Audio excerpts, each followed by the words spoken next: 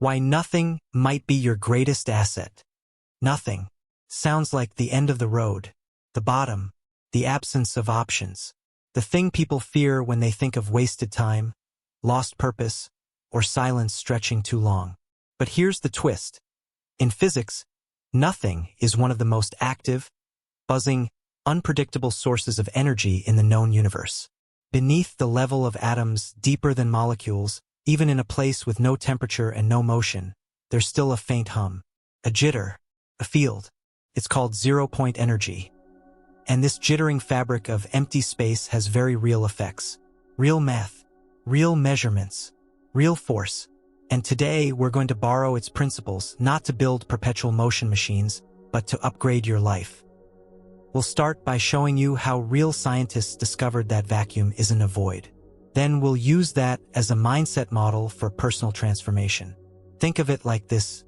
In your own life, there are spaces you've ignored, pauses you've dismissed, silences you've rushed through, moments of stillness you've feared might mean failure or stagnation. But what if those moments weren't empty at all? What if they were vibrating with hidden possibility, waiting to be structured, activated, and tuned? By the end of this video, you'll have a playbook. Not a self-help fantasy or law of attraction story. A real-world framework, based on verified physics, translated into tools you can use for personal growth, habit design, creative traction, and attention mastery.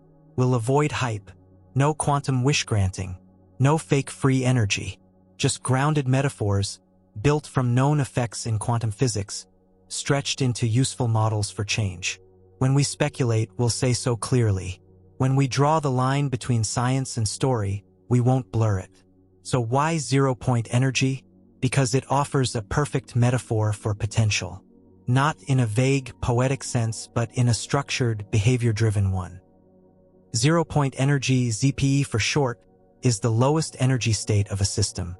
It's what remains when everything that can be cooled, stopped, or emptied has been. And yet, even then, it's not nothing. Even at absolute zero, minus 273.15 degrees Celsius, particles jitter. This residual energy is measurable. It produces real forces like the Casimir effect, where metal plates in a vacuum get pulled together by fluctuations in this so-called nothingness. It shows up in the Lamb shift, tweaking electron positions in atoms. It's part of the equations used in modern physics every day, and it's been tested to extreme precision.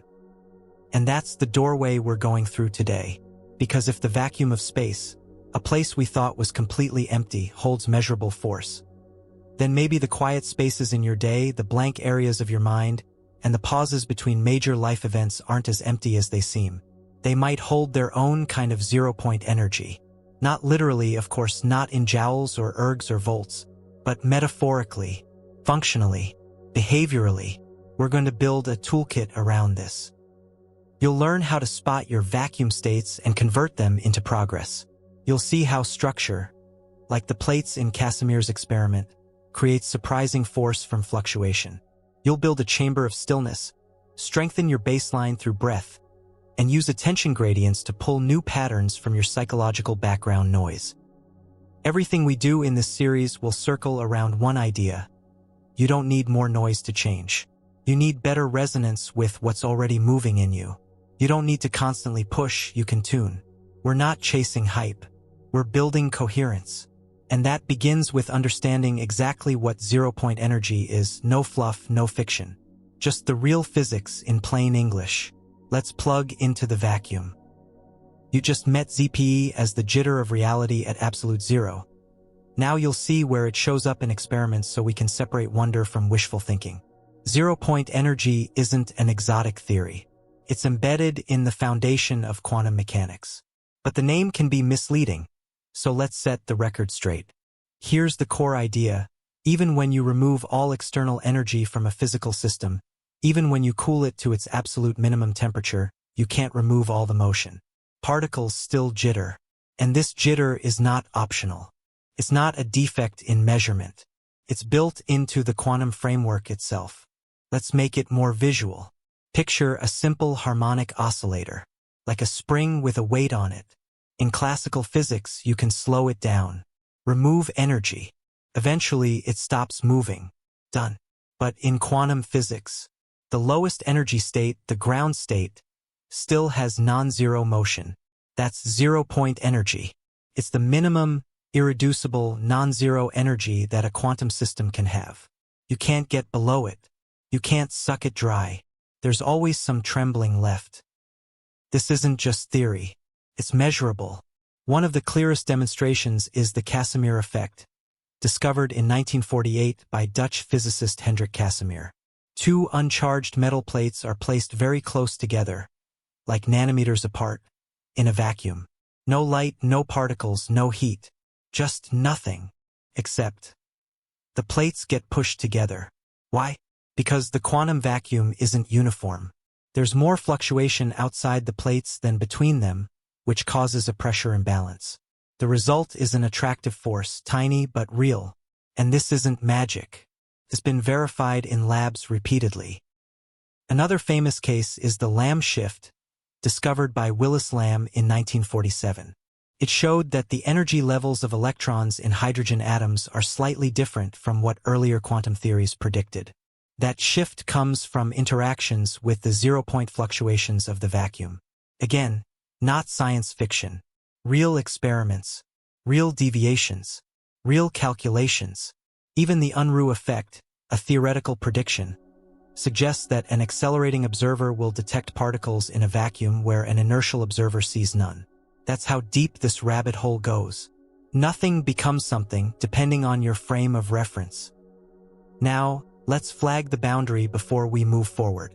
Zero-point energy is not a free energy source. It's not a battery you can plug into. You can't build a machine that runs forever on vacuum energy. Every time someone says we found a way to extract infinite energy from the quantum field, they're either misinformed or misleading. That said, just because we can't harvest ZPE as a power source doesn't mean we can't use it metaphorically. And that's the whole reason we're here. What ZPE offers is a set of principles. Motion within stillness, energy within absence, force emerging from structure, and influence without contact. And each of those can be translated into personal change. When your life feels quiet, that doesn't mean it's dead. When your thoughts feel slow, that doesn't mean you've lost your edge. When your day has blank space, that doesn't mean you're falling behind. Like ZPE, your inner vacuum might be alive with invisible patterns. But to access them, you need structure. You need constraints. You need the right kind of attention.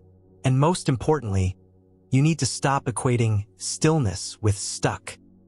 In the rest of this video, you'll learn how to work with these principles.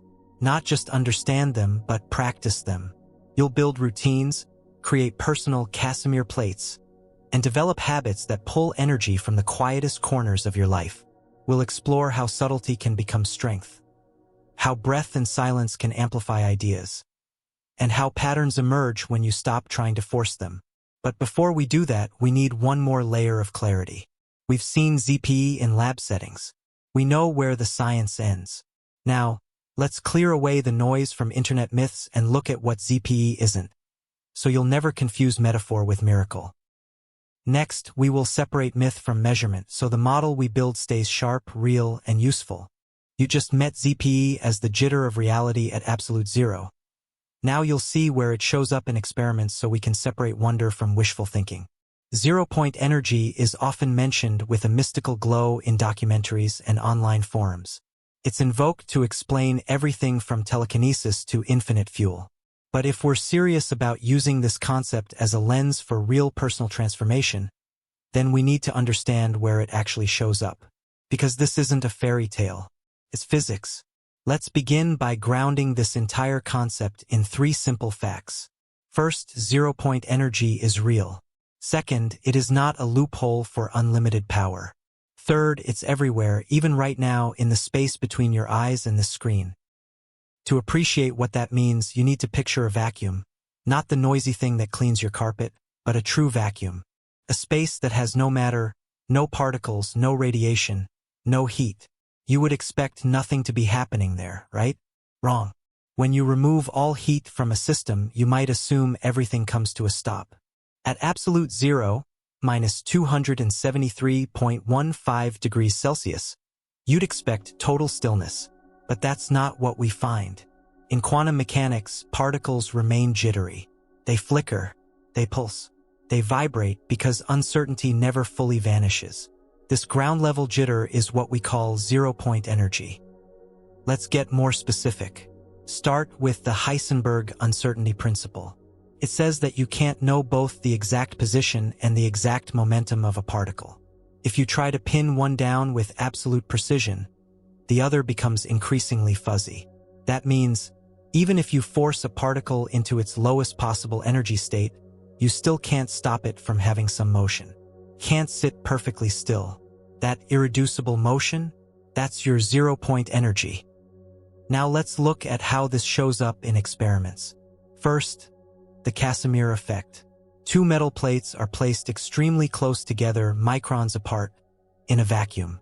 No charge, no connection, and yet, they move toward each other. Why? Because not all wavelengths of quantum fluctuations can exist between the plates. There's just not enough room. So there are fewer modes of vacuum energy between the plates than outside them. The result? Pressure from the outside is greater than pressure inside, and the plates are nudged together. This is not theoretical. It has been observed, measured, and verified in physical laboratories. Another landmark, the Lamb shift. This one blew open the boundaries of old atomic models. In 1947, physicist Willis Lamb discovered that electrons in a hydrogen atom don't quite behave the way early quantum theory predicted. There's a tiny discrepancy in energy levels, a shift, caused by the interaction between the electron and the vacuum fluctuations surrounding it. It's subtle. You need precision instruments to see it, but it's there. And it shows that the vacuum isn't truly empty. It's a dynamic field, always in motion, even when all apparent motion has been stripped away. There's more. The Unruh effect, still theoretical but derived from strong mathematics, says that an accelerating observer would perceive particles where an inertial observer sees none. That means movement changes what the vacuum looks like to you. From one perspective, empty. From another, radiant. Again, this isn't wishful thinking. It's rigorous theoretical physics. And then there's vacuum polarization, where virtual particles flicker into and out of existence so quickly they can't be directly observed, but they still affect measurable phenomena like the magnetic moment of the electron. These are not esoteric footnotes. They're central to our understanding of quantum electrodynamics, the most precisely confirmed theory in physics. So now you know zero-point energy is not speculation. It's built into how atoms behave. It's baked into how forces act. It's not energy you can plug into, but it is real. And this leads to the model we're developing. If empty space is actually filled with fluctuation, if silence in the universe still carries energy, then maybe the quiet moments in your own life, those places you once ignored, hold the same hidden potential. Maybe boredom isn't dead time. Maybe waiting isn't wasted motion. Maybe stillness is where subtle patterns live, and where force can be structured. This doesn't mean you can manifest like a wizard. It means you can become sensitive to fluctuation. You can structure your vacuum. You can amplify small signals. You can respond to tiny cues. But first, you need to stop believing that silence equals nothing. And that brings us to the boundary we must respect. Zero-point energy does not violate the laws of thermodynamics. It does not grant unlimited power, cannot be mined like a power plant, but it can be modeled, can teach us something. It can show us how to move when everything else is still. And now that we've separated lab truth from internet legend, we're ready to pull one level deeper. Next, we will explore why the empty vacuum isn't truly empty, and what that tells us about the seemingly empty moments in your own life. Having separated lab evidence from internet legend, we can confidently borrow the principles, not perpetual motion. Next, let's explore why the empty vacuum isn't empty, and what that means for empty moments in your life. There's a difference between wonder and fantasy. Wonder is grounded curiosity. Fantasy is untethered desire. In the world of zero-point energy, this distinction matters, because misunderstanding the physics leads to false hope, wasted effort, and misplaced trust. But understanding it correctly, that gives you a lens, a tool for clarity, transformation, and structure. Let's cut through the myths and outline exactly what ZPE isn't. First, zero-point energy is not available for direct extraction. Yes, the vacuum has energy. Yes, it's measurable. But extracting that energy is not only infeasible with current technology, it may be fundamentally impossible. You've probably seen headlines, "Scientists discover infinite energy in empty space," or "This machine taps the quantum field." These headlines sound appealing, but they ignore the one iron law that refuses to budge. The second law of thermodynamics. Energy doesn't come for free. To extract useful work, you need a difference, a gradient, a heat differential, a flow. ZPE, by its very nature, exists everywhere. It's uniform, and because there's no gradient, there's no obvious way to exploit it for work. So while ZPE is real, you can't build a perpetual motion machine around it. Second, ZPE is not conscious. It's not thinking. It's not listening to your affirmations. It's not a divine force waiting to obey your wishes. This matters. The quantum field is powerful, but it's not your genie. If we want to engage with it meaningfully without delusion, we have to treat it as a physical substrate, not a magical entity. And yet, that doesn't mean it can't inform your life. Because when you understand what the vacuum really is, how structured absence can generate force, how silence can carry pattern, how constraints generate energy, you start seeing your own inner world differently. Let's translate. You've had moments where everything felt quiet. You've had days where progress seemed absent. You've had stretches where it felt like nothing was moving. And you may have mistaken that for failure. But here's the model. Just because you can't see progress doesn't mean there's no activity. Just because your mind is calm doesn't mean your life is on pause. Just because you aren't making noise doesn't mean you're not generating momentum. ZPE shows us that fluctuations continue, even when nothing seems to be happening. That's your metaphor. Now let's bring this into behavior. Structure creates force. In the Casimir effect, the plates don't move because they're doing anything. They move because of how they're arranged. Their spacing restricts the vacuum modes available between them, and that asymmetry creates pressure. That's powerful, because it means you don't always have to do more. Sometimes you just need to arrange more intentionally. Constraints generate opportunity. Deliberate spacing between your tasks, your habits, your thoughts can turn background noise into a directional force. But if you leave everything wide open, if you clutter the vacuum, you cancel out the signal. This is where most people go wrong. They pack every moment with activity. They avoid silence. They fear gaps. But the vacuum teaches us something else. It's the stillness that holds potential. It's the structured space that generates momentum. It's the pause that primes the move. You don't need to fill every hour. You need to tune your field. And here's where measurement comes in. We can only work with what we can notice. The Casimir plates don't move if you never build them. The Lamb shift doesn't appear if you're not measuring precisely.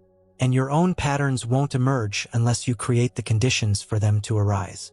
That means, track what matters. Structure your day. Build rhythms. Space your attention. Constrain your choices not to limit but to liberate. The vacuum isn't empty. Your quiet time isn't empty. It's vibrating, waiting, ready, but only if you create the field. This isn't spiritual escapism. This is structural realism. If you want force, create asymmetry. If you want momentum, shape your vacuum. If you want resonance, leave space for signal. And once you build the structure, force appears. That's the ZPE mindset. Next, we will look closely at the Casimir effect, where structure creates surprising force, and translate that principle into a rule for how you can design your life to pull goals closer, not chase them further. Ask ChatGPT. You saw plates pulled together by vacuum fluctuations. Now we'll translate that into a life rule.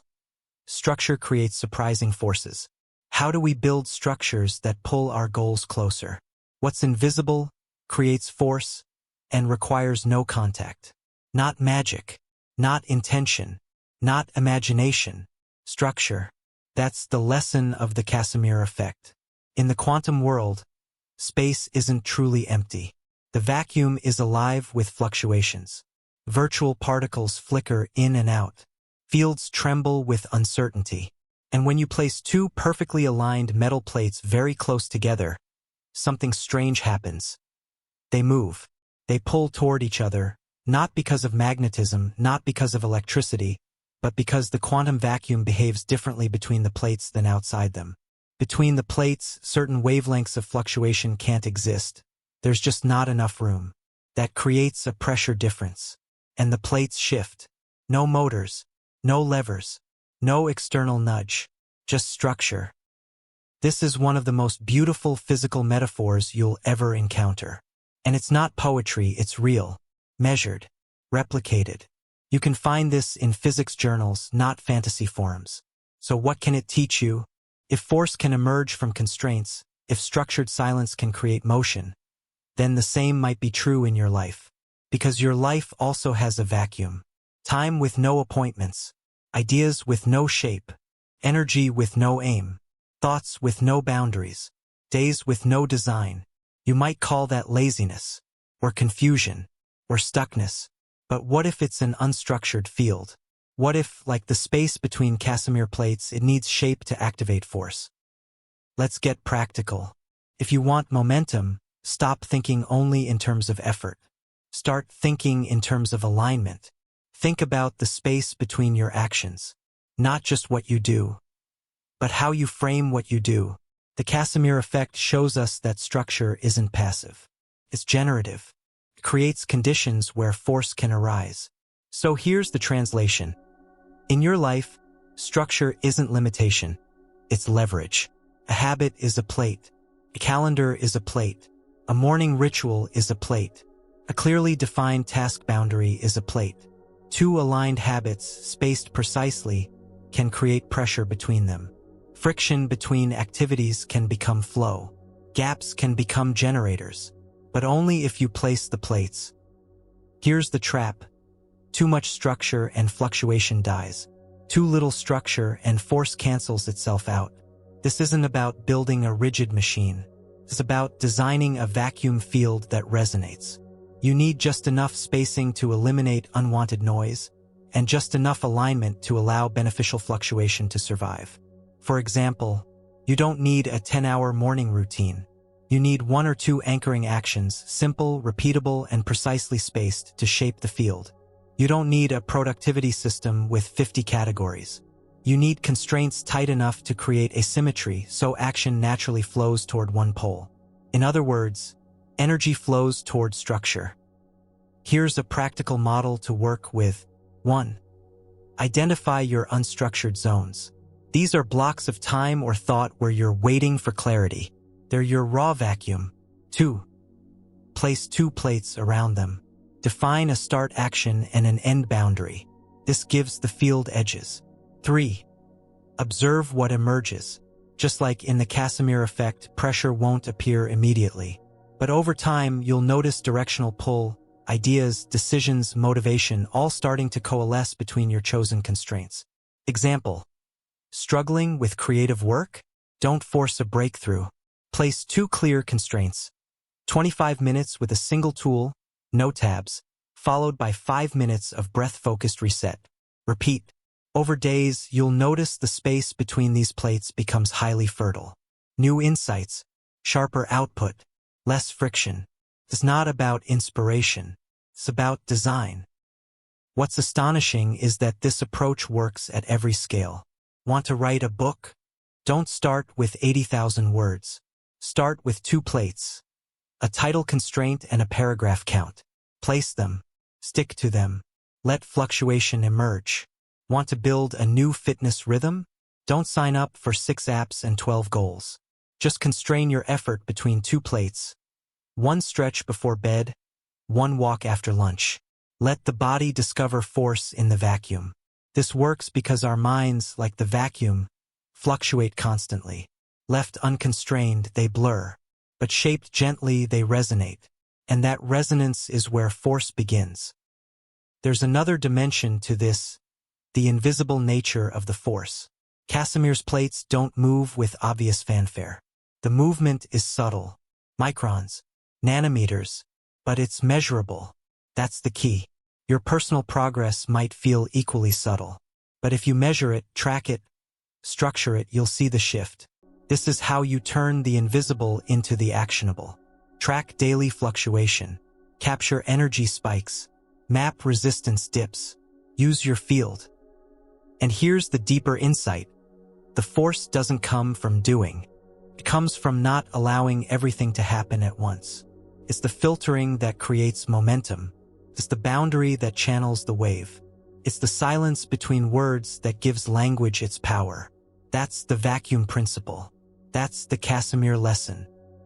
Next, we will begin constructing your personal model of ZPE structure, constraints, attention, mapped directly onto your habits, routines, and environment. With a practical model in hand, structure plus constraints plus attention, we're ready to map ZPE ideas onto daily habits. Now that you see the model, let's talk about the observer and what attention really does and doesn't do. Let's build your model. Not a theory, not a metaphor, a usable model. You've now seen that zero-point energy is not fiction. It's the hum of reality. And in your life, we're treating that hum as a stand-in for subtle motivation, hidden drive, background insight, quiet readiness. Fluctuations you don't always notice, but that are always there. The goal now is to amplify them, to design a structure where those fluctuations can stabilize into momentum. That requires 3 elements: structure, constraints, tension. Let's walk through each one layer at a time. Structure is your foundational design. It's your scaffolding, your behavioral architecture. It's not what you feel, it's what you've built. In physics, structure defines the vacuum's shape. 2 plates, measurable force, defined space. In your life, structure means defined time blocks, routine boundaries, set windows of reflection, repeating anchor points that reduce randomness. This matters because the more repeatable the structure, the more predictable the field. And the more predictable the field, the easier it becomes to notice fluctuation. Your life isn't missing energy. It's missing structure that allows you to detect that energy. Constraints are how you sharpen the signal. Too many options equals noise. ZPE tells us that limited space limits fluctuation, and that's what produces directional force. So instead of chasing freedom, chase friction. Set constraints on tools, on inputs, on duration, on goals. If you try to do everything, your vacuum cancels itself out. If you do one thing in one context with one frame, you create a Casimir gap. Pressure builds. Force moves. Start small. Use a single notebook for a single project. Use the same walk to generate ideas every day. Use a defined playlist only during focused work. These aren't tricks. They're force shapers. Attention is your observer, not your magic wand, not your willpower, but your measurement device. Quantum physics tells us that observation alters outcomes. Not because we intend anything, but because measurement changes the system. You don't need to go mystical to appreciate this. In your life, attention determines what becomes real. If you don't track a pattern, you can't optimize it. If you don't notice a shift, you can't stabilize it. If you don't name a behavior, you can't repeat it. So the model looks like this. Structure contains the field. Constraints shape the force. Attention measures and stabilizes the outcome. That's it. You don't need to visualize outcomes. You don't need to chant affirmations. You need to design a field. Let's apply it. Say you want to improve focus. Here's your ZPE field. Structure. Set a 2-hour block every morning. No meetings. Same time. Same place. Constraints. Only one app. One document. No tabs. No switching. Attention. Journal 3 bullet points right after the session. Energy, clarity, resistance. Do that for 5 days. You'll feel the vacuum change. Say you want to write daily. Here's your ZPE field. Structure. 30 minutes after lunch. Constraints. Only use pen and paper. Attention. Tag pages. Idea, story, edit. Do that for 10 days. Fluctuations become flow. ZPE tells us that fluctuation never disappears. It just needs the right setup to become motion. You don't need more motivation. You need a better vacuum chamber. And when you create that chamber, fluctuation finds shape. So here's your formula. Not belief, not magic. Design, build structure, apply constraints, aim attention, repeat. This is the metaphoric engine we'll tune again and again. And now that you've got your model, you're ready to refine the observer. Because attention isn't witchcraft, it's measurement. Next, we will examine the observer effect in quantum physics, why attention changes measurements, not miracles, and how to aim it like a laser to shift your behavior patterns with precision. You learned why observation changes measurements in physics but doesn't summon miracles.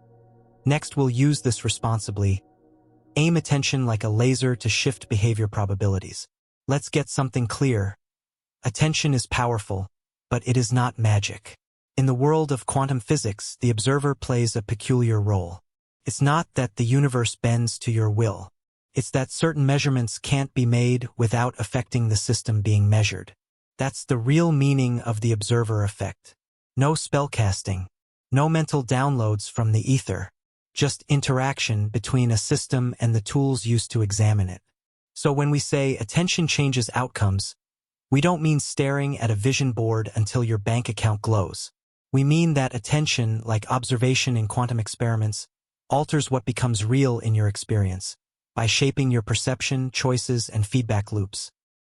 In quantum mechanics, the observer effect often comes up in the double-slit experiment. You've probably heard of it. When particles like electrons are fired at a barrier with two slits, they form an interference pattern on a screen behind it, as if they're behaving like waves. But when you measure which slit the particle goes through, the interference pattern disappears. The particle behaves like a particle again, not a wave. Your measurement has altered the outcome, not because the particle knew you were watching, but because the act of measurement itself involved interaction with the system. This matters, because many people misinterpret this as consciousness affects reality. That's a leap. The real insight is this: when you apply focused attention to a system, you change its behavior. Not by willing it to behave differently, but by the fact that attention requires interaction, and interaction shapes possibilities. Translate that into human behavior. If you track a habit, it changes. If you reflect on a decision, your criteria evolve. If you document progress, you amplify it. If you ignore patterns, they decay or intensify randomly. This is your personal observer effect. You're not manipulating matter with your thoughts. You're shaping behavior probabilities through focused feedback. And that's the real power of attention. Let's say you've struggled with late-night phone scrolling. You're not trying to summon a new behavior, but you want to shift the probability landscape, nudge the outcomes. You don't need affirmations. You need observation. First, define what's being measured. Number of scroll minutes after 10 p.m. Then, choose how to measure. A simple checkbox in a nightly journal. Scrolled. Yes or no. Finally, apply consistent attention. Each night, reflect for 1 minute. No judgment, just measurement. After a few days, something happens. Not because the journal page changes you, but because observation disrupts unconscious momentum. You're injecting awareness. That nudges probabilities, and small nudges accumulate. In quantum terms, attention collapses the waveform. In human terms, attention narrows your behavioral field. You move from vague possibility to clearer pattern, from noise to shape, from reaction to response. But attention has limits, and understanding them is key. Here's what attention does not do. It doesn't override systems. It doesn't produce force without structure. It doesn't substitute for repetition. It doesn't transform behavior without constraints. In other words, you can't think your way into transformation. You must place attention within a field you've structured. Observation without a field is scattered awareness. Structure without attention is rigid automation. You need both. So how do you build attention that works like a laser, not a flashlight? Start with specificity. The narrower your attention target, the more impact your measurement has. Don't track productivity. Track deep work sessions before noon. Use minimal friction. Attention systems must be easy to maintain. A habit tracking app with 12 taps won't last. A checkbox on a paper planner might. Embed it in routines. Don't rely on remembering. Build attention checkpoints into recurring anchors. For example, a 3-minute reflection before your morning coffee. Every day. No variance. Use binary tags. Complexity reduces consistency. Use yes/no, green/red, up/down. This lowers resistance and heightens signal. Close the loop. Once a week, scan your tags. Look for spikes. Correlate behaviors. Your goal is not control, it's sensitivity. Attention becomes transformative when it builds probabilistic awareness. That means noticing when certain behaviors are more likely, not certain. You're not enforcing rules, you're observing patterns. You're not asking, did I fail? You're asking, what conditions tilt me toward better actions? That kind of attention builds self-reinforcing clarity. And it doesn't require mysticism. It requires repetition. Let's revisit our ZPE framework.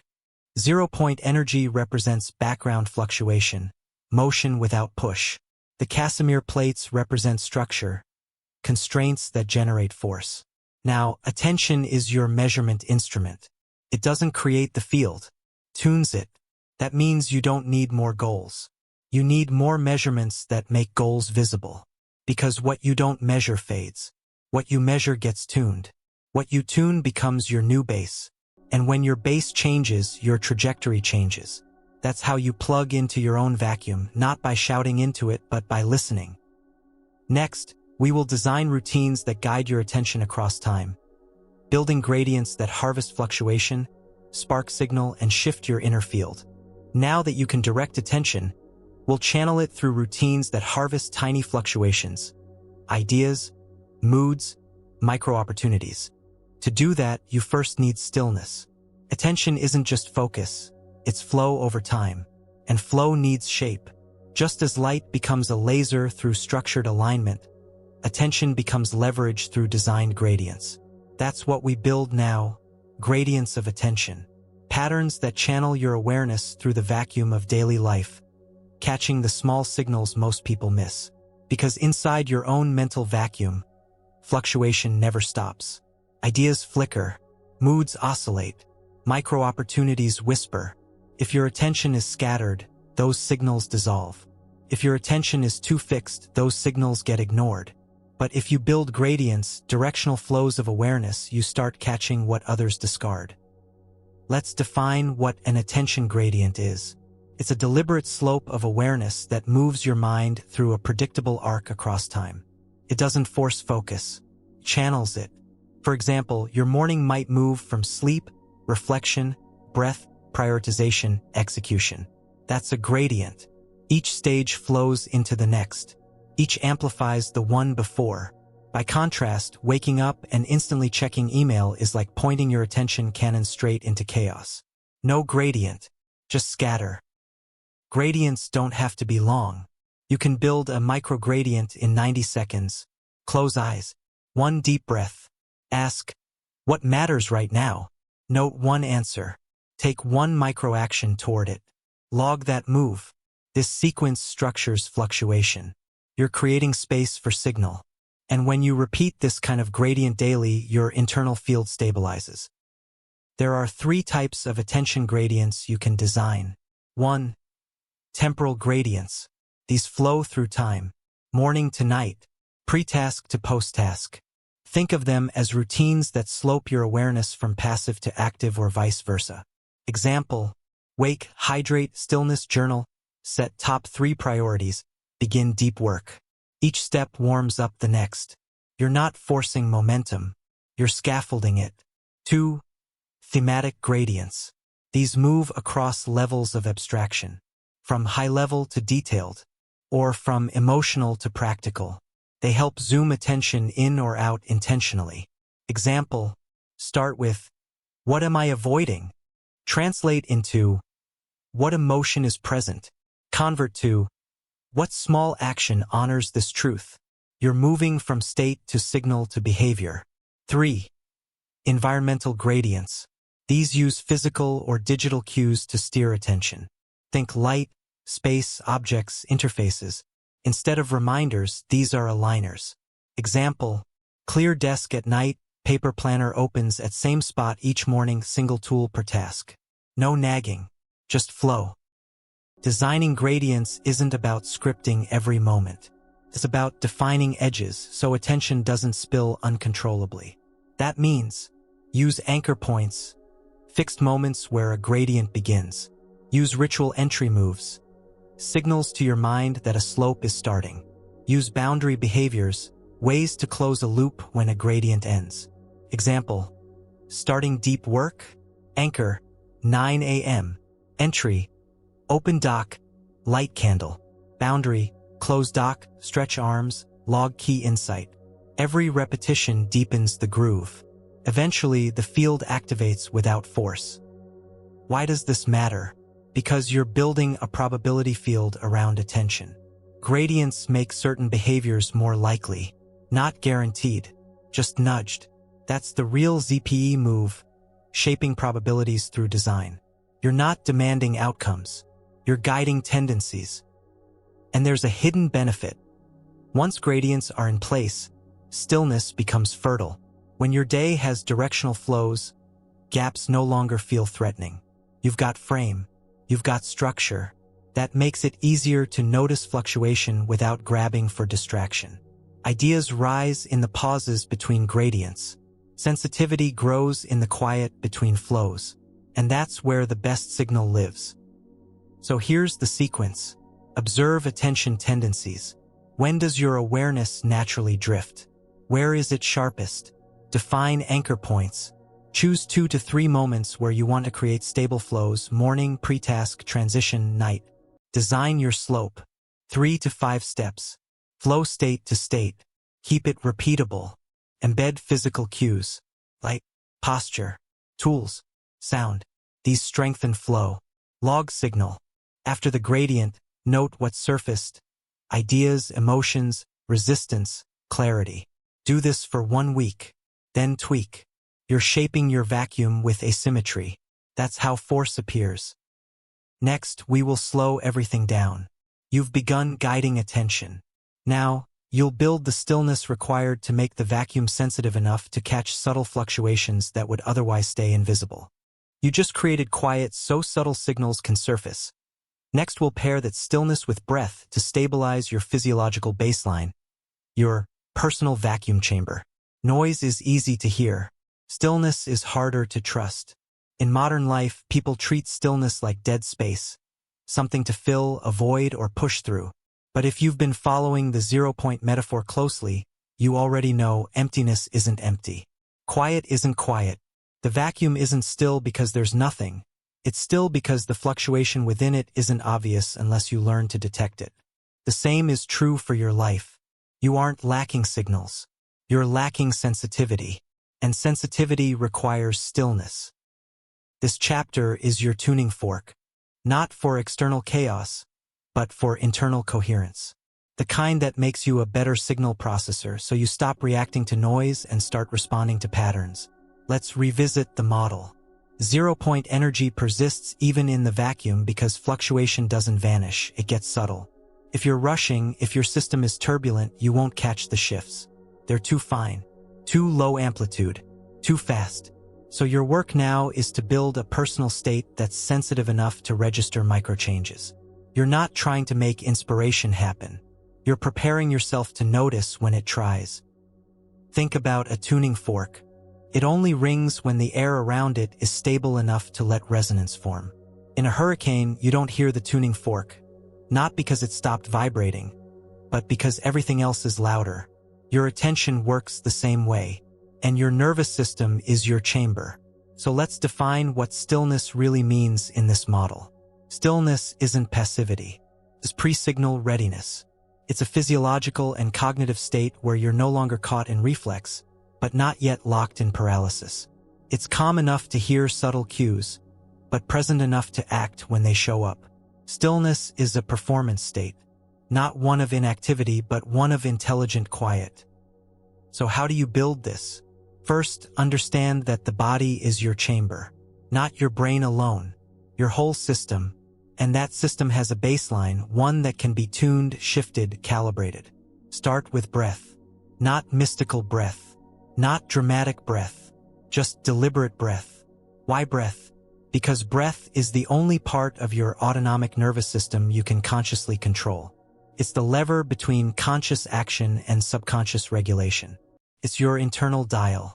And when breath slows, patterns surface. Begin with this protocol. Simple, powerful, and foundational. 1. Sit upright, back neutral, feet grounded. 2. Exhale fully, longer than your inhale. Empty lungs completely. 3. Inhale gently through the nose. Count to 4. 4. Exhale slowly through the nose or mouth. Count to 6. 5. Repeat for 5 minutes. Why longer exhales? Because they stimulate the parasympathetic nervous system. That's your rest and digest mode, the system state that allows sensitivity, reflection, and nuance. Do this consistently and your baseline shifts.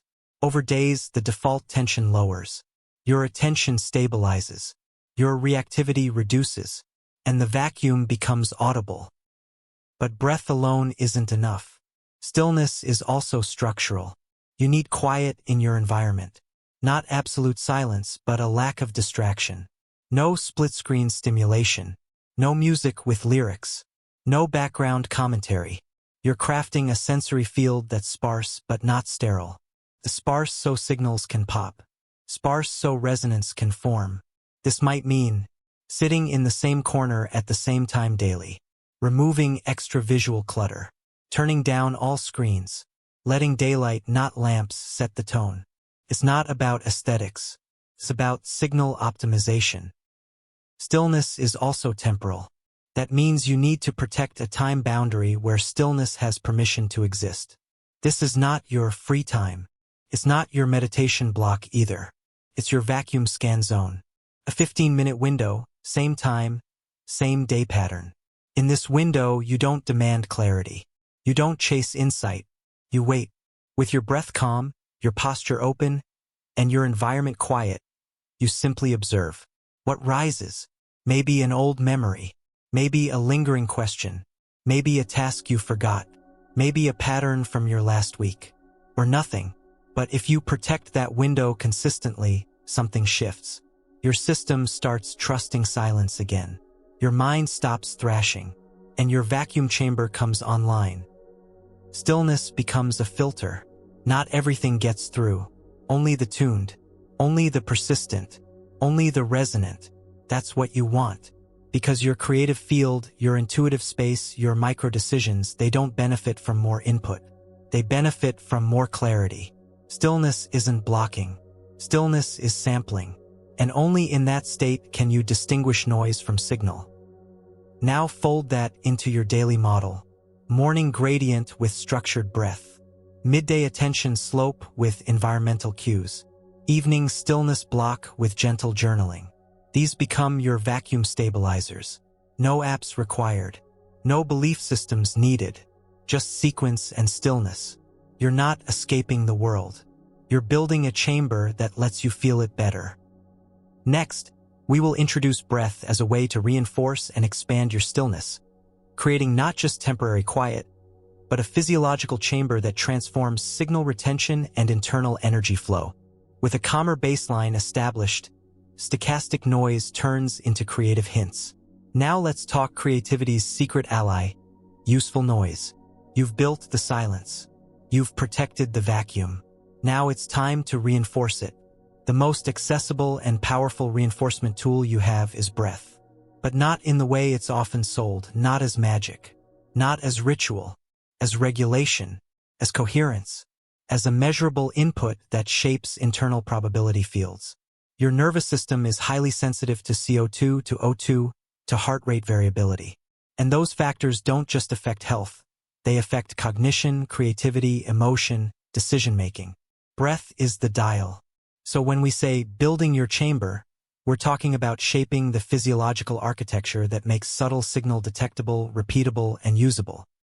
Let's talk coherence.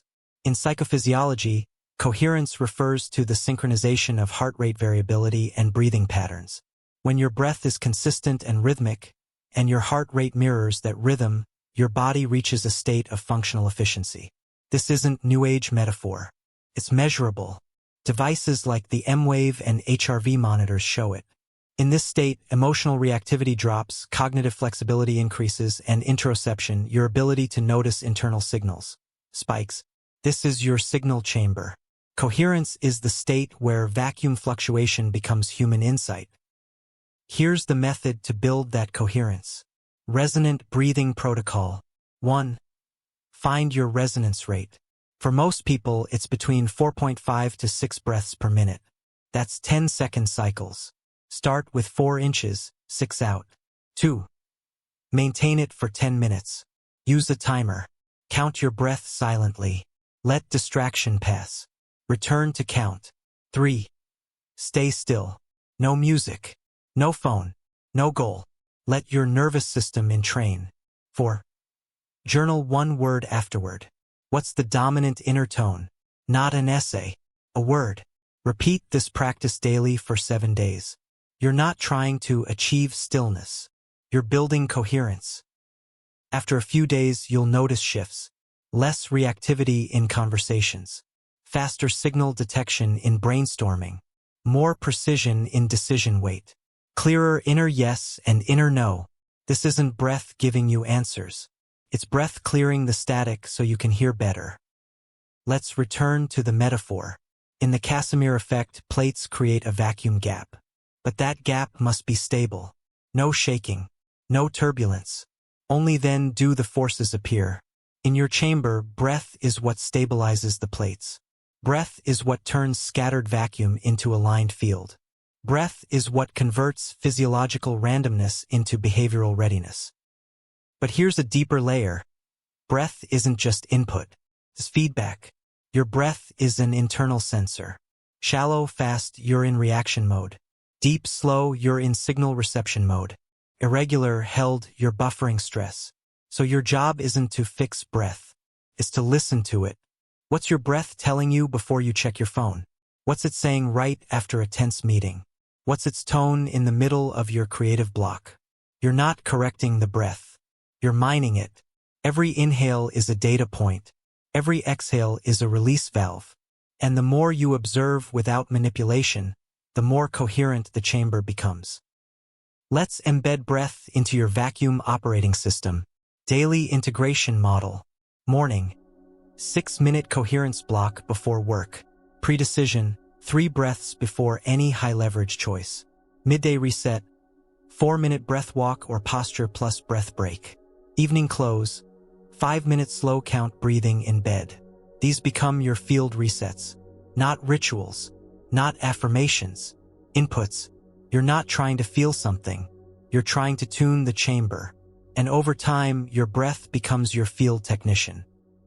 Here's the long arc. Week 1, breath feels like effort. Week 2, breath becomes familiar. Week 3, breath becomes default filter. Week 4, breath becomes real-time tool. That's how you move from practice to system. Not overnight. Not through will. Through repetition and measurement. Stillness without breath is fragile. Breath without stillness is scattered. Together, they form the sensory architecture that makes fluctuation not just detectable but actionable. That's the chamber. Next, we will introduce the surprising ally of transformation. Noise. When random input amplifies weak signals instead of burying them, you begin tapping a subtle force known as stochastic resonance. Let's explore how to use noise wisely. Having learned to harness noise, you're ready to run tiny experiments that turn possibility into probability. Let's design your Microlab. Noise isn't the enemy. It's the background hum we usually try to mute, mental chatter, random distractions, irregular moods, off-topic thoughts. And yes, unmanaged noise can drown out clarity. But there's a twist. In the right conditions, noise doesn't block signal. It amplifies it. This isn't a metaphor. It's physics.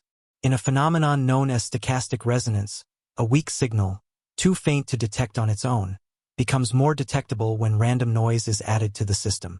Yes, added. Not removed. That's the counterintuitive heart of this chapter. Randomness, when structured properly, can make important information easier to spot. Here's how it works. Imagine you're trying to detect a soft beep in a noisy channel. The signal is so weak it barely registers. But if you add just the right amount of background noise, just enough jitter, it can push the signal over the threshold where it becomes detectable. No signal added. No change in the source. Just noise helping weak patterns rise. That's stochastic resonance. Now here's the life model. Your own ideas often begin as weak signals. Intuitions, sparks, hunches. They flicker and vanish before you can act on them. Most days they're too faint to notice, much less pursue. But if you structure the right kind of randomness into your day, mental, sensory, social, or cognitive, you create a condition where those faint ideas can emerge more clearly. Randomness becomes the lens, not the fog. But not all noise qualifies. You need the right kind. Deliberate noise, finite noise, curated noise. This is not chaos, it's intelligent disruption. Here's how to build your stochastic field. Step 1. Identify your weak signals. These are ideas that keep almost surfacing. Patterns you half notice. Feelings that seem too minor to matter. You don't act on them because they're faint, but they persist. Common forms. Repeated hesitation before a certain task. Sudden curiosity about an unrelated topic. Emotional shifts in very specific contexts. A question that keeps reappearing. Problem you never quite phrase fully. Write them down. Keep them loose. Don't solve, catalog. Step 2. Inject structured noise. This is where you amplify. Options include conceptual noise. Read content outside your field. Random science abstracts. Paragraphs from philosophy. Tech patents. Visual art blurbs. Sensory noise. Change lighting. Use ambient nature sounds. Wear a different texture. Rearrange your space slightly each day. Temporal noise. Alter timing. Start tasks 17 minutes early. Switch sequence. Delay patterns by a non-standard amount. Social noise. Interact briefly with someone outside your usual circle. Ask one sharp question you never ask. Input noise. Shuffle music. Random quote generators. Alternate between analog and digital mediums. This isn't multitasking. It's disruption with intent. You're nudging the system, not jamming it. Now wait. Not passively. Attentively. Watch what happens to your weak signals. They start to rise. Not because the noise added clarity, but because the noise knocked the signal across a threshold. That's the field effect. You're not thinking harder. You're tuning smarter. Let's run a sample application. Say you're unsure about your next creative project. You've got an itch, a whisper, but it's unclear. Weak signal. A sense that your current style is stale. Structured noise plan. Day 1. Read 3 random opening lines from fiction genres you never touch. Day 2. Rearrange your workspace. Change object positions. Day 3. Ask a friend what kind of art they can't stand and why. Day 4. Set a timer and speak out loud for 5 minutes on what I fear would flop. Day 5. Skim your own oldest notes. Pick one at random and reread it. Day 6. Listen to a 10-minute talk in a language you don't speak. Day 7. Journal. What if I had to express everything with one material? No big breakthroughs expected. Just jitter. But in that jitter, one idea might snap into view. When it does, you tag it. Mark it. Build on it. The noise nudged the signal. Now it's yours to use. This principle becomes more powerful over time. When you learn to inject micro-randomness, your internal rigidity softens. Possibilities increase. Resistance weakens. Signal rises. And here's a deeper benefit. Structured noise trains your system to tolerate ambiguity. You stop clinging to the perfect plan. You stop needing certainty to act. You start working with fluctuation as a tool, not a threat. This is how you build your idea antenna. not by clearing the world, but by tuning your structure to receive through the chaos. Stochastic resonance also reduces perfectionism, because when you introduce noise intentionally, you stop treating fluctuation as failure. You expect it, you use it, and that frees up creative bandwidth. Ideas you discarded before now get a second life. Hunches get more room to breathe. Weakness becomes direction. Noise becomes teacher. You don't need to control every variable. You need to control the envelope that surrounds them. That's the key. A clear vacuum, a stable field, a gentle dose of chaos, and a highly tuned observer. That's your lab. Next, we will translate this experimental mindset into daily routines. With Microlabs, you'll begin testing subtle inputs, tracking outputs, and evolving your field through iteration, not intensity. You just set up daily experiments. Now we'll add measurements so the vacuum's whispers become trends you can act on. Now that your system can detect faint signals through stillness, breath, and structured noise, you're ready to operationalize the model. This is the shift from idea sensitivity to idea activation. Welcome to your Microlab.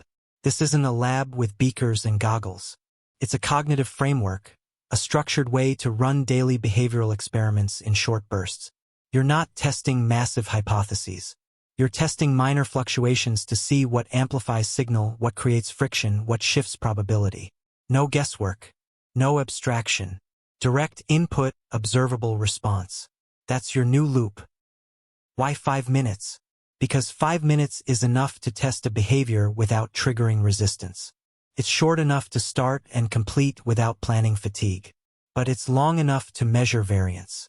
This is key. Long behaviors hide signal. Short behaviors reveal it. You're not trying to build habits yet. You're trying to identify which behaviors deserve to become habits. That means test first, commit second.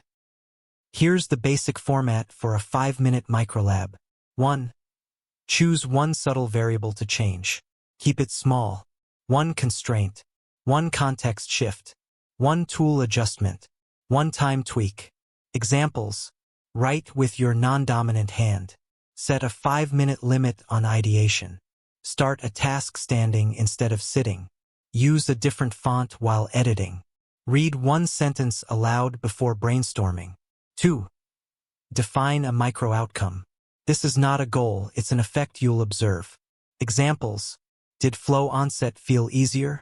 Was resistance higher or lower? Did output improve in quality or speed? Was emotional tone calmer or more restless? 3. Run the experiment. Set timer.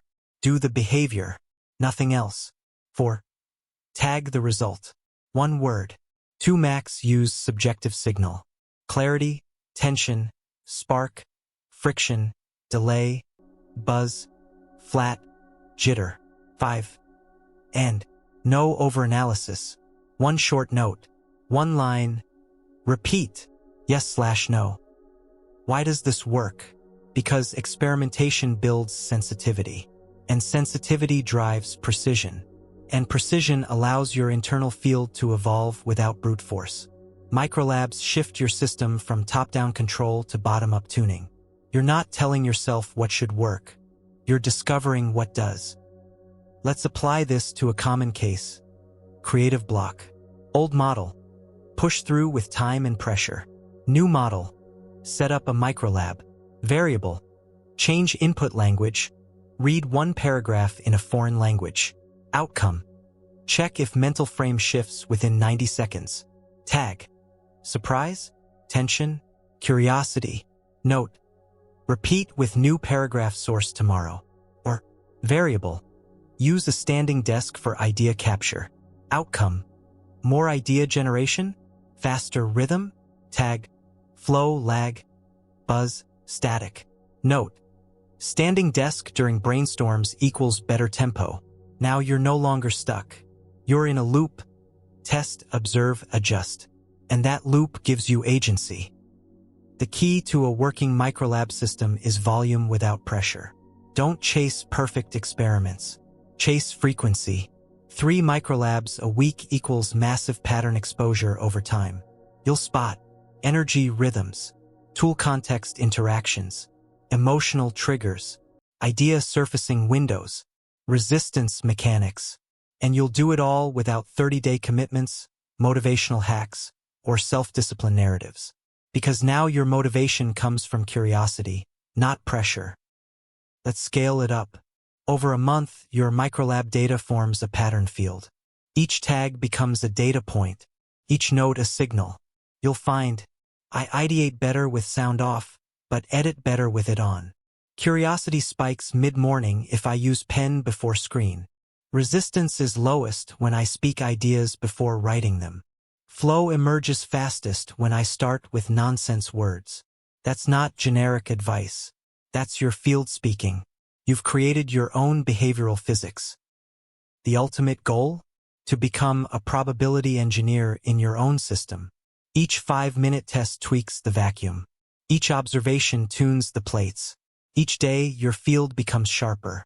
Each week, your results become stickier. And the best part? You need no special tools. Just awareness, constraints, and attention. Here's how to begin. Microlab launch template.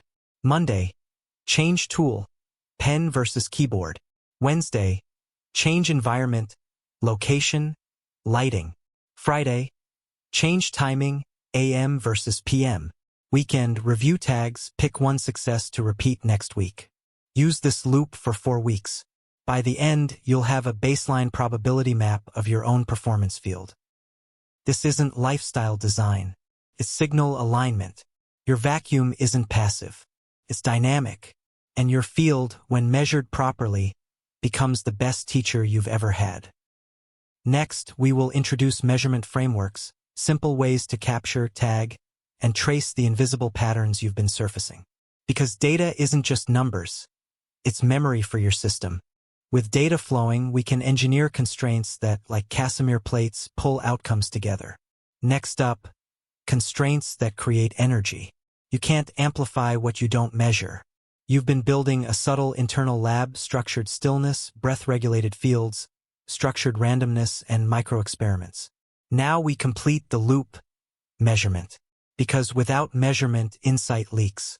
Without trace, progress blurs. And without data, however minimal, you start reacting to stories, not patterns. ZPE shows us that even invisible forces produce measurable shifts. Your job now is to notice the micro-movements, document them, and turn them into leverage. But measurement here doesn't mean spreadsheets, wearables, or quantified self-dashboards. This isn't about over-tracking or analysis paralysis. It's about visibility, clarity, recurrence. Think of it like this. Signal needs a surface to imprint on. Otherwise, it vanishes. You're building that surface now. A place where the vacuum speaks and you remember what it said. There are 3 primary measurement modes in this system. Journals to capture nuance. Tags to compress signal.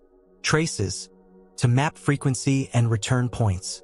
Let's walk through each, slowly and precisely. 1. Journals, the subtle receiver. A journal is not a diary. It's not a log. It's a trace surface.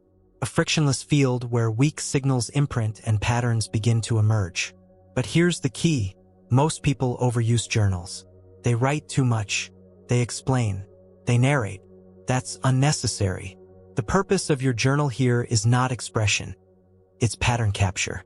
That means short, specific, repeatable formats.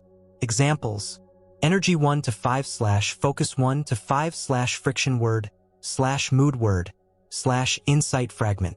Today's micro-fluctuation. Field check-in. Describe subtle signal in 10 words or fewer. You're not writing stories. You're tagging tremors. 5 minutes, max.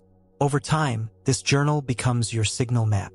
You'll see what precedes flow, what drags attention, what contexts amplify versus diffuse energy, when noise is useful versus harmful, but only if you keep it light. Heavy journaling weighs down the vacuum. This is resonance journaling, brief, daily, and minimal. 2. Tags, the language of field dynamics. Tags are compressions. They're the minimal linguistic units you attach to a moment, behavior, or insight. When repeated, they become metadata for your internal shifts. They're not categories. They're pulses. Examples: buzz, drain, click, jitter, sharp, wide, lag, pull, empty. You'll use 1 to 2 per journal entry, or attach them to Microlabs, or speak them aloud during transitions. Why this matters: tags create tracers in your cognitive system. Over time, you'll begin recognizing recurring ones. Some will become predictive. You'll notice, every time I use sharp, I get a creative breakthrough an hour later. When I write drain, my system is in depletion mode the following morning. After click, I take action faster. These aren't affirmations. They're markers. And when you log them, you build an internal field map that reflects real signal without overthinking. Build a personal tag list. Not a static set, but a living index. Each month, scan for repeats. Elevate the strongest. Retire the rest. This keeps your language tuned to your system. Eventually, tags become preemptive signals. You'll feel a click moment rising and act early. You'll spot a jitter moment and choose stillness. That's field fluency. 3. Traces, memory without narrative. Traces are tiny memory points, anchor logs that let you revisit past configurations without needing a story. They answer, where have I felt this before? You don't need pages. You need footprints. Create traces like this. Weekly, 1-line micro-summary of your most curious shift. Monthly, 3 tags plus 1 experiment you'll repeat. Quarterly, diagram your fluctuation types. Label by field: creative, social, physical, decision-making. Don't elaborate. These are breadcrumb notes. They're your vacuum recall mechanism. When a signal repeats, you'll see it. You'll remember what surrounded it. You'll adjust. No drama. No overanalysis. Just trace and recalibrate. Now fold all 3 modes into a rhythm. Daily. 2-minute field journal. 1 to 2 tags per key moment. Short note post Microlab. Weekly. Scan entries. Count tag frequencies. Identify recurring shifts. Monthly. Diagram field flow. Update tag list. Realign constraints. That's your signal tracking engine. Minimal time. Maximum return. And here's where it connects back to physics. ZPE is not observable directly, but we see its influence. Electrons shift. Plates move. Energy levels fluctuate. You're not journaling emotion. You're recording field distortion. You're spotting when internal probability curves bend, and how to recreate those bends intentionally. Data becomes magnetism. Signal becomes repeatable. The vacuum becomes navigable.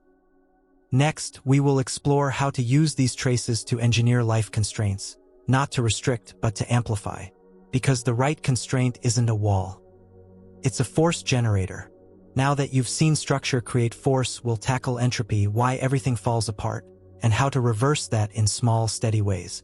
The vacuum doesn't move the plates randomly. The plates move because of asymmetry. The energy field behaves differently between the plates than outside them, and that difference creates pressure. That's the Casimir effect. And it's not just physics. It's your next behavioral tool. Because your life without constraint is an even field. Fluctuation cancels out. Force disperses. Direction blurs. But introduce aligned constraints, placed with precision, and motion returns. Constraint isn't punishment. It's leverage. This chapter is about creative constraint. Designing structural asymmetry that nudges the vacuum of your life into motion. Let's begin with the myth. People think constraint means less. Less freedom, less spontaneity, less opportunity. But constraint used well produces more. More movement, more clarity, more signal. Constraint defines the space where energy builds. Think of a guitar string. Without tension, it makes no sound. With too much tension, it snaps. The right tension creates tone, resonance, music. That's constraint. And you can apply this at every level. Physical, temporal, cognitive, emotional, relational. Let's walk through how. 1. Physical constraints. the simplest to design. Change your environment to remove friction or enforce alignment. Examples: place only one tool on your desk. Keep only one open tab per task. Remove chairs for specific ideation sprints. Use physical postures to signal different modes. Standing for brainstorms, seated for refining. You're not limiting function. You're shaping motion. Your brain responds to spatial alignment. Use it. 2. Temporal constraints. Deadlines are crude. Windows are smart. Don't chase urgency. Create precision. Examples: limit brainstorming to 15-minute windows twice daily. Restrict editing tasks to afternoon only. Define no decision zones, hours where you allow drift without guilt.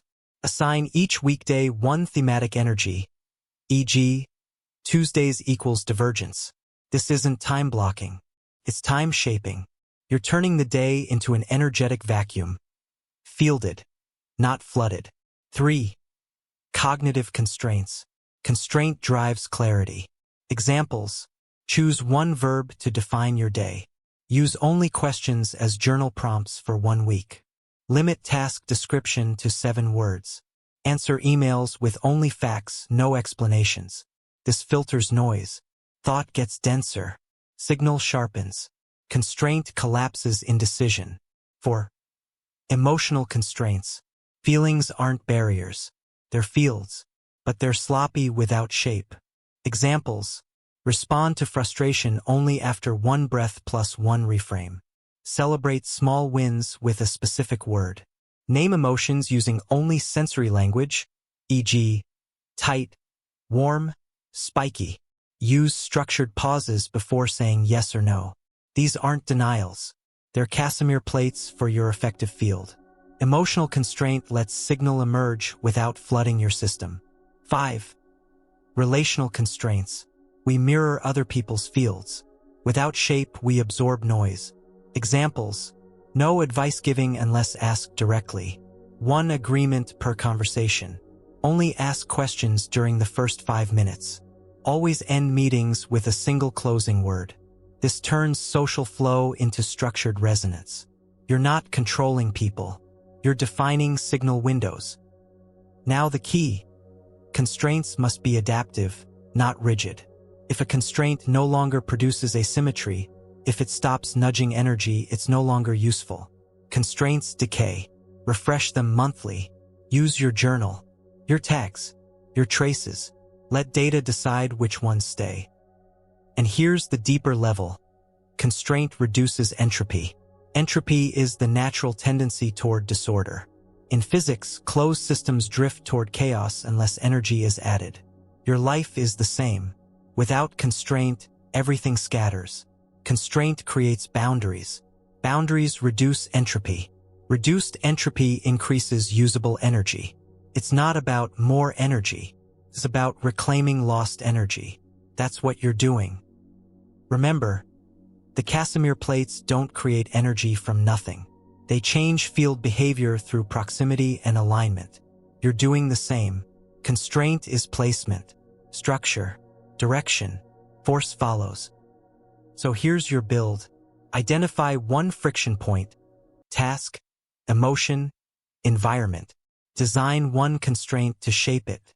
Apply for 1 week. Measure field response using tags. Adjust, sharpen, or replace.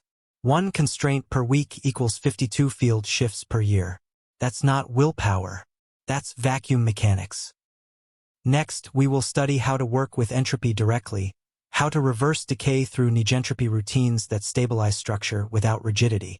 Because what you keep from falling apart begins to fly. With entropy tamed, we can synchronize habits to resonate. Ready to learn resonance for behavior? Everything falls apart. That's not pessimism. It's physics. Entropy is the natural tendency of systems to become more disordered over time. Left unchecked, energy disperses, structure degrades, and coherence fades. That's not your fault. It's the cost of complexity. But just as entropy is a law, so is its counterpoint, negentropy. Negentropy is the preservation and sometimes even recovery of order in a system. It doesn't require force. It requires structure. Input. Signal. You've been building a ZP-aligned life architecture. Structured stillness, creative constraints, measurement tools. Now we're going to add stability by introducing negentropy routines, daily practices that don't just sustain structure, but repair it. Think of them as maintenance rituals. Not reactive, not glamorous, but absolutely essential. Entropy isn't just disorder. It's friction. In life, it appears as decision fatigue, clutter, digital or physical, forgetfulness, habit decay, emotional noise, sloppy language, ambiguous tasks. These are signs that energy is scattering. That signal is fading. Your job is not to resist entropy through effort, but to reduce its default speed through embedded routines that stabilize form. Let's design that stabilization now. There are 5 key negentropy fields in your life: space, physical and digital environments, time, temporal rhythms and memory, language, clarity of inputs and thoughts, emotion, coherence of affective fields, behavior, repetition with friction-reducing constraint. Each one has its own entropy pattern. Each one needs its own stabilizer. Let's walk through them. 1. Space stabilization, the anti-clutter sweep. Your physical and digital environments are mirrors of your internal field. When they fill without intention, entropy rises. Not because they're messy, but because their signal-to-noise ratio drops. A desk with 10 items may feel clean, but if 8 of them are unrelated to your current task, your field scatters. So you run the sweep. Every day, 3 times. Morning open, clear surface. Midday reset, remove what's not in use. Evening close, reset to 0. Not for aesthetics, for force field control. You're eliminating random inputs. Each sweep is a Casimir alignment, 2 boundary points defining your action chamber. Do it physically. Do it digitally. Tabs, files, doc apps, widgets. Everything must either serve the vacuum or leave it. 2. Time stabilization, temporal anchors. Time entropy shows up as randomness in rhythms. Wake up late one day, skip meals the next, lose track of task durations. Time slips from tool to blur. You don't need military schedules. You need anchors. Temporal anchors are fixed points that hold the rest of the field steady. Use 3. Start of day action. 5 minutes, same time, same task. Midpoint recalibration. Brief pause plus scan, no decisions. End of day reflection. 1 word plus 1 note. That's enough. You're not managing time. You're punctuating it. Anchors reduce temporal entropy by snapping attention into place. And when time regains edge, momentum returns. 3. Language stabilization, input filters. Your brain processes language constantly, internal and external. When language becomes vague, entropy accelerates. Tasks become ambiguous. Decisions become friction. Conversations blur. Stabilization requires filtering. Use the 3x clean language filter. No passive phrasing. Change, I need to start writing. I write for 15 minutes at noon. No qualifiers. Drop, kind of, a little, just, maybe. No ambiguous nouns. Replace thing, stuff, it, with direct reference. Use it for self-talk, notes, tasks, journals, emails. This isn't grammar police. It's field clarity. Words are your internal Casimir plates. Fuzzy ones flatten pressure. Sharp ones structure it. 4. Emotion stabilization, feedback before feeling. Emotions are energy fields, but untracked, they entropically blend into noise. Excitement fades into anxiety. Irritation morphs into fatigue. You lose resolution. Negentropy here comes from rapid feedback before full feeling kicks in. Use this tool, affect labeling. At any moment of spike, positive or negative, pause and name the feeling using non-evaluative, sensory language. Examples: not I'm anxious, but tight chest, elevated breath. Not I'm bored, but low focus, wandering mind. Not I'm pumped, but tingle arms, wide chest. This doesn't reduce emotion. It localizes it. Localized emotion reduces spread. Spread is entropy. Precision is negentropy. Over time, this practice increases emotional coherence, which increases behavioral consistency. 5. Behavior stabilization, the loop binder. Most people try to build habits linearly, but entropy is exponential. One missed day doesn't just pause progress. It degrades signal across systems. That's why you don't need more discipline. You need loop binders. A loop binder is a tiny fallback behavior that keeps a habit from collapsing, even at its weakest. Examples: writing habit, fallback equals 1 sentence. Movement habit, fallback equals 1 stretch. Stillness habit, fallback equals 1 breath. Focus habit, fallback equals 1 Pomodoro start. Journal habit, fallback equals 1 word. You define the minimum. You never drop below it. Ever. That's your binder. Binders reduce behavioral entropy by preserving structural identity. You're not perfect. You're continuous. Now synchronize all 5. Sweep space. Anchor time.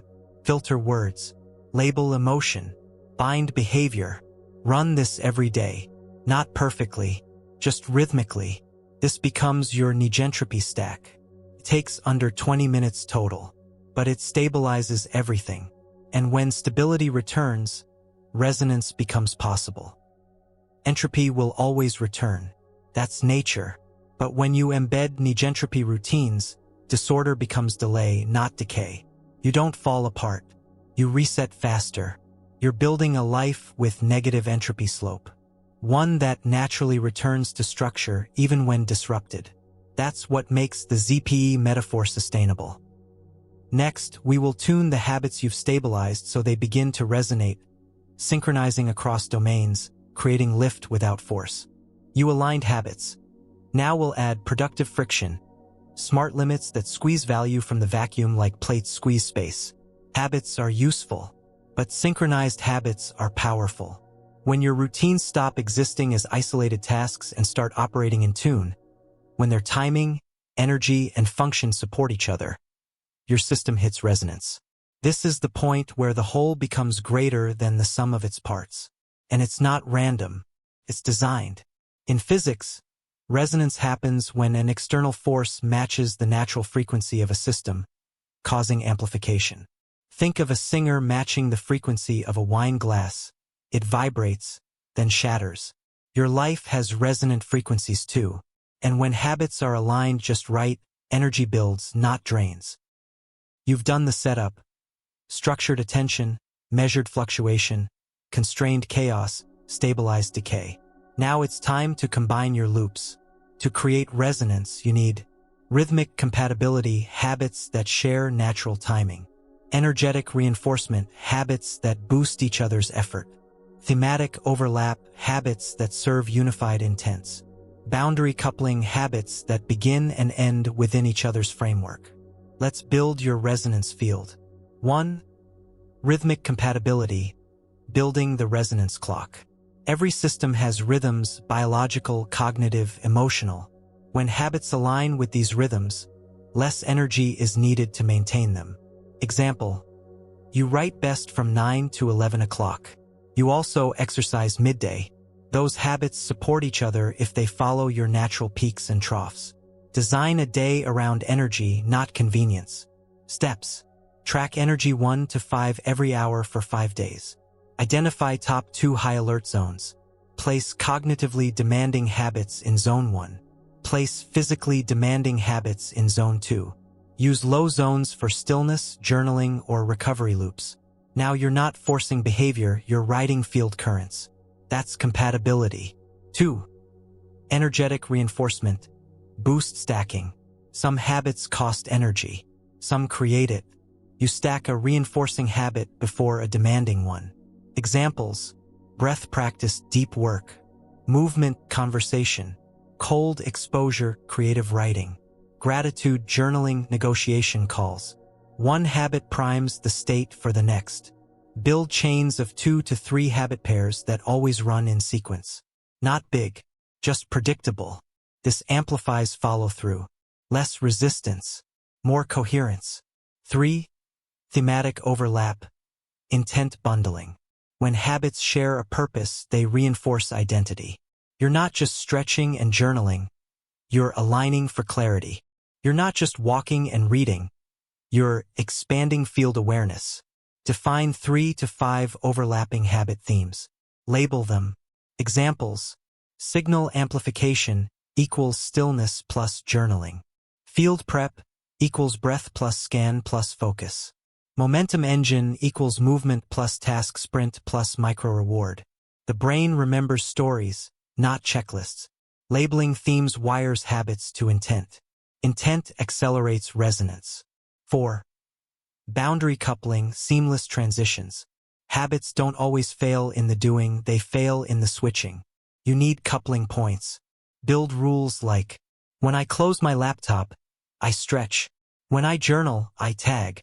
When I breathe, I reset my timer. When I end calls, I scan my notes. These aren't random. They're boundary bindings. You're stitching behaviors into a field. The result? Flow.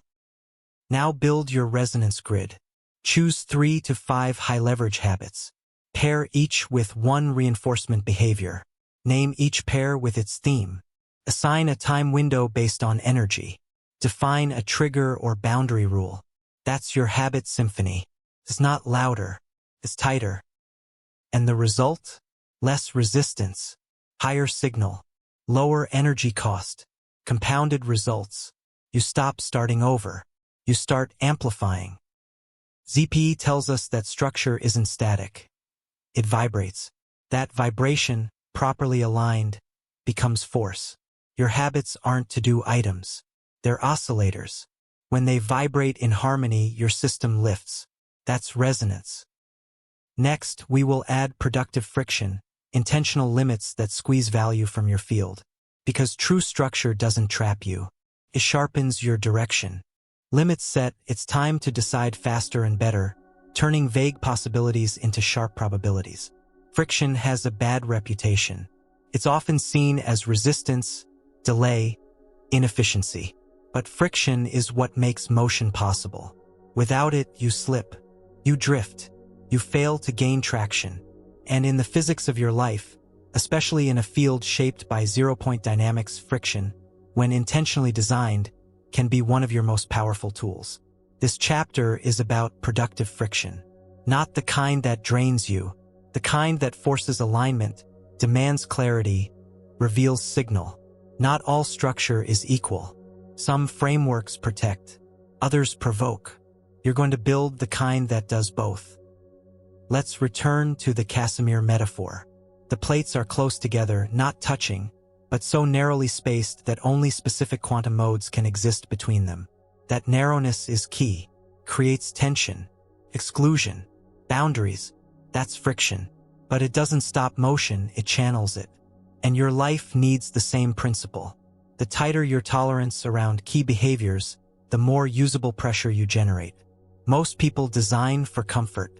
You're going to design for controlled constraint, not suffering, sharpening.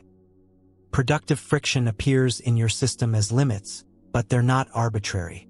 They must meet 3 criteria: purpose-aligned, self-imposed, just tight enough. Let's build a friction toolkit across 4 domains: mental, physical, temporal, social. Each one can generate motion if you apply it with precision. 1. Mental friction, cognitive edge limits. The brain craves completion, but it also craves clarity. Without constraint, thoughts blur. Productive friction here means limit thought formats, not ideas. Tactics. Use character limits, e.g., describe idea in 140 characters. Force binary choices where nuance creates paralysis. Convert open questions into forced rank lists. Apply challenge framing. What's the opposite of this idea? You're not censoring thought. You're shaping the vacuum chamber around it. This forces compression. Compression increases signal density. 2. Physical friction. Environmental edge limits. Environment influences action. You've done some structuring already. Now it's time to add resistance. Intentionally. Tactics. Keep core tools in another room, reach equals friction. Use analog inputs for digital avoidance, pen and paper buffer. Sit in non-default postures for high-focus work. Place snacks, coffee, etc. behind a behavioral checkpoint, e.g., journal 1 minute before access. These friction points don't block, they question. Every action filtered through a small decision increases precision. 3. Temporal friction, time box pressure. Friction also works with time. But don't just limit duration, limit timing precision. Tactics. This task only exists from 10 to 10:45. No rollover. Email decisions equals 3 minutes max per response. All writing equals 12-line limit. Then stop. 1 minute closing ritual after every meeting, no exceptions. Each of these forces a field shift. They create edges. An edge creates pressure. That's productive friction. 4. Social friction, relational expectation design. Most people avoid social tension, but friction in conversation equals clarity in collaboration. Tactics. Ask, what are we solving in this conversation? Before speaking. Use 2-minute speaking windows, then yield. Reflect only with question mirrors. Is what I'm hearing End all agreements with a 1-sentence repeat plus timestamp. This is constraint as commitment, not conflict. It increases mutual signal, reduces ambiguity, multiplies momentum. Let's now combine all 4. Pick one behavior this week that matters. Design a friction package. Mental, limit to 1 metaphor only. Physical, remove digital tools, use 1 pen. Temporal, 22-minute sprint window. Social, share only after completion. No early feedback. This bundle creates edge tension. That's how movement becomes acceleration. Productive friction also reveals signal by amplifying resistance.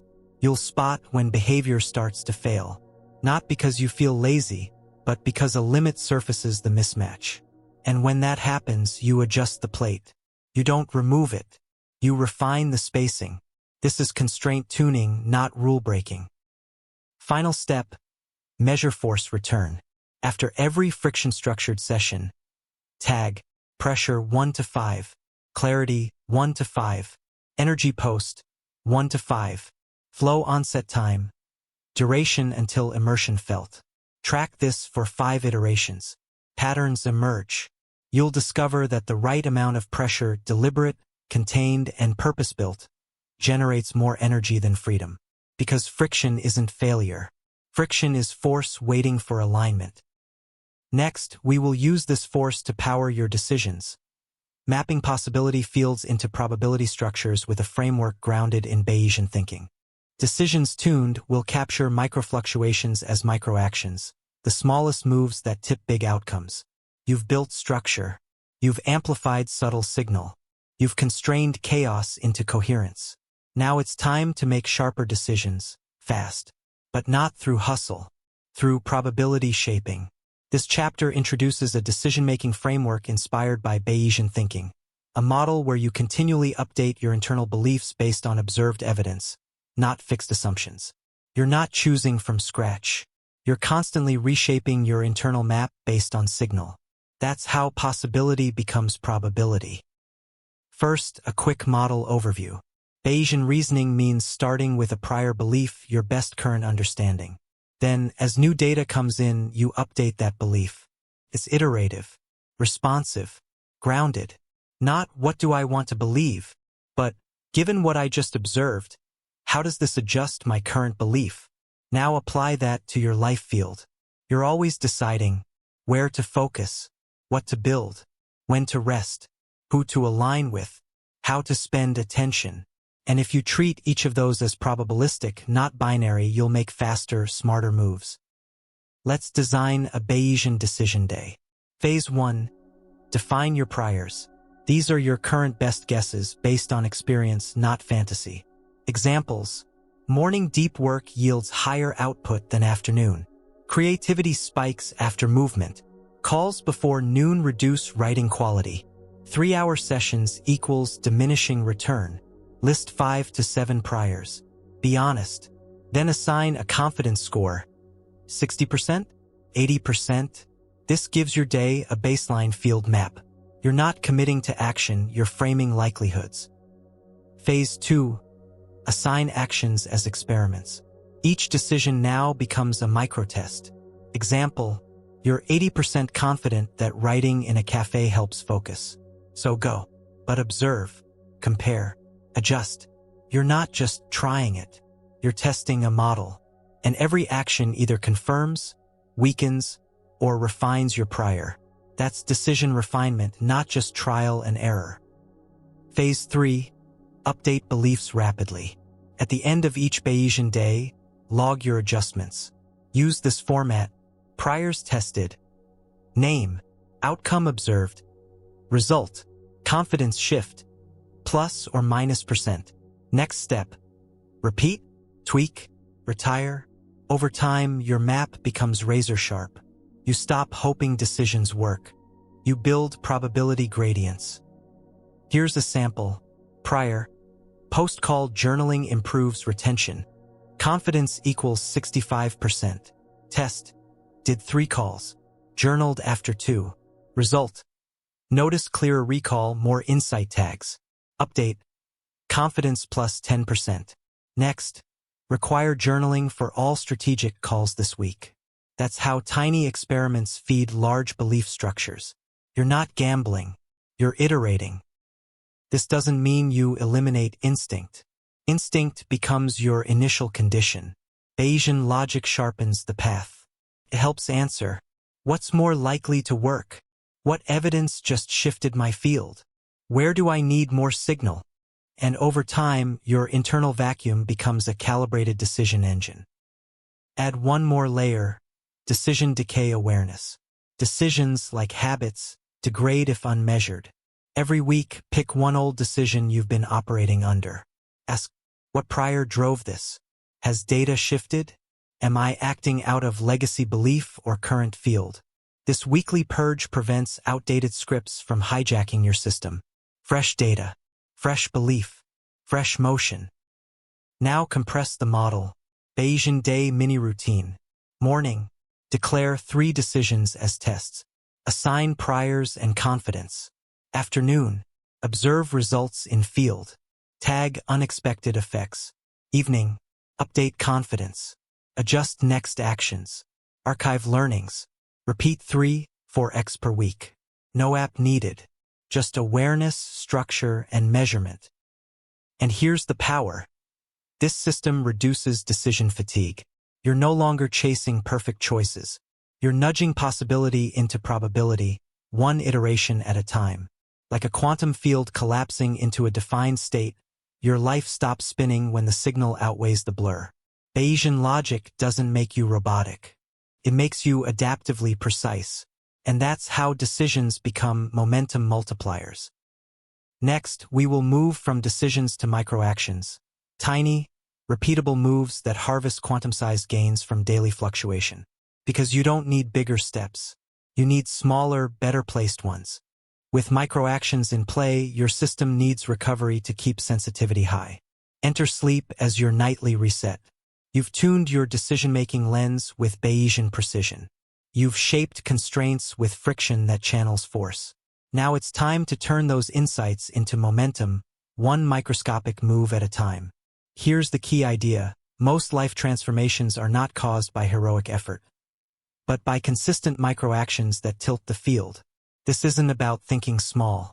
It's about acting precisely. And just like zero-point energy, the shifts are subtle but powerful. First, clarify what we mean by microaction. It's not just a small task. It's an intentional behavior designed to create leverage, collapse hesitation, reinforce identity, pull future outcomes into the present. A microaction is the smallest behavior that still moves the needle of transformation. In a world of fluctuating energy, it's the particle of choice. Let's make it real. If you want to become a writer, a microaction isn't write a book. It's type one sentence while standing in writing posture. If you're building focus, it's not meditate 30 minutes. It's close your eyes and take one intentional breath when you sit. The point is not the task. It's the pattern signal it sends to your brain. Microactions hack your self-perception. They say, I am the kind of person who understands. And when repeated with consistency, they shape identity faster than major wins. Why does this work? Because every behavior either reinforces a field, degrades a field, does nothing. Neutral behaviors decay quickly. Positive microactions accumulate, they generate resonance. And here's the best part. Microactions bypass most resistance. They're too small to trigger threat responses. They glide under the radar of your excuses. But when bundled correctly, they build an entirely new reality. Let's now construct a microaction protocol. Start with a behavior target. Then map out 5 components. Trigger. When/where does this happen? Action. What's the bare minimum move? Identity tag. What does this prove about who you are? Amplifier option. What's the optional expansion? Completion signal. How do you mark it done? Here's an example for someone wanting to build physical movement. Trigger. After brushing teeth. Action. Do 1 single deep squat. Identity tag. I'm a body-aware person. Amplifier option. Do 3 more squats. Completion signal. Fist to chest. Bodily marker. That's 1 microaction. 5 seconds. New identity signal. Let's do another for someone building creative output. Trigger. First sip of morning coffee. Action. Write 1 handwritten sentence. Identity tag. I'm a creator who moves ideas out of my head. Amplifier option. Journal a 2nd sentence. Completion signal. Close notebook with intention. You're not chasing productivity. You're accumulating field fidelity, microsignals that reinforce coherence between intention and action. Now embed these microactions into a fluctuation harnessing strategy. That means using your internal energy variability to choose which microactions fire when. Here's how. Create an energy tier map. High microactions that amplify output. Medium maintenance level identity tags. Low grounding/self-soothing microactions. Categorize your list. Build at least 3 per tier. Designate entry cues. Tie to environmental or emotional triggers, e.g., when I feel frustrated, when I stand up from desk. Tag with completion language. Use same phrasing every time. Field tuned. /signal sent. /identity reinforced. This builds feedback, sensitivity, agency. Instead of being driven by mood, you direct it through microstructure. Now a crucial truth. You won't always feel the power of these microactions immediately. They don't rely on emotion. They rely on reliability, which means track them. Use a simple microaction tracker with columns. Action name. Completed Y/N. Mood before 1 to 5. Mood after 1 to 5. Identity tag activated. After 7 days, review for frequency and felt impact. Pattern will appear. You'll discover which ones create the most state shift. And that's your personal signal amplifier list. Optional addition, chain reactions. Microactions can trigger other actions when designed in sequence. This is called a resonance chain. Example, breathe 1x, write 1 word, tag identity, send to colleague. Each action builds on the previous. This creates behavioral entanglement. The quantum metaphor here is apt. You're linking actions so that probability of continuation increases with every microstart. In 0-point metaphors, microactions are your jitter. The world isn't still at the smallest scale. Neither are you. These tiny choices, when repeated with precision, shift the probability field of your day. And once a field starts shifting, reality reshapes around it. Next, we will stabilize the sensitive field you've created by addressing the most powerful and most overlooked energy reset tool, sleep. Baseline restored will court novelty and play, the noise that sparks new patterns. The most important productivity tool in your life is not a notebook, app, or routine. It's your nervous system, and the single most powerful regulator of your nervous system is sleep. You've spent the last chapters creating microstructures, amplifying signal, tuning attention, and squeezing insight from the subtlest forces. But all of that depends on baseline regulation. If sleep is broken, everything else becomes noise. This chapter is your reset protocol. Let's start with a perspective shift. Sleep isn't passive. It's active field restoration. Think of your day as a waveform, full of peaks, fluctuations, interference. Every experience adds noise or structure to your inner environment. Sleep clears the field. It empties mental cache, stabilizes emotion, repairs microdamage, integrates insight. You're not off. You're running your deepest cleanup code. And like any high-fidelity signal amplifier, your system needs calibration to operate well. But most people approach sleep with either neglect, I'll catch up later, fear, I can't sleep, I'm broken, guilt, I should do more before I rest. All of these distort the field. So first, normalize the truth. Sleep is your real-time compiler. Without it, no model holds, no friction helps, no microaction sticks.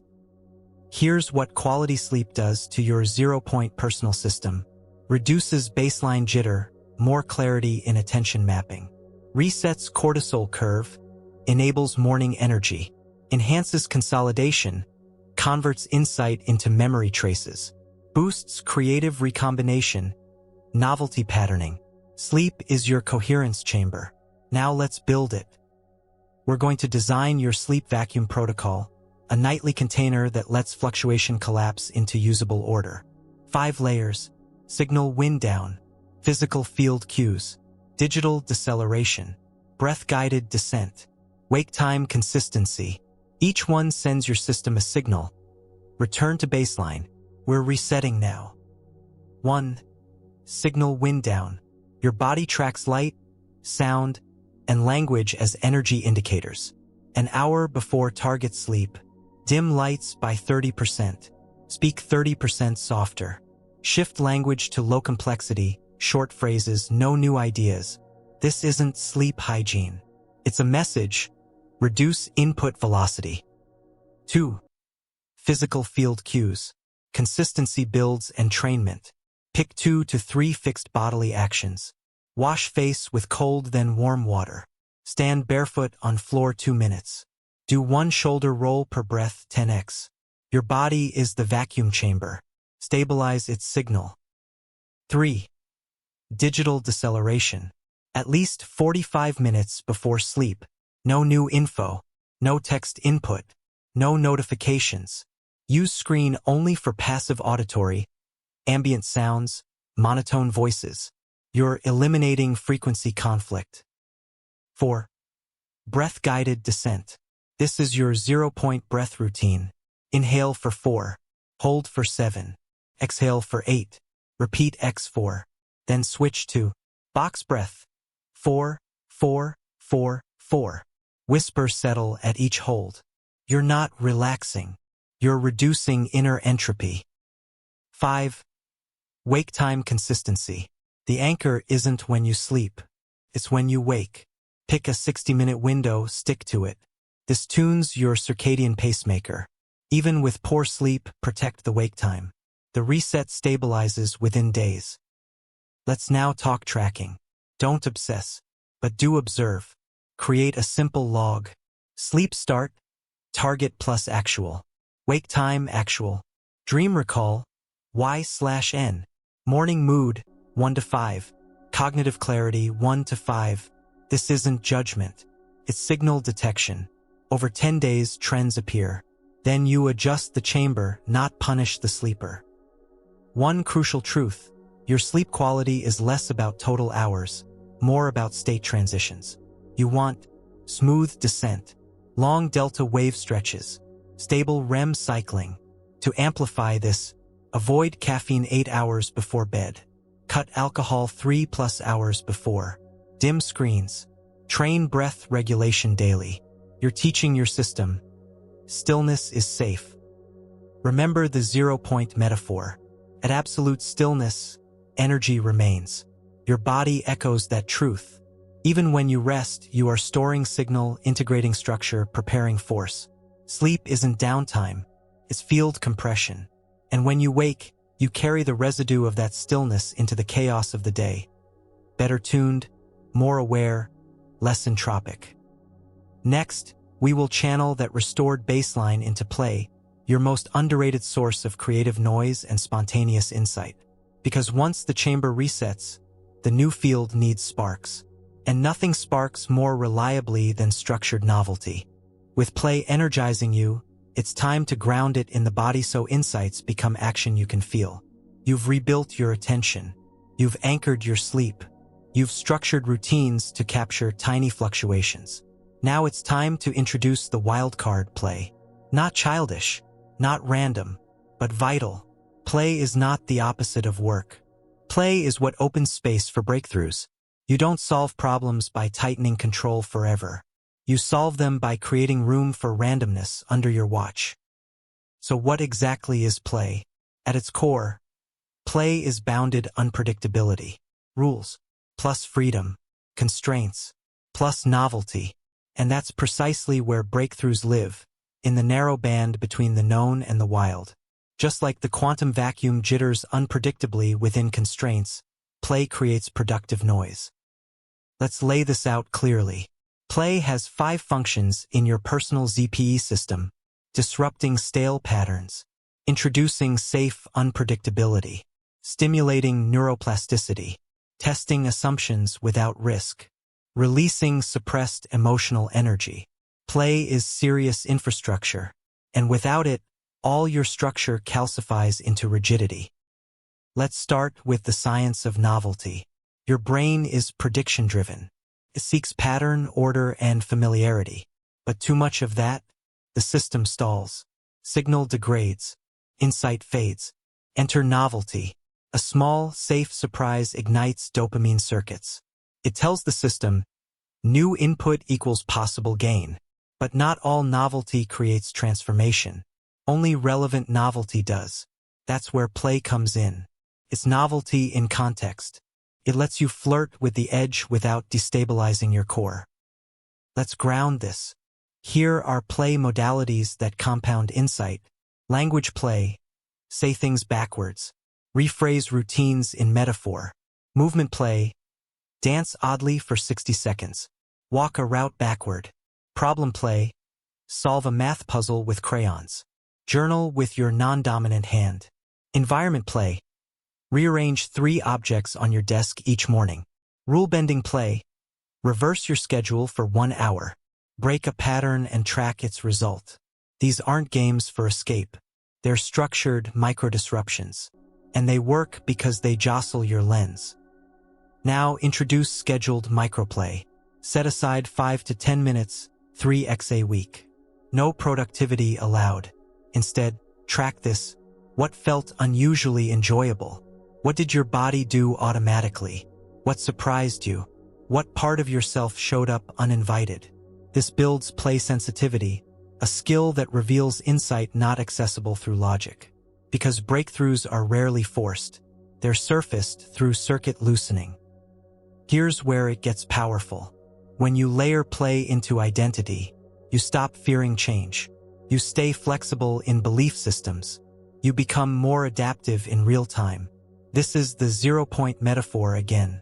Reality isn't static. It flickers. It flexes. So must you. Play is the signal flexibility mechanism of your identity. It teaches you to navigate uncertainty by creating safe containers for it. Let's introduce a tool, the playboard prompt. Once a week, ask yourself, what did I resist doing that might have been fun? Where did I follow rules that no longer serve? What's one safe way to disrupt a current pattern? Then act. Briefly, weirdly, consciously.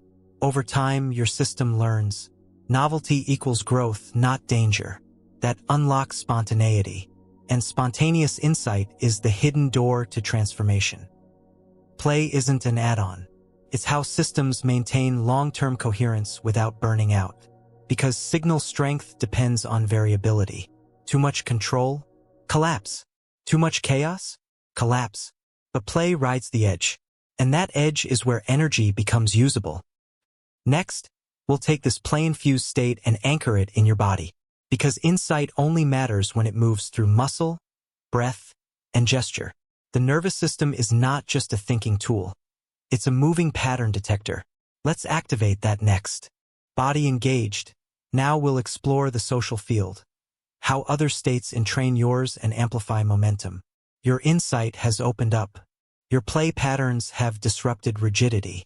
But none of that matters if your body isn't involved. Because lasting transformation doesn't live in ideas. It lives in movements.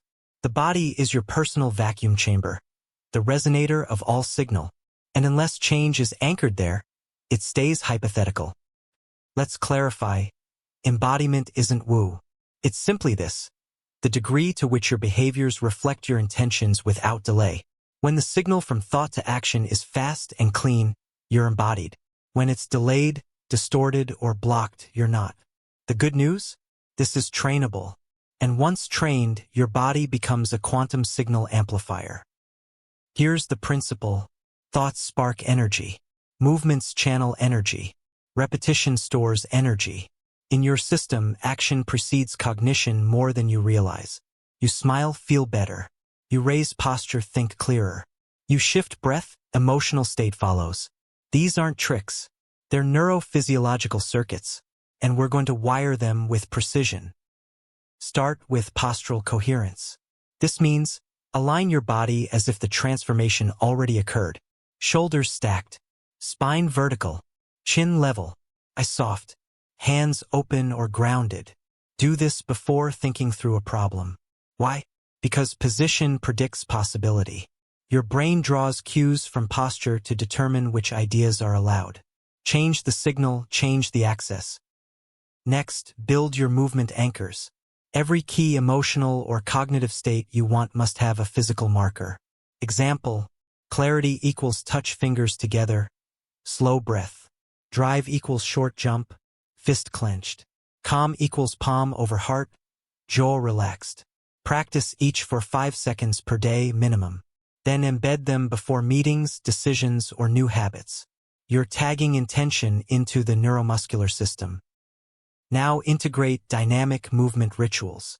These are 30 to 60-second patterns that shift internal state, clarify energy direction, disrupt mental loops. Some examples: box shakes. Shake arms, then legs, box breath after. Slow march. Exaggerate walking steps in place. Spinal roll. Roll down and up, one vertebra at a time. Don't worry about perfection. Worry about signal delivery. You're making sure your whole system gets the memo. We are in motion. Change is live. And here's the advanced layer. Use movement as a diagnostic. Ask, which motions feel limited or sticky? Which side of my body avoids activation? Which gesture do I never do, and why? Your body stores belief, and blocked gestures often reflect blocked narratives. Restore motion, and you often restore possibility. Let's now connect this with gesture scripting. Take a belief you're trying to anchor. Example: I'm allowed to claim space. Now pair it with a movement. Stand tall, palms out, step forward once. Repeat that pattern 5 days in a row. Each time, say the belief aloud while moving. This pairs cognition with kinesthetic signal. It tells the field, we're not just thinking change, we're making it felt. And don't skip stillness as a bodily state. Stillness is not passive. It's the moment your system listens most deeply. Practice holding a posture for 30 seconds without fidgeting. Notice every impulse to move and breathe instead. You're building impulse tolerance. And that translates to real-world power. Because embodied people don't react, they respond. Let's finish with the 90-second reset protocol, your emergency realignment tool. Use this when stressed, distracted, or scattered. Stand up. Inhale for 4, hold for 4, exhale for 6. Drop shoulders on exhale. Press feet into ground. Shift weight side to side. Lift arms slowly to shoulder height, then drop. Whisper your identity anchor phrase. Done. You've reset the nervous system, reclaimed control, re-entered coherence. This is how transformation becomes real. Ideas are vapor until they move through your body. And once the body participates, everything shifts faster. Decisions land. Boundaries hold. Presence deepens. Your personal ZPE isn't a theory. It's a lived posture. A way of standing that says, I'm tuned to the field I want to shape. Next, we'll expand this embodied coherence into your social system. Because you don't change in isolation. You change in resonance with others. And how others move, breathe, and believe impacts your field more than you think. With your network configured, we'll rewire language, the command line of your nervous system. You've aligned your body. Now it's time to tune your field. Because you don't grow alone. You resonate. With voices. With glances. With moods that ripple through rooms. And whether you notice it or not, your nervous system entrains. Just like two pendulum clocks eventually sync, so do people. Heart rates, breathing patterns, blink rhythms, posture micro-movements. We are synchronization machines. This isn't abstract theory, it's measurable. In studies on group movement, dancers unconsciously match tempo. In conversations, people copy speech cadence and body orientation. And when that happens, trust increases. Cognitive load decreases. Ideas flow. That's the first rule of the social vacuum. Entrainment generates efficiency. And just like the vacuum isn't empty, social space isn't neutral. It has currents, pull, pressure, frequency. Your job? Decide which field you're syncing to. Let's name the 3 types of social fields. Coherent amplifiers. These people strengthen your signal. They mirror your best patterns. They don't need to be cheerleaders, but they reflect consistency, depth, and aligned movement. Static fields. Neutral. Sometimes useful, but low energy. No resonance. These don't distort you, but they don't magnify you either. Dissonant distorters. People who scramble your internal signals. They create jitter without insight. Your body stiffens around them. Your attention fragments. Your baseline degrades. You know who fits each category. Your body already told you. It always knows. So how do we upgrade the social vacuum? Not by force, not by drama, but by curating micro-resonance. Start with 3 actions. Track who leaves you more coherent than they found you. Your posture, your voice tone, your micro-movements. Do they align after an interaction? Reduce exposure to emotional distortion fields. Even 10% less weekly time can create massive signal recovery. Amplify shared practices with coherent allies. Don't just talk. Breathe, move, or reflect together. This isn't about elitism. It's about resonance hygiene. And now, flip the frame. Are you a coherent amplifier to others? Do you leave people more aligned after you speak, move, or show up?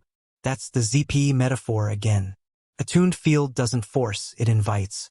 It doesn't fix, it vibrates clarity. The more you maintain your own signal, the more others entrain to it, without you needing to persuade or perform. Here's a daily check-in. Did my presence simplify or scramble? Was my baseline contagious in a helpful way? Did I reflect others clearly, or distort them with projection? That's how you refine your social resonance profile. Now let's install a practical structure. Micro-mirror moments. Choose one person per week, partner, friend, colleague. For 5 minutes, match their breathing rate, subtly. Match their posture without mimicry. Match their vocal tempo, not content, just rhythm. Then, slowly shift your own coherence upward. Calmer breath, grounded tone. Often they follow, without words. That's nonverbal entrainment as leadership. Finally, remember this: the vacuum between people isn't empty. Carries influence. Every word, every glance, every pause transmits. So cultivate your social field the same way you do your habits, breath, and space. Intentionally, attuned, ethically, because you're not just tuning to others, you're also tuning others. Next, we'll tune the signal that governs all others. Language. Because words are not decorations. They're code. And your nervous system listens to every line you write. With cleaner code, Emotions become information instead of interference. Let's alchemize them. Words are more than symbols. They're command lines, and you're running them on the most powerful operating system in the known universe, your nervous system. The way you speak to yourself, to others, to reality matters more than most people realize. Because language doesn't just describe experience. It shapes it, selects it, constrains it. Here's what's happening under the surface. Every time you form a sentence, you choose what to notice, set rules of interpretation, signal emotion thresholds, assign cause and control, all in under a second. So when you say, "I'm bad at this," you're coding. This is about identity, not behavior. This is stable, not changeable. I'm alone in this experience. Your system executes those lines, then builds behavior to match. Let's break down the 4 categories of self-code. Identity syntax. These are phrases that use "I am" or "I always" and solidify traits into facts. Causality logic. These assign fixed causes. I failed because I'm not creative. Possibility frames. Language that limits future options. That never works for me. Permission statements. These gate action. I can't start until I'm ready. Every one of those categories affects your action probability. Clean language increases forward probability. Scrambled language reduces it. So how do we recompile? We apply the neutral recode protocol. Catch the statement. Strip identity labels. Insert process-based framing. Add choice language. Let's run it. Original. I always procrastinate. Catch. Identity-based causal, limiting. Recode. I've used delay as a strategy. I can try a new strategy now.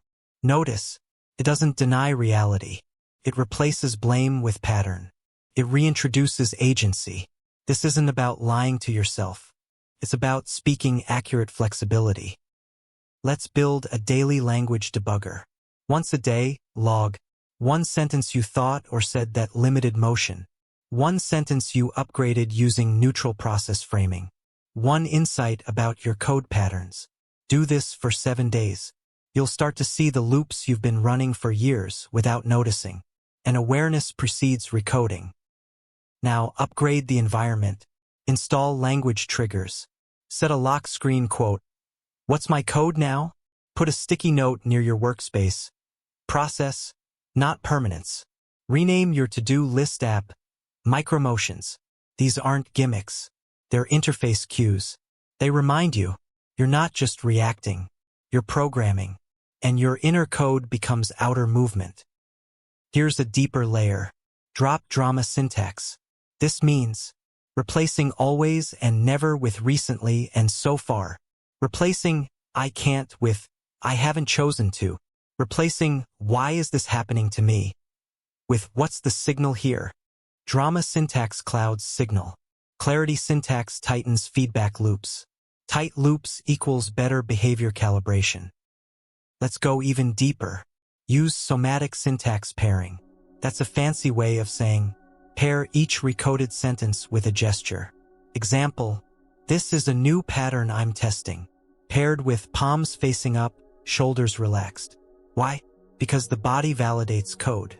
Words plus motion equals new script with higher system permission. This isn't acting. It's neuro-linguistic instruction. You're telling your system, we're in motion. Run the update. Here's a caution. Don't weaponize clean language. This isn't about bypassing real emotion. It's not about pretending bad days don't exist. It's about choosing structure that holds insight. And sometimes the most honest code is, I'm overwhelmed, but I'm not broken. This hurts, and I'm still moving. Uncertainty is present, and so is capability. That's dual-channel coding. Truth plus agency. Emotion plus motion. To close this loop, let's introduce the weekly recompile protocol. Review 3 moments where language shaped your mood or motion. Note which category of code was active. Rewrite each with clarity, process, and possibility. Speak each aloud once per day for 7 days. This creates language residue in your nervous system. and that residue builds momentum. You're no longer reacting from legacy code. You're architecting transformation in real time. Next, we'll take the emotional energy that language once scrambled and alchemize it. Because emotions aren't obstacles. They're fuel. When tuned correctly, they become the charge that guides choice. Now that you can ride emotional waves, we'll meet your shadow. The parts you avoid that hoard energy. Emotion isn't a mistake in the system. It is the system. The body's way of tagging events with salience. The mind's way of assigning weight to experience. The nervous system's way of saying, pay attention.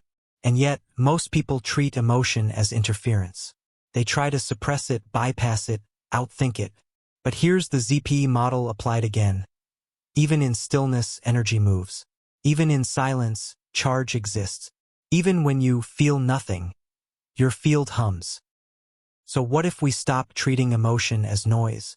What if we treat it as signal? Not truth, not prophecy, but real-time feedback. A carrier wave. What's needed isn't elimination. What's needed is alchemical transformation, not mystical but practical. You're going to turn emotional charge into directional choice. Begin by naming the 3 core roles of emotion. Amplifier. Emotion increases the salience of internal states. It magnifies what might otherwise go unnoticed. Selector. Emotion filters options. It narrows attention toward perceived threat or reward. Accelerator. Emotion increases the speed of state transitions, toward action or withdrawal. If you don't understand these roles, you'll misattribute the effects. You'll think sadness means don't move. You'll think anger means destroy. You'll think anxiety means retreat. But those aren't facts. They're readings. And every reading can be recalibrated. Let's build your personal emotion lab. First, the 3-stage conversion loop. Feel without labeling, just sense the physiological signal. Frame, name the function, not just the feeling. Flow, move the energy into microaction. Let's walk through this. You feel a tightness in your chest. Your breath shortens. Your jaw sets. That's the feel. You frame it. This signal is about boundary violation. Not, I'm mad. Not, I'm unsafe. Just, my system flagged a friction point. Then you flow it. Slow exhale, shoulders dropped. Deliberate statement of needs. No suppression. No explosion. Transmutation. Let's map some common conversions. Anxiety, precision. Use the hypervigilant signal to focus on one concrete micromove. Anger, boundary setting. Channel the spike into a clear, assertive structural clarification. Sadness, depth access. Use the drop in speed to retrieve insights from long-term memory. Fear, contingency planning. Let the nervous charge surface potential risks without letting it freeze action. These aren't hacks. They're functional reassignments. You're not denying feeling. You're assigning it new structure. Install a daily charge journal. Log. Signal what emotion surfaced. Somatic cue where you felt it. Framed function what it alerted you to. Microaction what you did with it. Over time, patterns emerge. You'll notice that some charges are legacy scripts, residue from childhood mappings or social conditioning. Others are acute alerts, real-time pings from your body's sensory intelligence. Learn the difference. One needs rewriting. The other needs listening. Now here's where most people get stuck. They confuse emotion with identity. But emotion isn't who you are. It's weather moving across your nervous system. You are not an angry person. You are a system capable of producing anger under certain constraints. That shift from trait to state is crucial. It turns fixed self-concepts into modifiable behaviors. Now let's address intensity. Some charges feel too big to alchemize. They flood, overwhelm, override cognition. Here's where we borrow a metaphor from signal processing, clipping. When a signal exceeds the maximum allowed level, it distorts. Emotion does the same. So you don't ignore high intensity, you install dampers. A damper doesn't kill the wave. It absorbs and reshapes it. Your best damper? The breath. Specifically, long exhale, low diaphragm. That breath tells the body, We are not dying. We are adjusting. Only then can emotion be used, not just felt. Build a charge conversion protocol for daily use. Pause. Identify. Label function. Breathe. 4-6-8 pattern. Choose micromotion. Don't expect instant mastery. This is physics meets behavior. But with reps, your emotional system becomes an ally, not an ambush. Finally, share the framework. Teach one person this week how to frame their emotions as signals. It will refine your own practice. Emotion is contagious, but so is emotional processing fluency. And by modeling emotional alchemy, you influence the field around you. Now that you've built fluency with emotion, it's time to face the reservoir where the deepest charges hide. Your shadow, the parts of you that you exile without realizing they hold the most raw energy. Shadow integrated, you need a compass. Values are your absolute zero, stable, clarifying, non-negotiable. The shadow isn't darkness. It's simply unseen energy. Not evil, not dangerous, just unintegrated. Parts of yourself that were shamed, repressed, denied, or just never explored. And like zero-point energy in a vacuum, they don't disappear.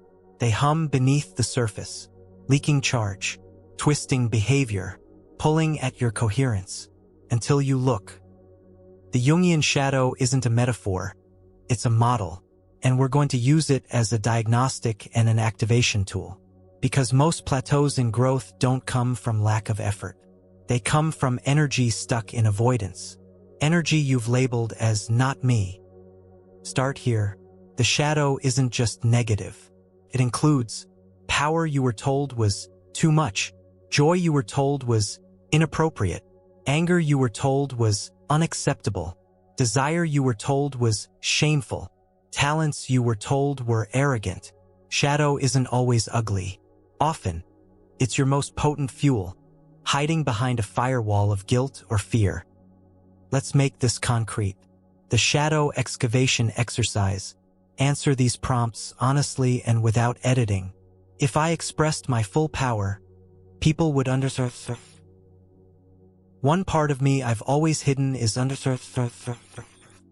When I see someone fully confident, I understand. A strength I minimize because it feels too much is understand. These answers point toward energy-rich fragments. Your job isn't to celebrate or judge them. It's to reclaim and reassign them. Here's how. Step 1. Identify the shadow part. Example, my assertiveness. Step 2. Name the original context of suppression. I was told as a child that speaking up was rude. Step 3. Acknowledge current cost of suppression. I don't negotiate for what I want at work. Step 4. Build a new frame. My assertiveness isn't aggression. It's clarity plus boundary. Step 5. Choose a micro-expression. Send one direct email today asking for what I need. That's shadow alchemy, taking disowned potential and reintegrating it into behavior. Let's also address the social mirror. Often, your shadow is projected. You'll notice you're triggered by traits in others because they reflect parts of yourself you haven't owned. That jealousy, a cue. That resentment, a signal. That overreaction, a reflection. So next time someone gets under your skin, pause. Ask, what part of me is being mirrored here, uncomfortably? This isn't easy work. It requires truth without defense. But it unlocks energy you've been using to suppress instead of create. Because every shadow fragment you reclaim tightens your field. You become less reactive, more directive, more whole. Now build your shadow map. Across 1 week, track 1 trigger per day. What it revealed, what it concealed. 1 action to integrate the insight. This map becomes a power chart. A reminder that what you avoid isn't weakness. It's often compressed strength. A final practice, shadow dialogues. Write a short script where your current self speaks to the shadow part. Hey assertiveness, I've kept you quiet, but I need you now to speak clearly, not to harm. Or, hey playfulness, I told you to grow up, But maybe you're the missing part in my innovation. Treat it as relationship repair, because these parts aren't enemies. They're disowned teammates. Bring them to the table. Once you've reintegrated, something shifts. Less friction, less exhaustion, more congruence. And with congruence, you need direction. Not more force, but alignment with values. Values that don't change under pressure. Values that behave like absolute zero in your personal field. Stable, clarifying, immovable. That's next. We'll define your core value set, not as a slogan, but as a tuning fork for every decision ahead. Ready? Let's tune your internal compass. With values set, we'll sketch a long arc vision that magnetizes effort without draining willpower. The universe has a floor. It's called absolute zero. No matter how much energy you extract, no matter how still you make the system, you can't go below it. There's always a baseline, a boundary, a floor that holds everything steady. That's what your values are. They're your absolute zero. Not moods, not goals, not temporary principles shaped by current context, but deep structures, personal constants. And just like 0-point energy, your values can generate real effects, even in silence, especially in silence. Values clarify without noise. They give your internal field a floor. They define what won't bend, even when everything else shakes. You don't build values. You reveal them. They already hum under your thoughts and actions. The work is to name them, so they become reliable reference points, anchors for decision-making, energy allocation, habit design, and identity consolidation. Start by removing the fog. Values are not goals, virtues you aspire to, things you wish you were, labels to impress other people. Values are what you actually protect when under stress, what you default to when no one's watching, what you get emotionally charged about when violated, what you choose even if it didn't bring reward. To identify yours, use the critical friction frame. Ask, what situations consistently frustrate me? What kinds of praise feel deeply affirming? What violations make me lose respect for someone? What hard decisions have I made that cost me but felt right? Patterns will emerge. Maybe it's clarity. Maybe it's autonomy. Maybe it's honesty, precision, courage, play, rigor, presence, depth, creativity. Your task isn't to sound noble. It's to be true. Once you name your values, test them. Each one should pass 3 filters. Sacrifice filter. Would I still choose this if it cost me something? Action filter. Can I express this as a behavior, not just a belief? Tension filter.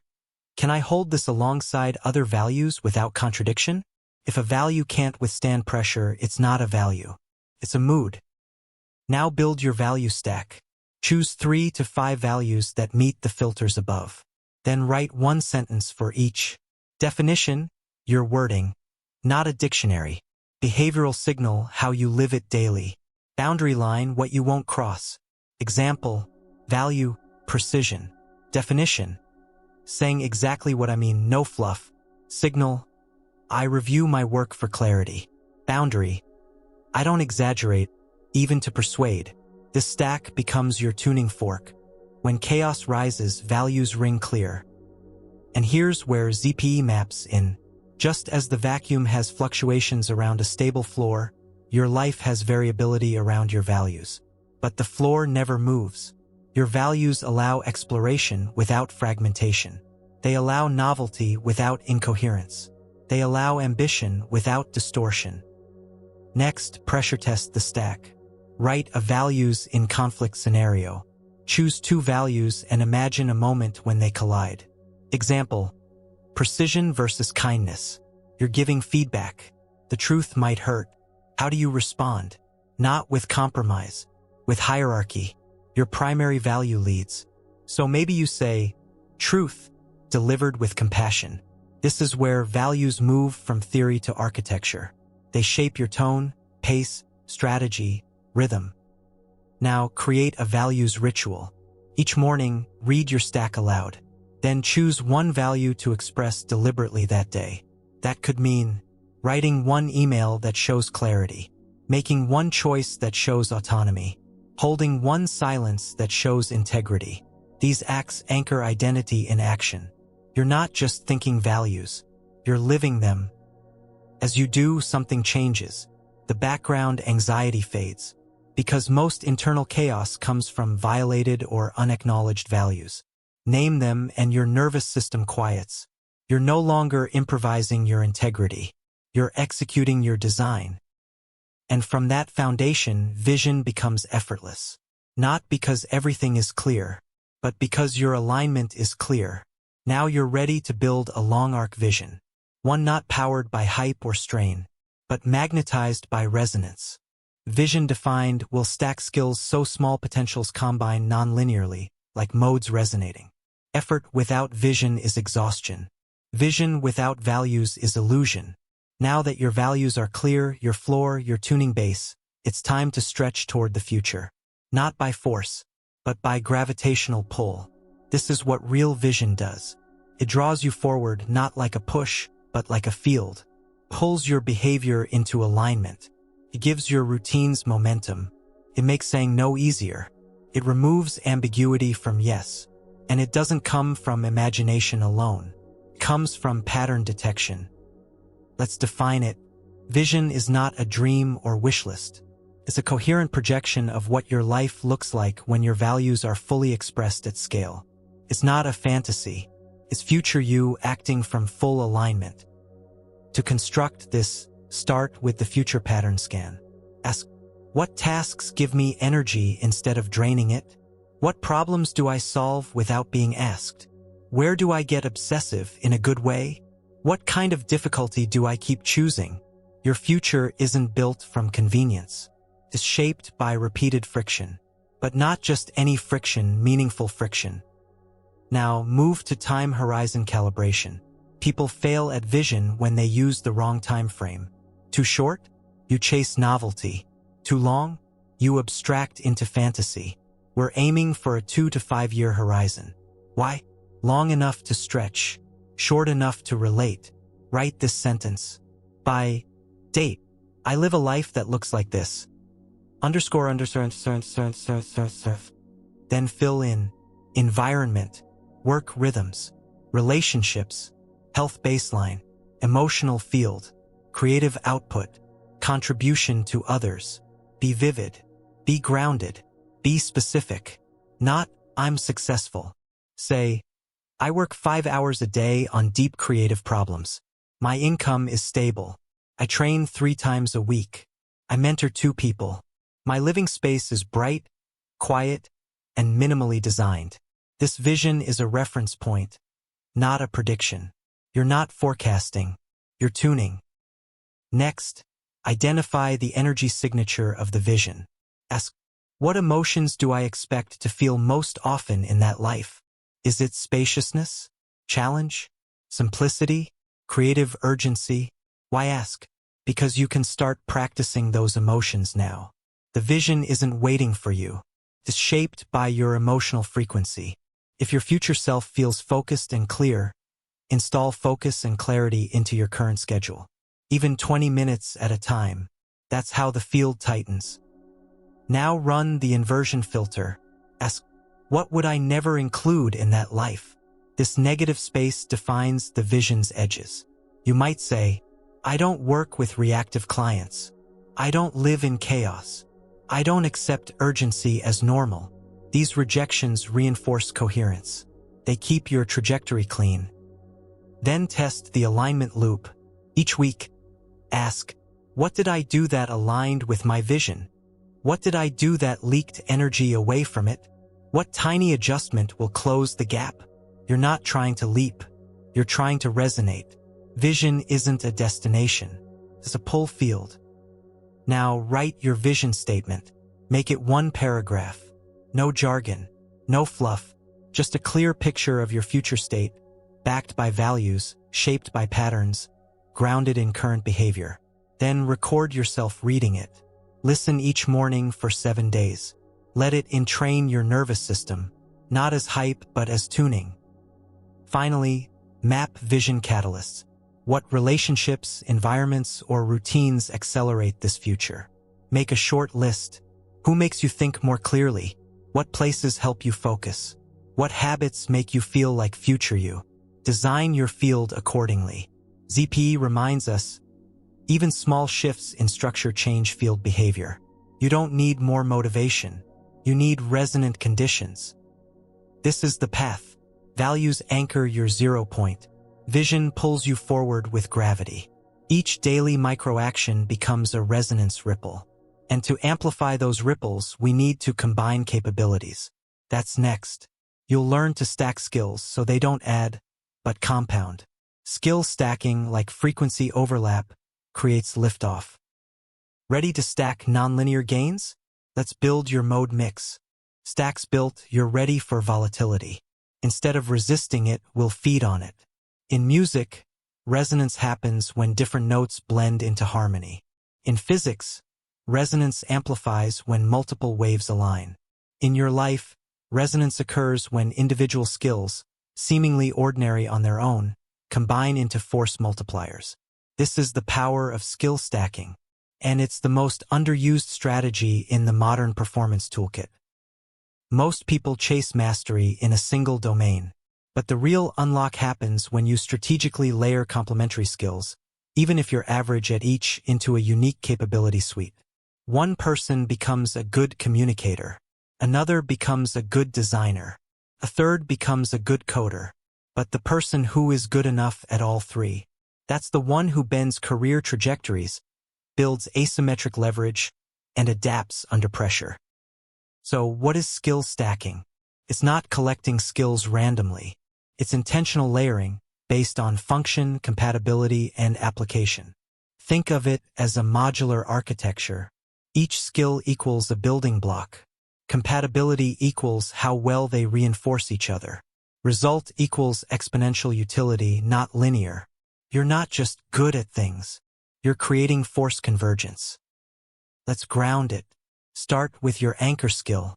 This is the core capability you're already known for or want to be. It might be analysis, or storytelling, or design, or negotiation. It's the center of your gravity. Now ask, what skills would multiply its power? Example, if your anchor is data analysis, pairing it with public speaking makes your insights visible. Add design and now your work persuades. Each addition increases the surface area of your effectiveness. Now build a complementary skill map. Draw 3 tiers. Tier 1. Core enhancer, directly reinforces anchor skill. Tier 2. Delivery amplifier, makes your work visible or usable. Tier 3. Environment handler, helps you navigate systems or people. For instance, anchor skill, design. Tier 1. Typography, color theory, layout. Tier 2. Writing, user psychology, presentation. Tier 3. Client management, budget negotiation, feedback parsing. Each layer makes the others more functional. Together, they form resonance fields where the output exceeds the sum of inputs. Next, assess skill frequency. Not all skills need daily use, but stacking works best when at least 2 skills fire in parallel during high-leverage moments. If you only use skill A on Tuesdays and skill B once a quarter, they won't harmonize. Look for functional overlap. Writing plus speaking equals daily communication. Coding plus UX equals product iterations. Coaching plus data analysis equals behavior change feedback loops. Skills that touch shared domains reinforce each other faster. Now address the biggest trap: overstacking. Adding too many unrelated skills dilutes resonance. You build clutter, not compounding. So ask, does this skill increase the value of others? Can I practice it in the same projects as my current stack? Does it move me closer to my long arc vision? If no, don't stack it. Drop it. This is strategic minimalism, not accumulation. Here's a rule. Stack only what you can deploy in 90 days. Why? Because compounding starts with use, not possession. If a skill lives only in a course or journal, it's not active. Use your current environment as a testbed. Add small skill upgrades inside existing roles or routines. Example, you're a teacher, learn Canva, improve slide clarity. You're a marketer, learn prompt engineering, speed up ideation. You're a therapist, learn visual note-taking, boost client recall. Make the stack live. Now embed a stack ritual. Each Sunday, ask, what did I use from my current stack? What didn't I use and why? What one micro-upgrade can I integrate this week? Then choose one visible behavior to reinforce that shift. Example, use one metaphor per day to improve my clarity. Small, deliberate, trackable. That's how stacks stabilize. Remember, mastery is overrated when the goal is synthesis. You don't need to be elite at everything. You need to be good enough to combine. That's how polymaths win. Not by depth in all things, but by designing their stack. You can too. Now that your stack is built, you're ready to face the wild card in the system. Volatility, the unpredictable waves of stress, change, input, and chaos. But you're not going to resist it. You're going to eat it. And that begins now. With volatility reframed, let's practice obstacle surfing so friction becomes forward motion. Fragile things break under stress. Resilient things survive stress. But anti-fragile systems, those grow from it. This isn't just semantics. It's physics. It's biology. It's personal development. And if you want to grow sustainably in a world of uncertainty, you need more than strength. You need adaptability that gains from shock. Let's start with the concept. Anti-fragility is a system's capacity to improve when exposed to volatility, randomness, disorder, and stressors. It was coined by Nassim Nicholas Taleb and is seen in everything from muscle growth to immune systems to evolutionary adaptation. The goal isn't to endure chaos, it's to benefit from it. This rewires how we see pressure, not as threat, but as raw material. In personal terms, a fragile mindset collapses in uncertainty. A resilient one braces and recovers. An anti-fragile one uses uncertainty as data, stimulus, and leverage. You're not just bouncing back. You're bouncing forward. So how do we build that? Start with the volatility inventory. Ask, where do small disruptions throw me off? What stressors keep recurring in my environment? What feedback loops collapse when plans change? This identifies weak links. Your goal isn't to eliminate volatility, but to engineer exposure in a way that strengthens your system. Just like your body adapts to physical stress, your behavior and cognition can be trained under controlled chaos. Now build your fragility map. On a blank page, draw 3 columns. Exposures I avoid. Exposures I tolerate. Exposures I grow from. Be honest. Maybe you avoid conflict. You tolerate deadlines. But you grow from surprise collaboration. This map isn't static. It's your starting line. Next, apply the principle of hormesis. In biology, hormesis is the concept that small doses of stress strengthen a system. Too little stress? Stagnation. Too much? Breakdown. Just enough? Growth. So create deliberate microstressors. Examples: cold exposure, timed work blocks, saying no more often, changing your morning routine, presenting ideas before they're perfect. These aren't distractions. They're controlled disruptions. Now build a volatility ritual. Once a week, introduce one small variable into your routine. Take a new route to work. Speak to someone outside your usual circle. Try a new prompt or tool in your workflow. Ask for feedback from someone blunt. Afterward, reflect. What did this test? What grew? What broke and why? Anti-fragility is built through reps, not reflection alone. One key: don't optimize away all discomfort. Modern life encourages stability, but over-optimization breeds fragility. So let controlled mess exist. Allow ambiguity. Permit experimentation. Insert variables. Because what you can't control will find you anyway. Better to train for it. Now integrate the optionality principle. Anti-fragile systems aren't rigid. They are option-rich. The more paths you can switch to under stress, the more likely you are to benefit from randomness. So ask, in this project, how many ways can I succeed? If this plan fails, what backup excites me? Am I depending on a single outcome, or building a lattice? This mindset doesn't dilute focus, protects momentum. Also crucial, information fluidity. When stress hits, static mental models break. So keep updating your assumptions, your preferences, your strategies. Run weekly reevaluations. What did I think was true that isn't? What signal emerged from recent noise? Where did I pivot well? This is Bayesian behavior, updating probabilities in real time. And it's the backbone of anti-fragile decision-making. Lastly, ritualize recovery as input. An anti-fragile system isn't constantly strained. It cycles, stress, adaptation, rest, repeat. So protect, sleep, play, stillness, social support, not as luxury but as part of the feedback loop.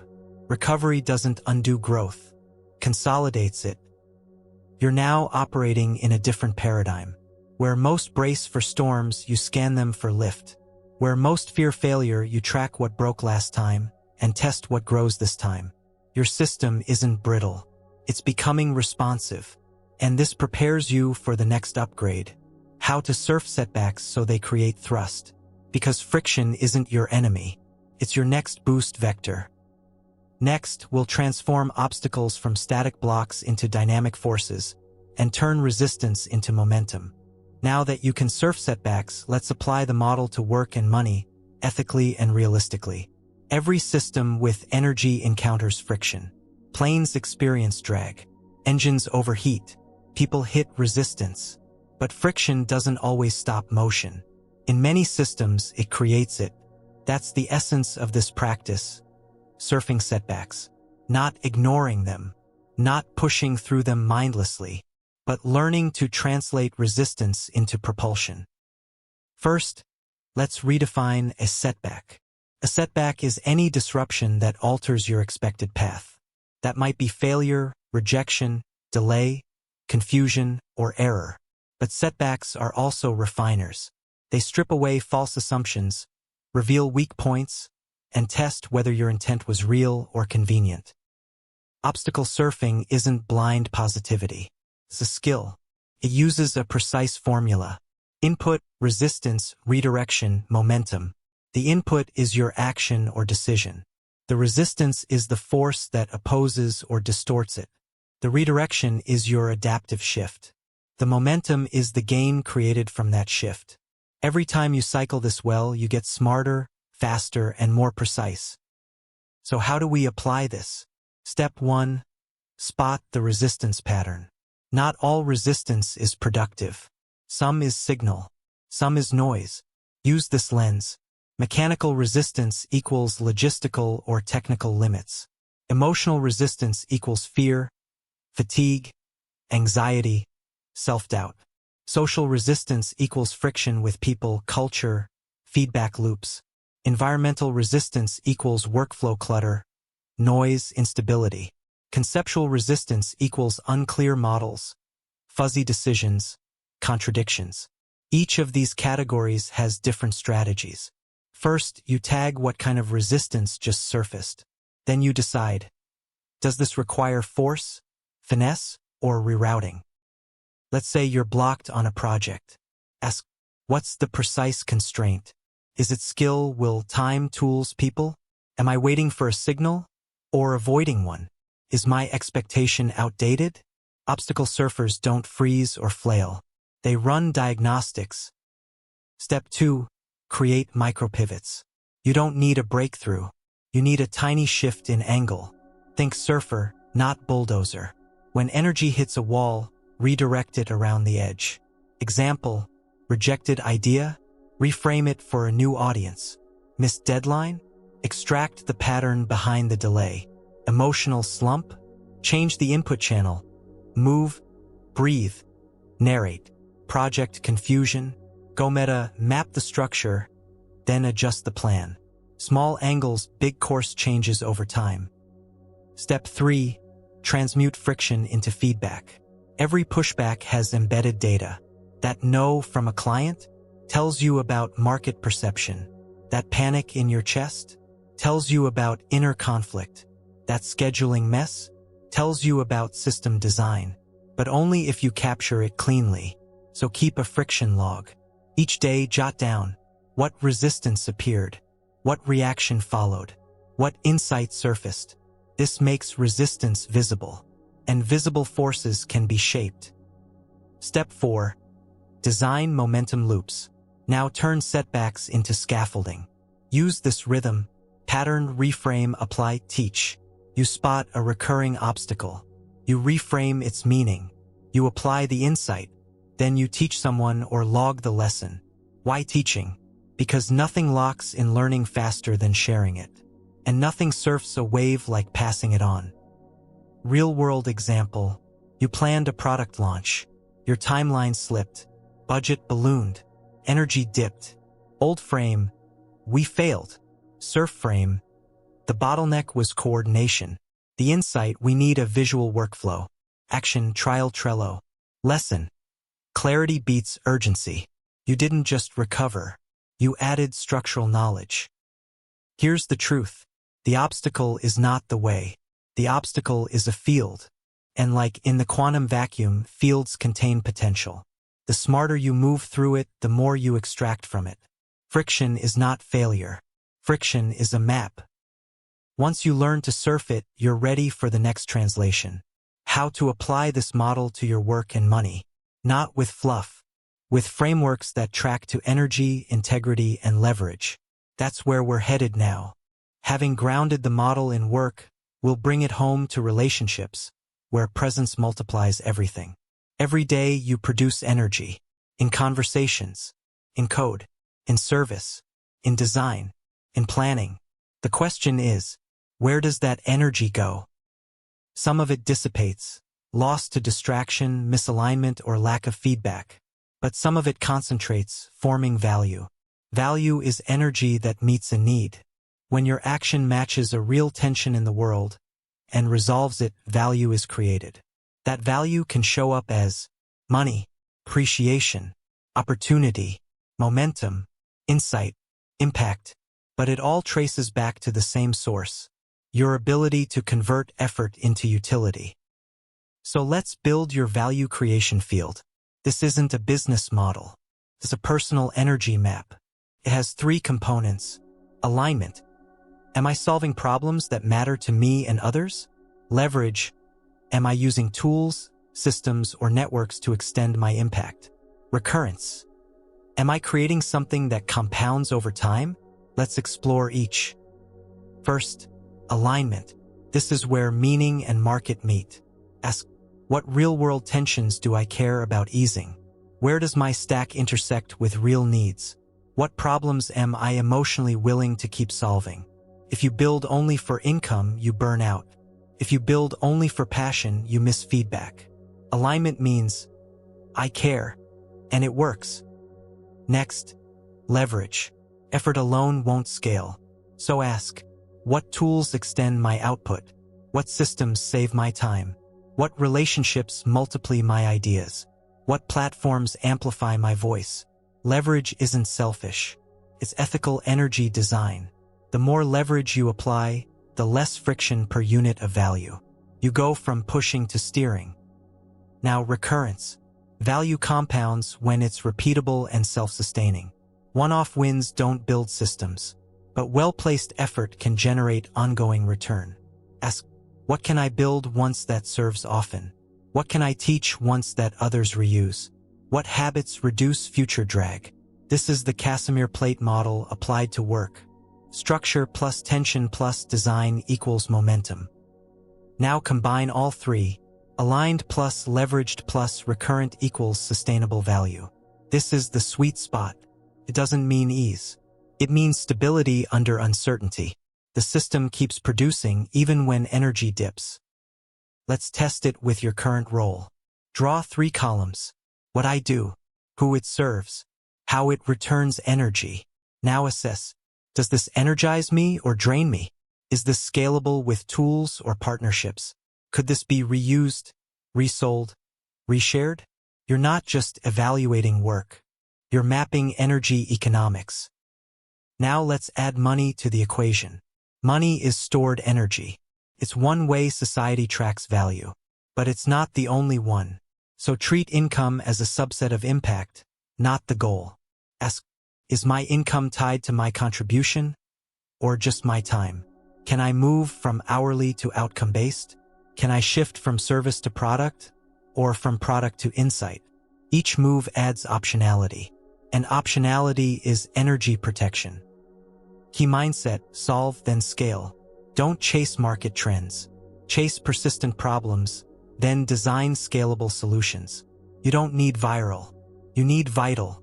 And you don't need to reach everyone. You need to deeply serve someone. One solved problem can be licensed, replicated, or extended, but only if it's real. Also essential: integrate ethics. Value creation without ethics becomes extraction. So ask, is this honest? Is this regenerative? Does this respect the complexity of the system I'm in? Ethics isn't a constraint. It's a resonance amplifier. When your values align with your value creation, signal strengthens. People feel it. One tool: the value loop canvas. Create 5 boxes: problem I care about, audience who faces it, skill stack I use, offer or action I take, signal of success, income, impact, insight. Use this to spot gaps. Maybe you have a stack and an offer, but the problem isn't urgent. Or maybe you serve an audience but lack recurrence. The canvas helps you build closed loops of energy, where each cycle feeds the next. Now bring in the vacuum metaphor. Think of your work not as effort but as field shaping. You're creating attractors. You're bending attention. You're harvesting signal. And the more you learn to reduce noise, the more precise your value becomes. This isn't hustle culture.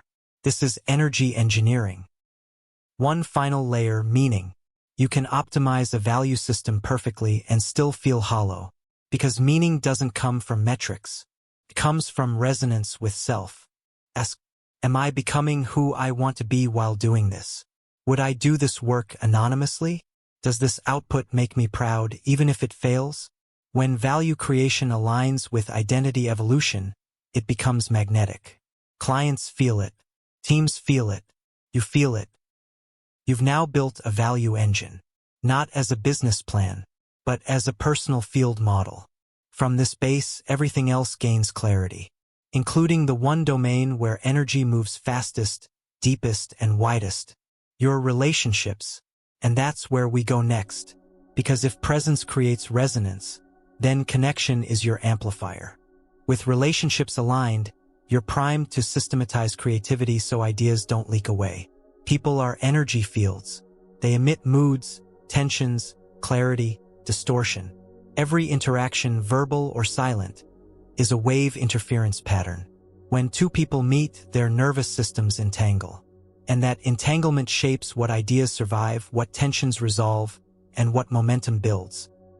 So if you're designing a personal operating system, relationships can't be treated as noise. They are central infrastructure.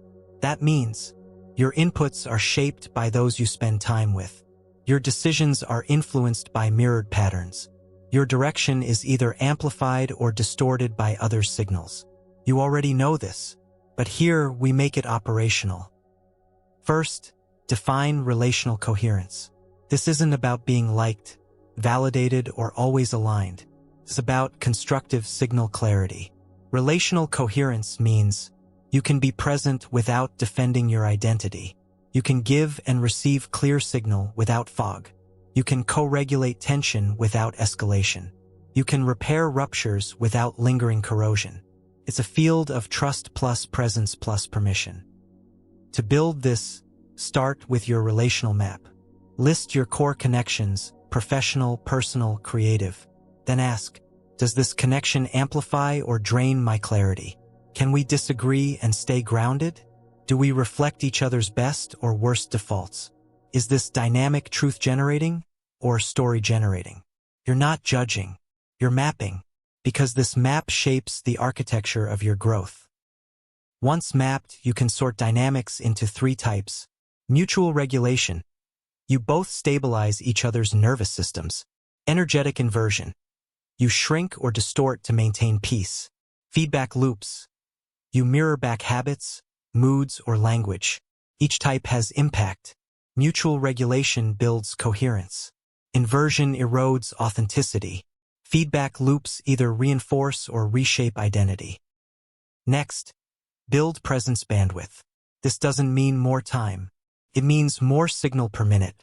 Key practices: unfragmented listening, not waiting to speak, not multitasking, listening like a mirror, clean, non-contorting. Stated assumptions. Instead of guessing, what story are we in? What are you hoping I hear? Nervous system check-ins. Where are we right now? Pause. Breathe. Think before speaking. Dynamic consent. Do you want a solution, a reflection, or just space? Ask before acting. These are micro-protocols for coherence. Now embed recovery loops. No connection is frictionless. So build in ritual repair, a known script for after tension, signal resets, joint breathwork, movement, music, shared logs, places to track decisions, shifts, patterns, meaning anchors, shared values or mantras that reorient. Relationships aren't frozen artifacts. They're evolving waveforms. Coherence doesn't mean sameness. It means non-destructive resonance. Zoom out now to social field dynamics. Every team, friend group, or network is a resonance chamber. What does that chamber echo back to you? Does it reflect clarity or noise? Does it stretch you or shrink you? You are not separate from your field. You are shaped by its contours. Upgrade your field by curating signal-rich relationships, building groups with shared language and frameworks, pruning echo chambers, inviting tension, not avoiding it, prioritizing coherence over consensus. You're not optimizing for agreement. You're optimizing for constructive interference. When waveforms align at the right frequency, amplification occurs. Same for people. One potent frame: mirroring versus magnetizing. Mirroring equals unconsciously mimicking others' signals. Magnetizing equals consciously holding a signal that shapes the field. Relational coherence means you become a magnet, not a mirror. You hold a stable internal state, even as others fluctuate. That stability entrains others. And in high coherence fields, transformation accelerates. Now let's explore co-created emergence. This is when presence plus trust plus permission combine to produce insights that neither person could generate alone. Feels like finishing each other's sentences, spontaneous ideation, emotional clarity surfacing, time distortion during dialogue. This isn't magic. It's physics. It's a high-bandwidth data loop with minimal distortion. It creates the conditions for collective intelligence. You don't need to be in love for this. You need to be tuned in, tuned up, and tuned together. You can design for this state through shared vocabulary, unhurried time blocks, joint meaning-making, nervous system regulation, rituals of entry, walks, tea, music, silence. It's deliberate, and when it's present, innovation accelerates. You've now built personal coherence. You've extended it to relationships. Next, we'll systematize creativity itself. Because if insights leak away, none of this holds shape. Let's build a pipeline that catches and compounds every signal. Pipeline ready, we'll learn faster with spacing and interleaving, microjitter for memory. Creative ideas are zero-point fluctuations in your cognition. They rise from noise.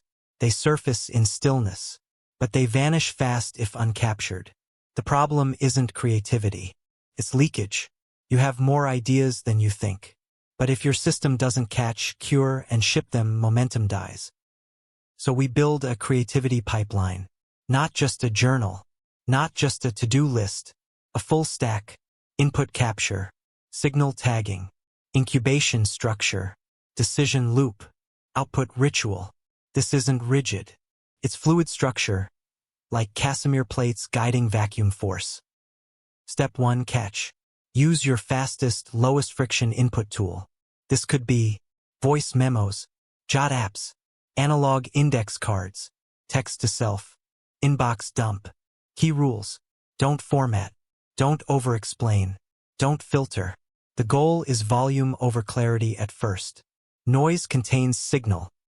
Step 2. Tag. Daily, review your captures and assign quick tags. Brain idea. Hammer and wrench tool. Fire insight. Direct hit problem. Thinking face question. Writing hand draft. This creates searchable clusters. You're not organizing yet, just labeling. Step 3. Cure. Ideas are perishable, but when re-encountered with space, they ripen. Use spaced review. Day 1 equals capture. Day 3 equals review. Day 7 equals expand or archive. Day 14 equals commit or discard. This interleaving uses forgetting to sharpen the signal. If an idea keeps resparking, it's real. If not, let it go. Step 4. Incubate. Some ideas need time to steep. Create long-term holding zones. Miro boards. Someday lists. Thematic folders. Loom video logs. Treat this like a wine cellar. Ideas ferment in context. They gain body, lose volatility. Step 5. Ship. No idea counts until it's released. Shipping doesn't mean polished. It means externalized. Formats include posts, prototypes, conversations, frameworks, demos, docs. Start small. Ship often. Ideas need friction to evolve. Embed rituals. Shipping Sunday. Publish weekly. 5 Idea Friday. Share 5 unpolished sparks. Sketch at sunrise. Draw or journal early. Review ritual. 10-minute nightly capture loop. Don't wait for genius. Wait for the next packet of signal. Build feedback loops. Ask, did this land? Did this help? Did this echo back? Did this point to a gap? Feedback isn't judgment. It's refinement data. Your creativity system is a lab. Treat every release as an experiment. Upgrade with constraints. 1 slide summary. Tweet length thesis. 3 bullet transformation. 1 image metaphor. Constraints amplify signal. They force decision. They mirror the Casimir model, space and structure equals energy. Bonus. Use modal creativity. Design different idea modes. Ambient mode equals walks, music, shower thoughts. Focus mode equals deep work, structured writing. Collab mode equals whiteboarding, voice notes with friends. Archive mode equals file organizing, idea grooming. Ship mode equals click publish or hit send. Label your time blocks by mode. Match energy to intention. Your goal. No dropped signal. Everything caught. Everything tagged. Everything reviewed. Everything filtered. Everything with a chance to live. It's not about perfection. It's about trusting your pipeline. Once this is built, memory accelerates. Learning accelerates, which is exactly where we go next. Because spaced, mixed exposure isn't just for creativity. It's how the brain locks patterns into permanence. Get ready to learn at ZPE speed. Learning accelerated, your choices must keep pace. Time to tighten your decision loop. Every moment you're awake, you're learning something, but most of it slips away. Not because you're lazy, distracted, or broken, but because your system was never taught how to retain, interleave, and revisit the right signals at the right time. Traditional learning tells you to grind. Read more, practice more, drill more. But speed learning in a ZP modeled system doesn't mean constant input.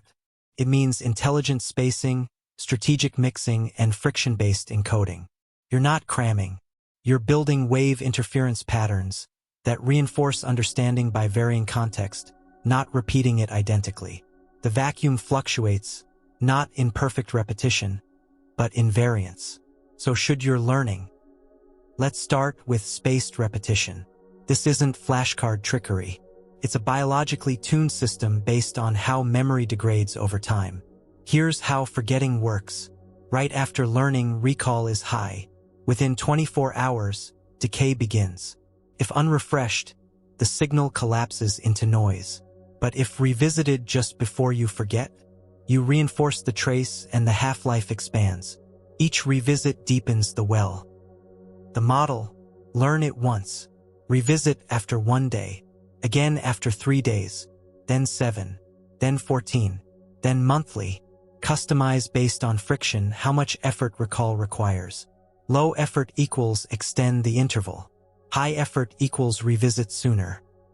Use simple tools, digital spaced repetition apps, physical flashcards with calendar rotation, digital note tagging systems with revisit dates. Make sure you're recalling, not rereading.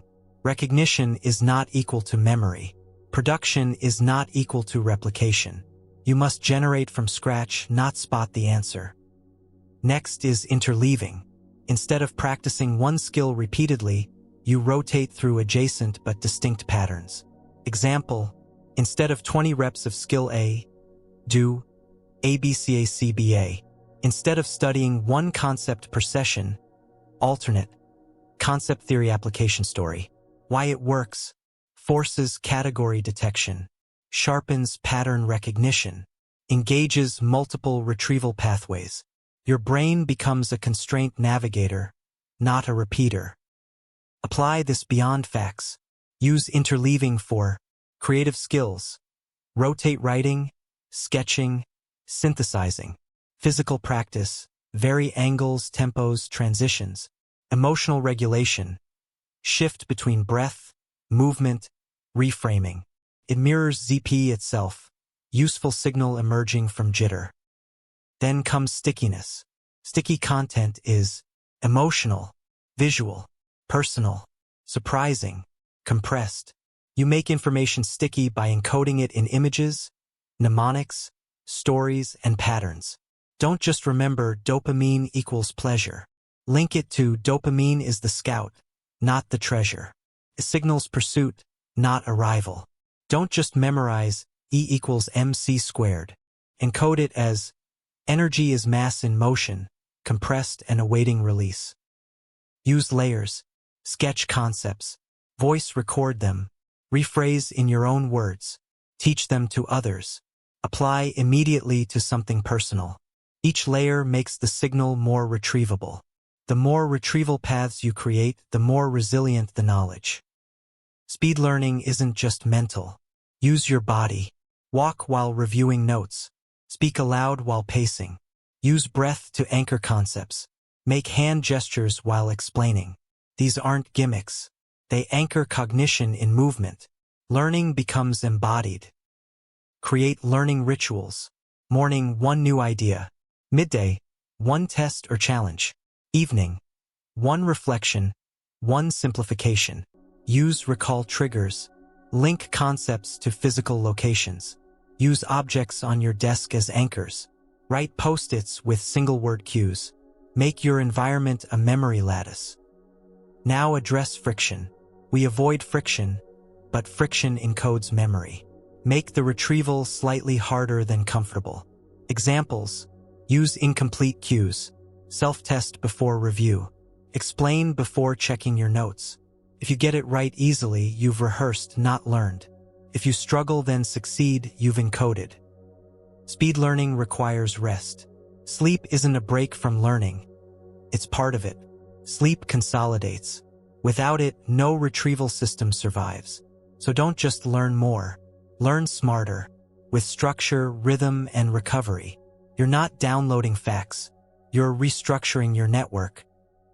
When you master learning, one thing changes next. Decision velocity. Because now you've got more options, faster. So how do you choose without drowning? Let's build your choice engine.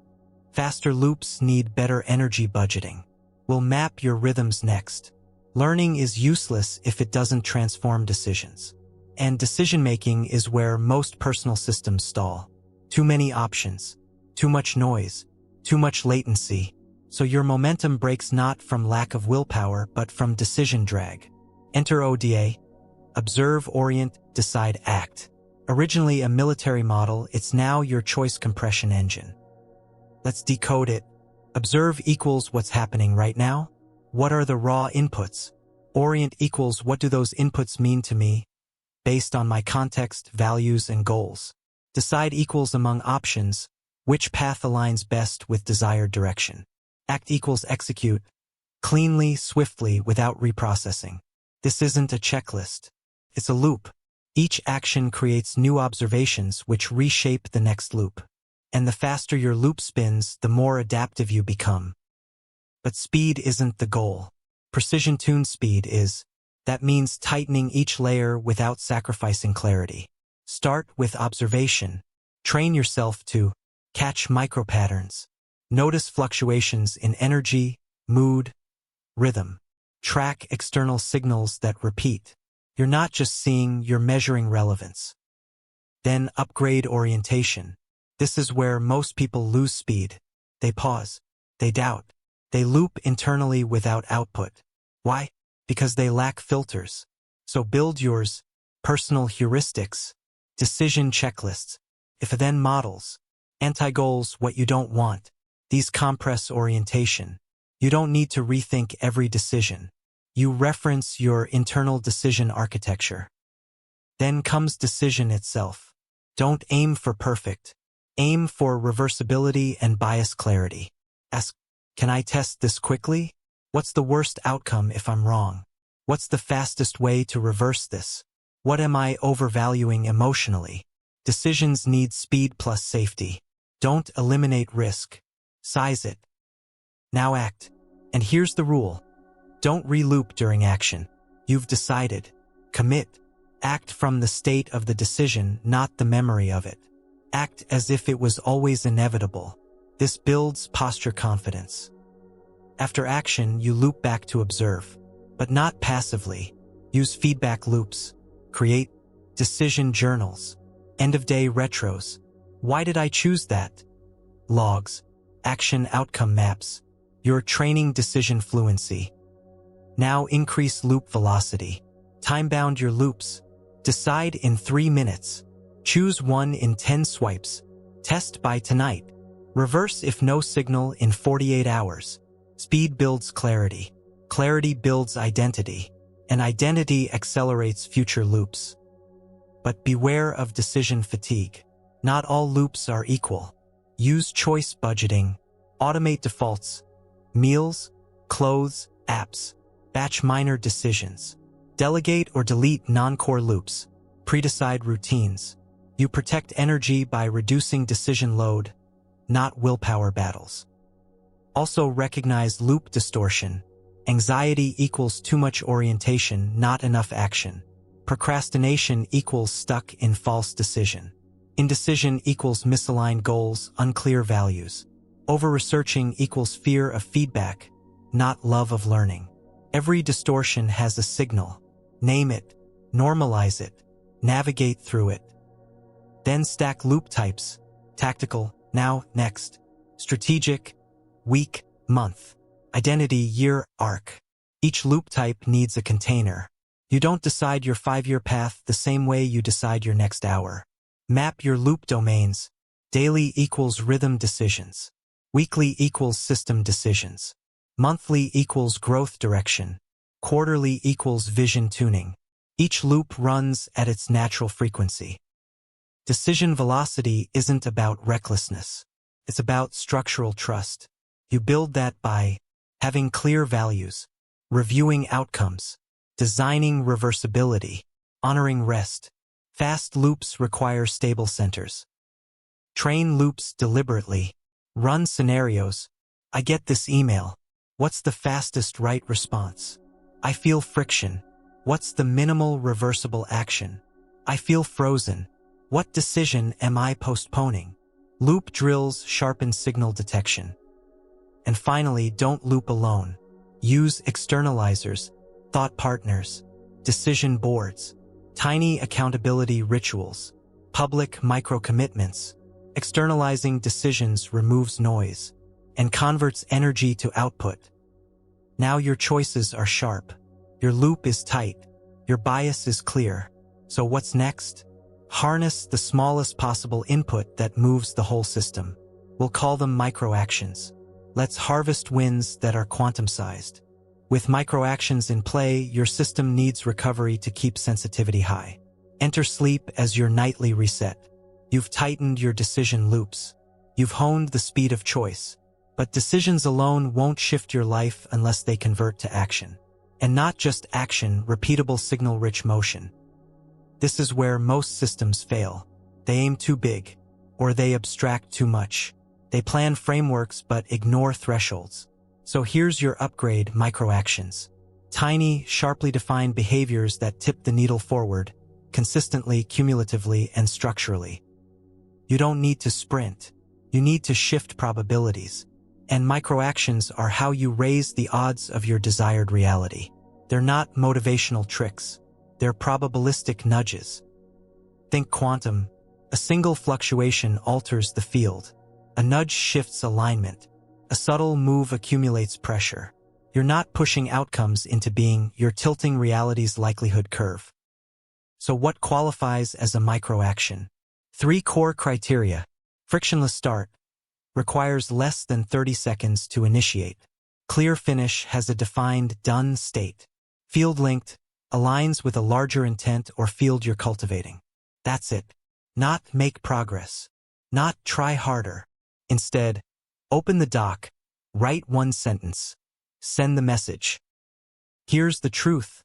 Systems resist high-load starts, but they'll let you glide in if the initial cost is low. A microaction bypasses the gatekeeper, then unlocks inertia.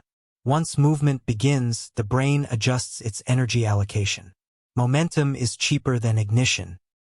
But this only works if you honor completion. Do not let a microaction become a macro spiral. Define your endpoint and stop. Let satisfaction become a trained chemical.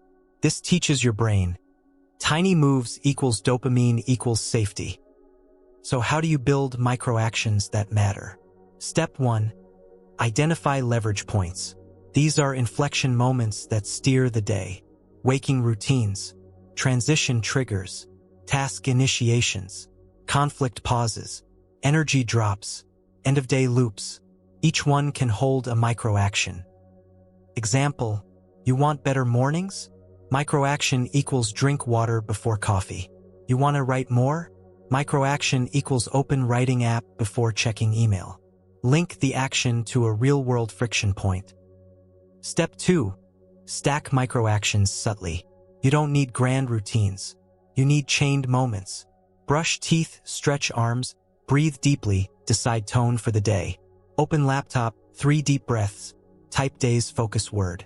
Finish task, log done, give self tiny reward. Each chain reinforces signal clarity. Step 3. Design for environment activation. Let your space do the prompting. A sticky note that says one idea. A calendar reminder that says, open the thing. A post-task screen that shows a question. Microactions aren't stored in willpower. They're anchored to affordances. Step 4. Use stochastic resonance. Allow randomness to feed action. Have a list of 5 microactions. Randomly pick one when you feel stuck. The act of engagement, not precision, shifts state. Surprise reduces resistance. You're no longer trapped in right choice paralysis. Microactions scale. Do 1, feel better. Do 3, tip momentum. Do 10, build a wave. But even 1, enough to collapse a sluggish field. Track them loosely. Don't obsess. Just note which ones fire naturally, which ones bring joy, which ones open other actions. This lets you trim the noise and amplify resonance. Use categories. Emotional realignment, e.g., hand on chest plus 3 breaths. Cognitive spark, e.g., type 1 metaphor. Social opening, e.g., send, thinking of you message. Physical reset, e.g., shake limbs for 10 seconds. Build your personal action periodic table. Avoid perfection traps. Don't wait for mood. Don't build the perfect system. Don't attach identity to consistency. You're sampling quantum fluctuations, not proving discipline. You're inviting motion, not enforcing control. But this system breaks if your sensitivity is fried. And that happens when recovery is ignored. Sleep isn't optional. It's the reset chamber of your perceptual system. You want to keep harvesting micro-wins? Then restore the vacuum. Next up, sleep. Baseline restored.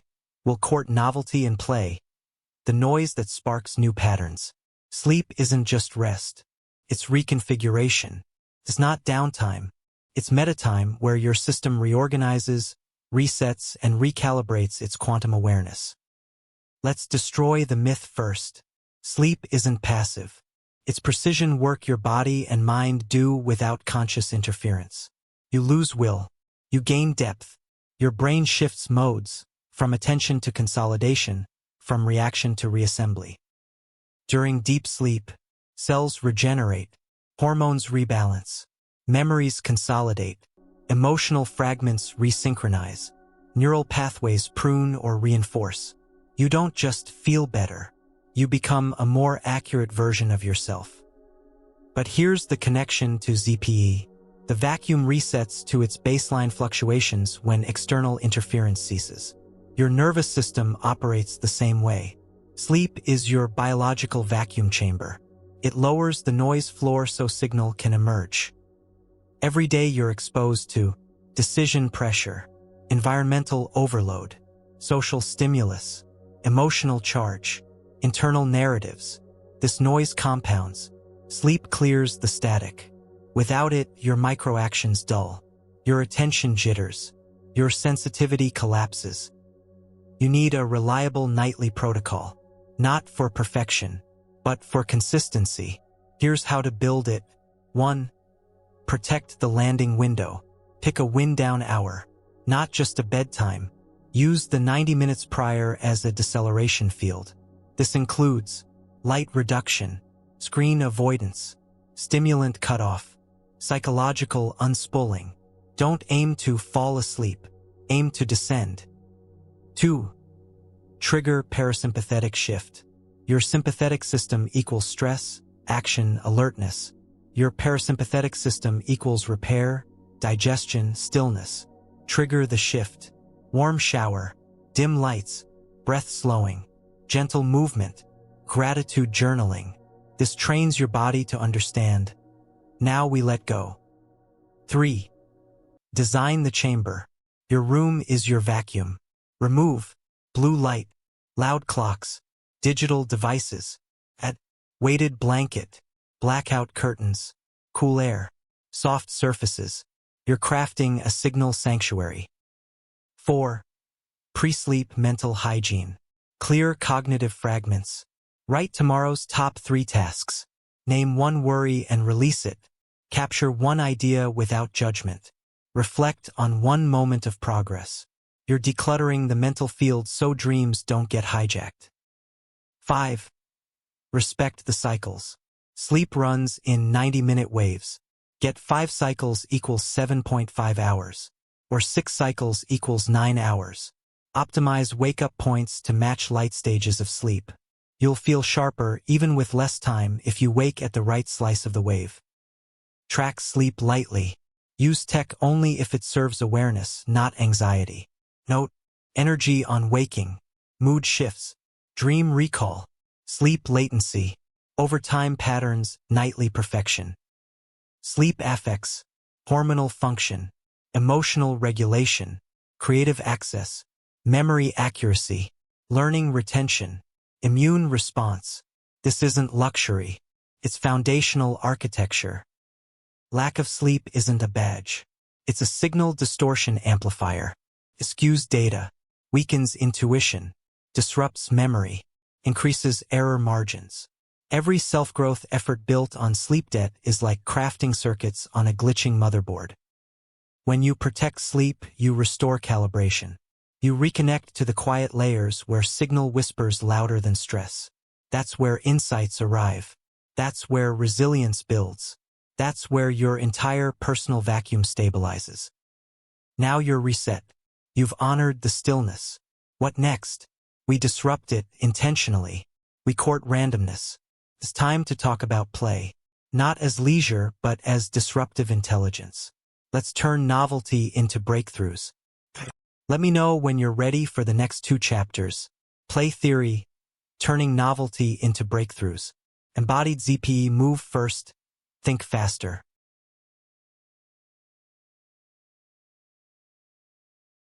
With play energizing you, it's time to ground it in the body so insights become action you can feel.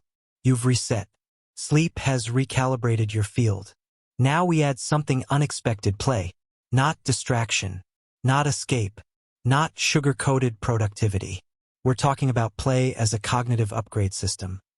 A method of inserting noise that isn't random but informationally dense. In classical systems, noise is a nuisance. But in quantum systems and in real-life creativity, noise has structure.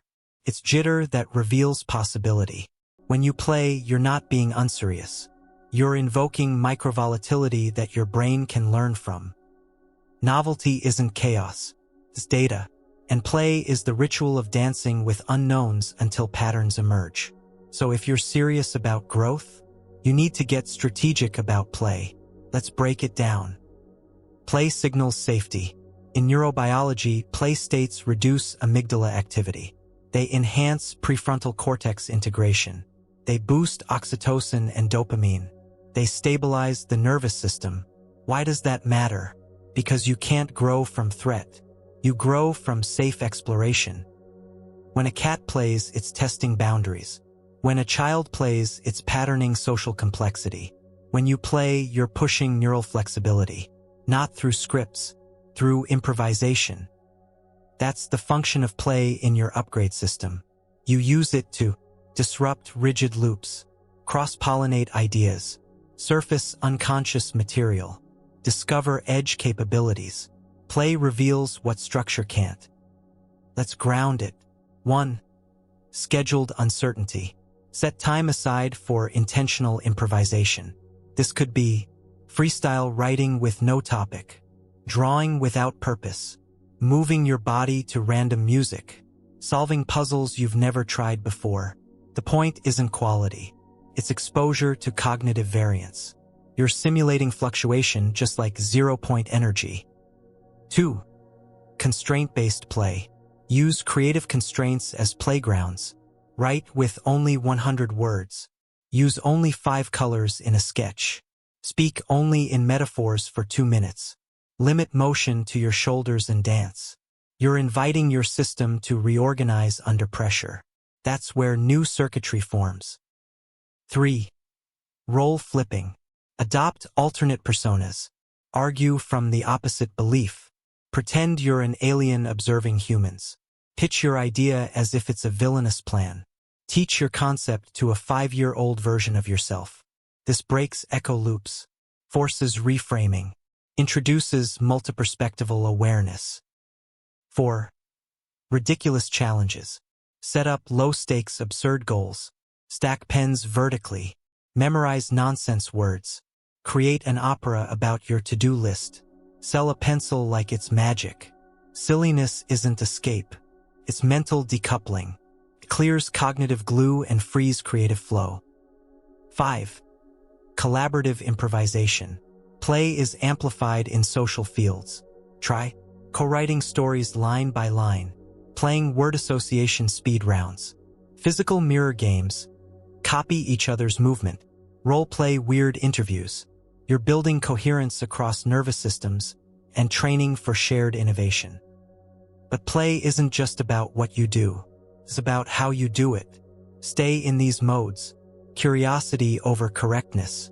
Surprise over mastery. Process over outcome. Laughter over validation. You're not producing. You're surfacing unseen signals. In ZPE terms, this is stochastic exploration. In mindset terms, this is permission to explore edge terrain where new rules await discovery. And the side effect? Enhanced ideation, easier flow states, expanded tolerance for uncertainty, more joy in complexity, less rigidity in performance. But here's where it sharpens. Play creates potential, but embodiment grounds it.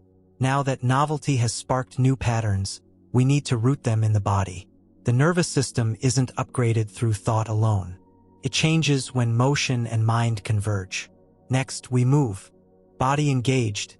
Now we'll explore the social field. How other states entrain yours and amplify momentum. Growth isn't just in your head. Your thoughts ride on signals that originate in the body. And unless you include that body in your upgrade system, your insights remain theoretical, untethered, incomplete. The nervous system learns through action loops, which means that the fastest way to lock in change is to move first. Before certainty, before motivation, before clarity, motion precedes momentum. Let's trace the model. In zero-point energy, motion never stops. Even in vacuum, even at the ground state, this jitter isn't noise, it's the substrate of reality. Your nervous system is similar, always pulsing, always signaling, always ready to tune. But if you sit too long in cognition, you disconnect from that primal data. Your task: bring motion into your change rituals. Not fitness, not performance. Signal tuning through movement. Here's how. 1. Micro-movements as interrupts. Before you decide what to do next, move. Shake your hands. Bounce on your feet. Roll your shoulders. Twist your torso. These actions shift somatic framing. They change how thoughts arise. Do this whenever you feel stuck, anxious, overloaded, indecisive, flat. The body gets the signal. We're not frozen. We're fluid. And then cognition follows. 2. Somatic markers for state anchoring. Assign physical gestures to mental states. Fist pump equals success. Palm on chest equals grounding. Hand to sky equals courage. Head tilt equals curiosity. Repeat them deliberately during matching emotions.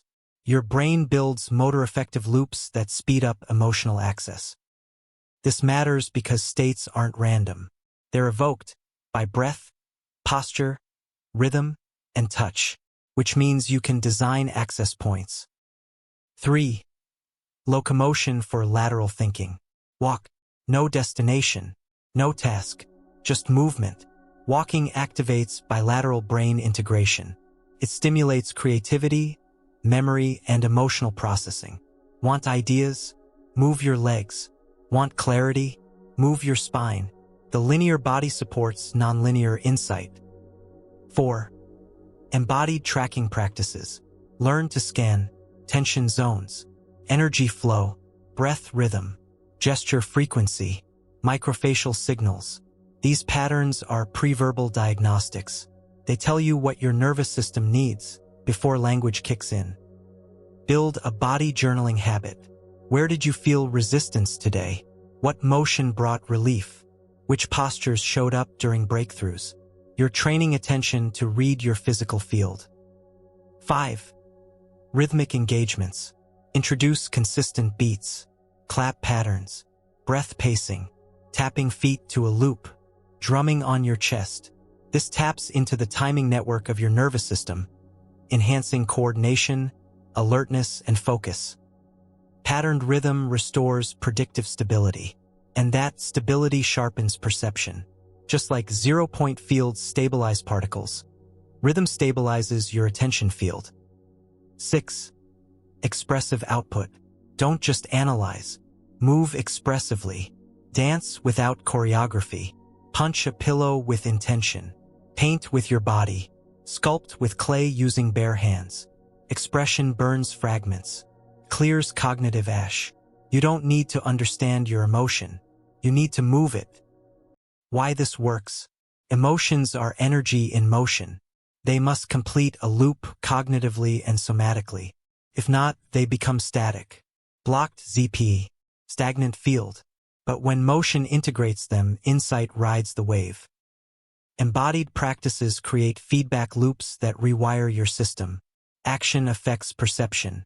Perception alters narrative. Narrative reshapes identity. This isn't abstraction. It's physiology. You become someone new through movement before belief catches up. Don't wait for confidence to act. Act to discover new confidence. Don't wait for calm to breathe slowly. Breathe slowly to invite calm. Don't wait for clarity to stand tall. Stand tall and clarity sharpens. This is not fake it. This is signal entrainment. Your new rule: motion begets mindset. Physicality drives possibility. And now that your system is body aware, you're ready for the next field of resonance, the collective one. Let's enter the social vacuum, where states synchronize, mirror, and multiply. With your network configured, will rewire language, the command line of your nervous system. You are not a closed loop. You don't operate in isolation. Your growth field is never just yours. Every conversation, glance, pause, posture, silence, or surge you experience in the presence of others is an energetic exchange, a transfer of pattern, an echo in your field. Welcome to the social vacuum, the invisible medium of mutual entrainment, where individual jitters sink into shared motion. Let's anchor this in the physics first. Just as particles can synchronize in quantum systems, spinning or oscillating in patterns that defy isolation, humans entrain, mimic, resonate. Our brains wire for it. Our bodies lean into it. Our nervous systems scan for it. Why? Because coherence is survival, and momentum is amplified in the presence of others. When you walk next to someone, your stride begins to match theirs. When you talk to someone sad, your tone softens unconsciously. When you enter a room filled with urgency, your heartbeat shifts, even without a word. This isn't metaphor. It's biological resonance, and you can tune it. Here's the truth most overlook. Growth accelerates or decays based on your field. That field includes who you spend time with, what rhythms dominate the room, which emotional tones are normalized, how silence is held or broken, whether presence is earned or bypassed. You are always participating in a social quantum field. It can stabilize your gains or erode them, so the game is no longer just inner mastery. It's relational awareness, and it begins with entrainment. 1. Nervous system syncing. When two people interact, their physiological systems begin to mirror each other. Heart rates synchronize, breathing rhythms align, micro-expressions match, speech tempos converge. This isn't manipulation. It's default biology. So if you're serious about sustainable momentum, start paying attention to who you resonate with. Ask, who brings clarity to your nervous system? Who scrambles your attention field? Who amplifies your intentions simply by being near? Who drains the charge from your self-signal? These are not moral questions. They're energetic diagnostics. 2. Mirror neuron awareness. Mirror neurons activate when you observe others' actions or emotions. This means watching someone stress can induce stress. Observing calm can install calm. Witnessing precision can improve your own accuracy. So structure your witness environment. Curate the signals you receive. Choose models that reflect your desired mode, not just goals, but how they carry energy. 3. Presence as contagion. Presence isn't a personality trait. It's a state coherence, and it spreads. When someone holds clean attention, doesn't flinch from silence, and doesn't outsource their center, you feel it. And if you train it, you can emit it. Presence reshapes social fields, calms spirals, clarifies boundaries. It encourages disclosure. It anchors depth. And it starts with one nervous system choosing not to react. Presence isn't loud. It's deliberate. Tunes rooms like a conductor, not by force but by gravity. Be the signal. Others will tune. 4. Attunement without absorption. Entrainment is powerful, but it must be conscious. Feel others without fusing with them. Attune to the data, not the drama. You can hold compassion without collapsing boundaries. You can resonate without losing frequency integrity. Practice this by not finishing others' emotional arcs, pausing before absorbing tension, breathing instead of reacting, reflecting instead of fixing. This is energetic sovereignty. 5. Momentum through shared direction. When people co-orient on goals, rituals, or values, their internal vacuums align. Suddenly, ideas multiply, time contracts, motivation loops back, obstacles become team puzzles. You don't just grow faster with others, you amplify nonlinear trajectories. Find collaborators, peers, coaches, or communities where frequency matches frequency. Not in outcome, but in process fidelity. 6. Field maintenance. Every interaction shifts your tuning, so maintain your field like an energy system. After intense interactions, reset with stillness. After disharmony, realign through breath. After absorption, discharge with motion. After resonance, anchor with reflection. You're not fragile. You're responsive. That's your power if directed. Here's the upgrade principle. You're not growing alone. You're growing with, even in silence. The vacuum between people is not empty. It's full of patterns, full of influence, full of signal. Once you become aware of that, you become a conscious emitter, a force multiplier for coherence. Now we tune the code itself. You've synced your nervous system. Next, we rewrite its programming language.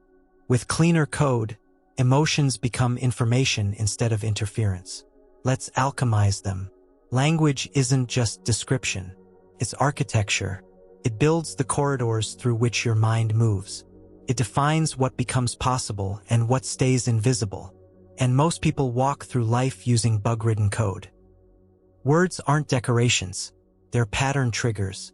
Every sentence you speak or think changes how energy flows in your system, just as software compiles into function. Your language compiles into identity, emotion, and action pathways. If you don't examine your self-talk, you're running a system on scripts you didn't write. Time to recompile. Let's begin with core premises. Language shapes perception. Language modulates nervous system state. Language constrains or expands decision space, which means every thought is a lever. Let's upgrade your operating system. 1. Detect default scripts. Listen to how you talk internally and externally. Common signals of unclean code. Absolutes. I always mess this up. Identity fusion. I am lazy. Globalizing. Everything is falling apart. Binary thinking. It's either perfect or useless. Passive constructs. It just happened to me. These aren't just dramatic. They're system blockers. They reduce optionality, collapse signal clarity, hijack behavior loops. 2. Install precision protocols. Refine your statements. From, I can't, I haven't figured out how yet. From, I'm bad at this, I haven't practiced it enough. From, this is a disaster. This is unexpected and uncomfortable. From nothing works, that method didn't work under these conditions. Precision doesn't sugarcoat. It sharpens focus. Your nervous system reacts differently to calibrated input. 3. Future tense framing. Default scripts often trap you in past tense failure loops. Shift into, I'm learning how to. I'm experimenting with. I'm exploring ways to. I'm building capacity for. These aren't affirmations. They're instructions to your internal compiler. 4. Reframe feedback loops. Self-criticism can be debugged. Transform. I blew it. I found an edge case. I suck at this. My current version doesn't have that feature yet. I'm so behind. I'm syncing with a longer trajectory. This isn't delusion. It's functional metaphor. You're not avoiding truth. You're selecting signal that builds adaptability. 5. Command line prompts. Design deliberate mantras, not magical incantations, but execution instructions. Try, breathe, then decide. Zoom out, slow down. Tiny signal, big effect. Observe before reacting. Progress, not perfection. These aren't wishes. They're shortcuts that trigger neural pathways. 6. Semantic hygiene. Watch for polluted inputs. News phrased to trigger fear. Social feeds designed for outrage. Jargon that distances experience. Belief statements that assume helplessness. Language hygiene means curating the syntax you absorb, not just what you produce. Your inner compiler doesn't know irony. It runs what it hears. 7. Loop recording. Speak aloud your current thought loop. Then record a version that's more specific, more empowering, more process-oriented, less fused with identity. Play back both. Notice the difference in your visceral response. That's your nervous system reacting to code changes. 8. Build a lexicon of signal words. Craft a personal glossary. Tension instead of anxiety. Charge instead of anger. Signal instead of problem. Phase instead of rut. Prototype instead of failure. This isn't about masking. It's about increasing your dimensionality of response. Words encode perspective. 9. Conversational coherence. Speak to others in ways that encode clarity. Ask questions that open bandwidth. Reflect emotion without amplifying distortion. Share inner frames without downloading despair. Use metaphor to bypass resistance. You're not just speaking, you're syncing systems. Words stabilize fields. Thoughts launch actions. Scripts become traits. So write code that aligns with your upgraded self. And when you change your language, you change your field, you change your behavior, you change your available futures. Next, we'll harness the emotional field not as interference, but as data. Get ready to transmute emotional charge into choice. Now that you can ride emotional waves, we'll meet your shadow, the parts you avoid that hoard energy. Emotion isn't noise. It isn't an obstacle. It's not an error in your system. Emotion is data. And most of what we call emotional intelligence isn't about suppressing emotion. It's about decoding it, converting raw charge into usable clarity. The goal here is not to feel less. It's to feel cleanly, to notice the current without drowning in it, to shift from being a passenger to becoming a navigator. Welcome to Emotional Alchemy. Let's begin with a foundational premise. Every emotion is a signal that something in your inner or outer world matters. That's the root. Whether it's anger, sadness, fear, joy, pride, or shame, each carries a message. But most people distort that message by resisting it, over-attaching to it, narrating over it, mislabeling it, turning it into identity. So we'll start by cleaning up the interface. 1. Name without fuse. I'm angry fuses identity with state. Try instead, I'm noticing anger. This tiny shift keeps you in observation, not possession. I'm sad becomes, I'm experiencing sadness. I'm anxious becomes, there's anxiety in my system right now. You're not disowning. You're reframing. Your emotional field is a weather system, not a fixed location. 2. Feel without story. Most suffering isn't from emotion. It's from the stories attached to emotion. The mind tries to explain the feeling. It narrates, justifies, projects. Instead, try this. Pause the narrative. Locate the sensation in your body. Name the texture. Tight, hot, heavy, shaky. Stay with it. Don't solve it. Breathe into it. No storyline. Just raw data. This is emotional decryption. 3. Translate the message. Once the intensity lowers, ask, what does this feeling want me to know? What boundary was crossed? What value was violated? What longing isn't being met? What need has gone unseen? This is where alchemy begins. Not by numbing the charge, but by converting it into information. 4. Map emotional patterns. Start tracking emotional signatures like a scientist. What situations trigger which feelings? What time of day? What physiological states correlate? Sleep? Hunger? Breath? What language loops ride along with emotion? The more you map, the less mystery remains. You don't eliminate emotion. You gain leverage on it. 5. Signal is not equal to truth.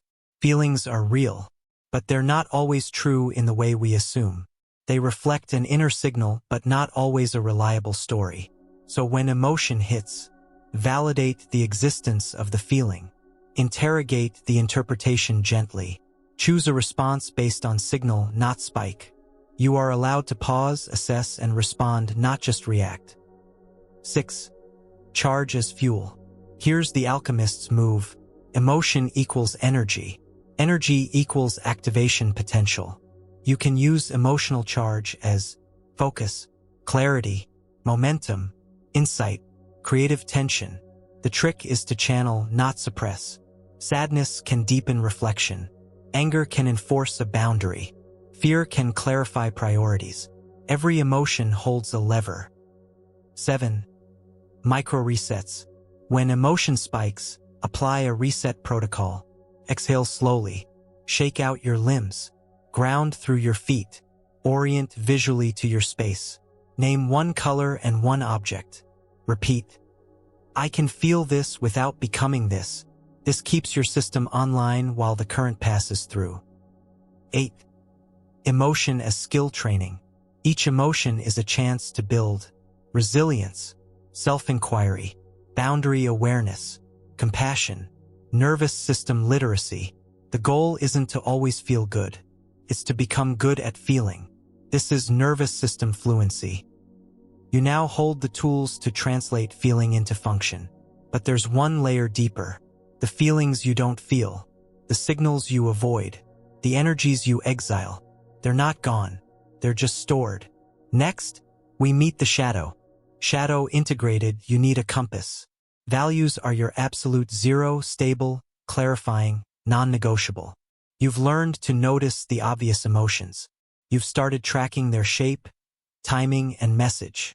But what about what you don't feel? What you refuse to feel? What you don't even realize you're avoiding? That's the domain of the shadow. Not darkness as evil. Darkness as unseen. And hidden in that shadow is stored energy. Let's redefine shadow simply. The shadow is any part of you you've disowned. Traits you reject. Desires you suppress. Stories you won't tell yourself. Emotions you won't feel. Potential you've buried under shame or fear. The paradox?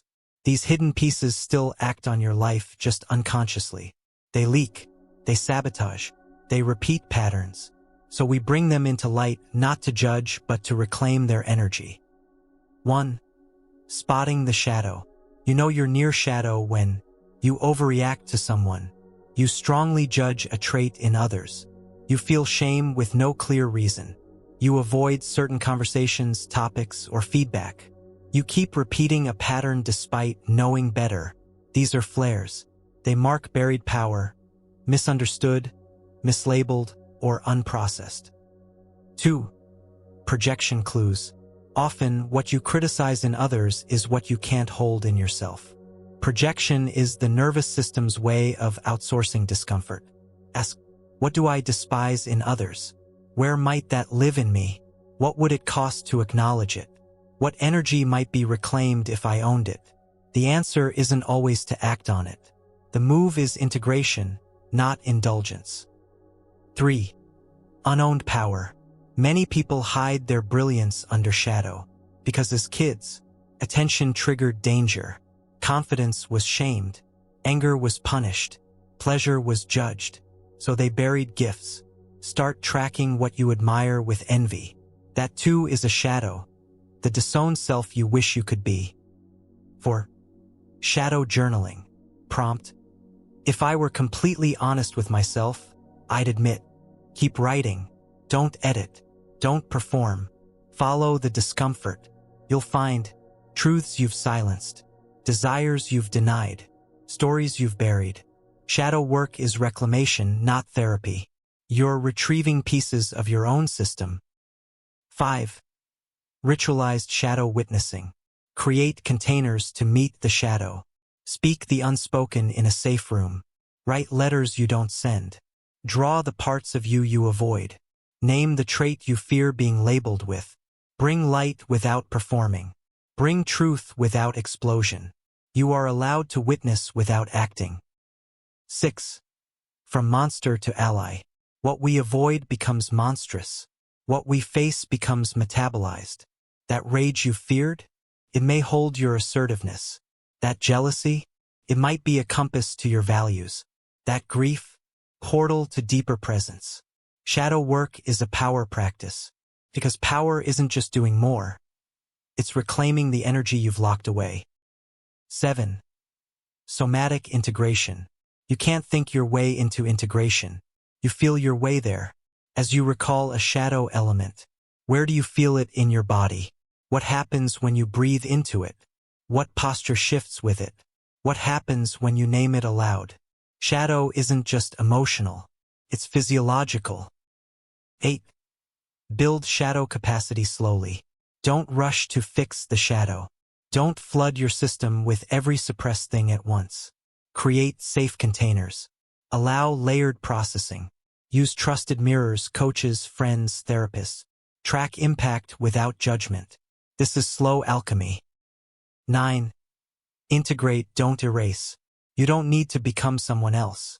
You need to include more of yourself. All the parts you disowned want to come home.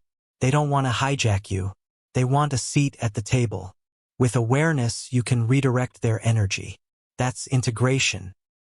You've now met your shadow, not to banish it, but to reclaim its charge, its clarity, its fuel. Next, you'll need a compass. With new awareness surging, you must anchor to something stable.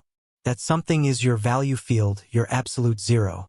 With values set, we'll sketch a long arc vision that magnetizes effort without draining willpower. The quantum vacuum isn't chaotic. It's structured, fluctuating, yes, but always grounded in a base state, 0-point energy, an unchanging foundation, no matter what particle pops in or out of existence. That field holds.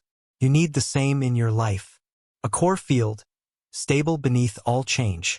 That's what values are. Values aren't morals. They're not opinions. They're not trends.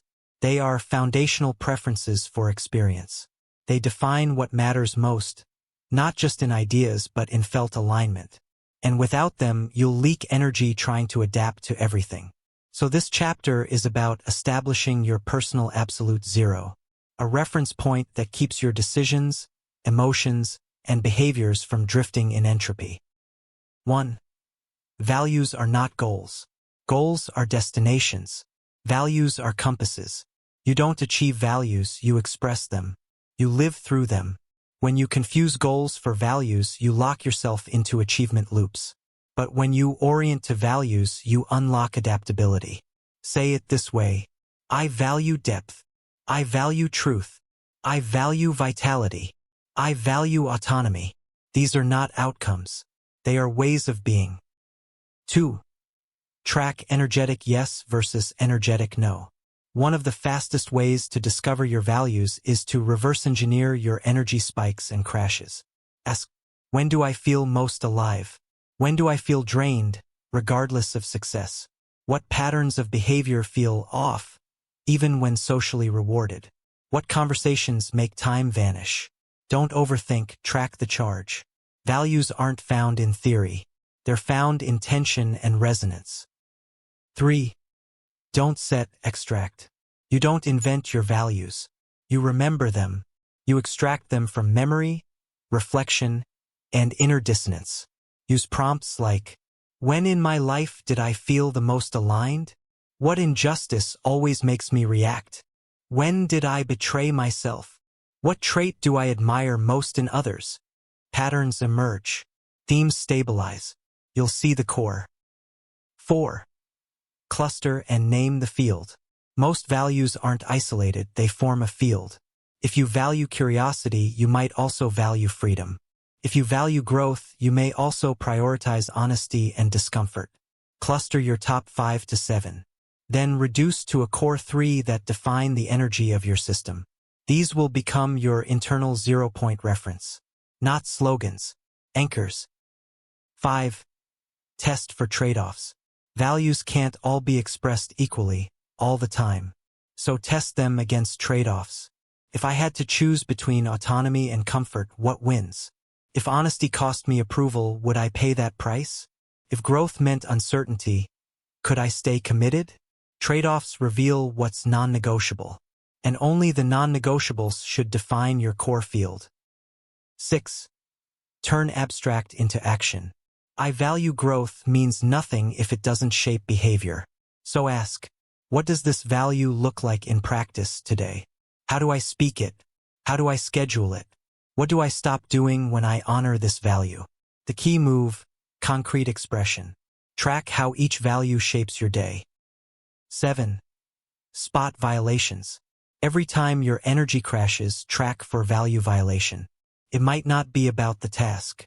It might be about what the task represents. A meeting that devalues your time. A project that contradicts your principles. A decision that erases your autonomy.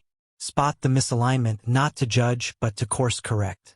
Values let you move forward without being scattered. 8. Values shape boundaries. You can't set clean boundaries without clear values. If you don't know what you stand for, you'll accept anything. But with values locked in, saying no is preservation, not guilt. Saying yes is congruence, not obligation. Relationships get filtered, not forced. Habits align instead of resist. Values make your energetic field legible. 9. Values as constraint force. Just like Casimir plates create vacuum pressure through structure, your values create force through limits. They help you decide quickly, remove ambiguity, preserve bandwidth, increase internal coherence. Every value-aligned limit compresses your path toward aligned outcomes. 10. Protect the field. Values don't protect themselves.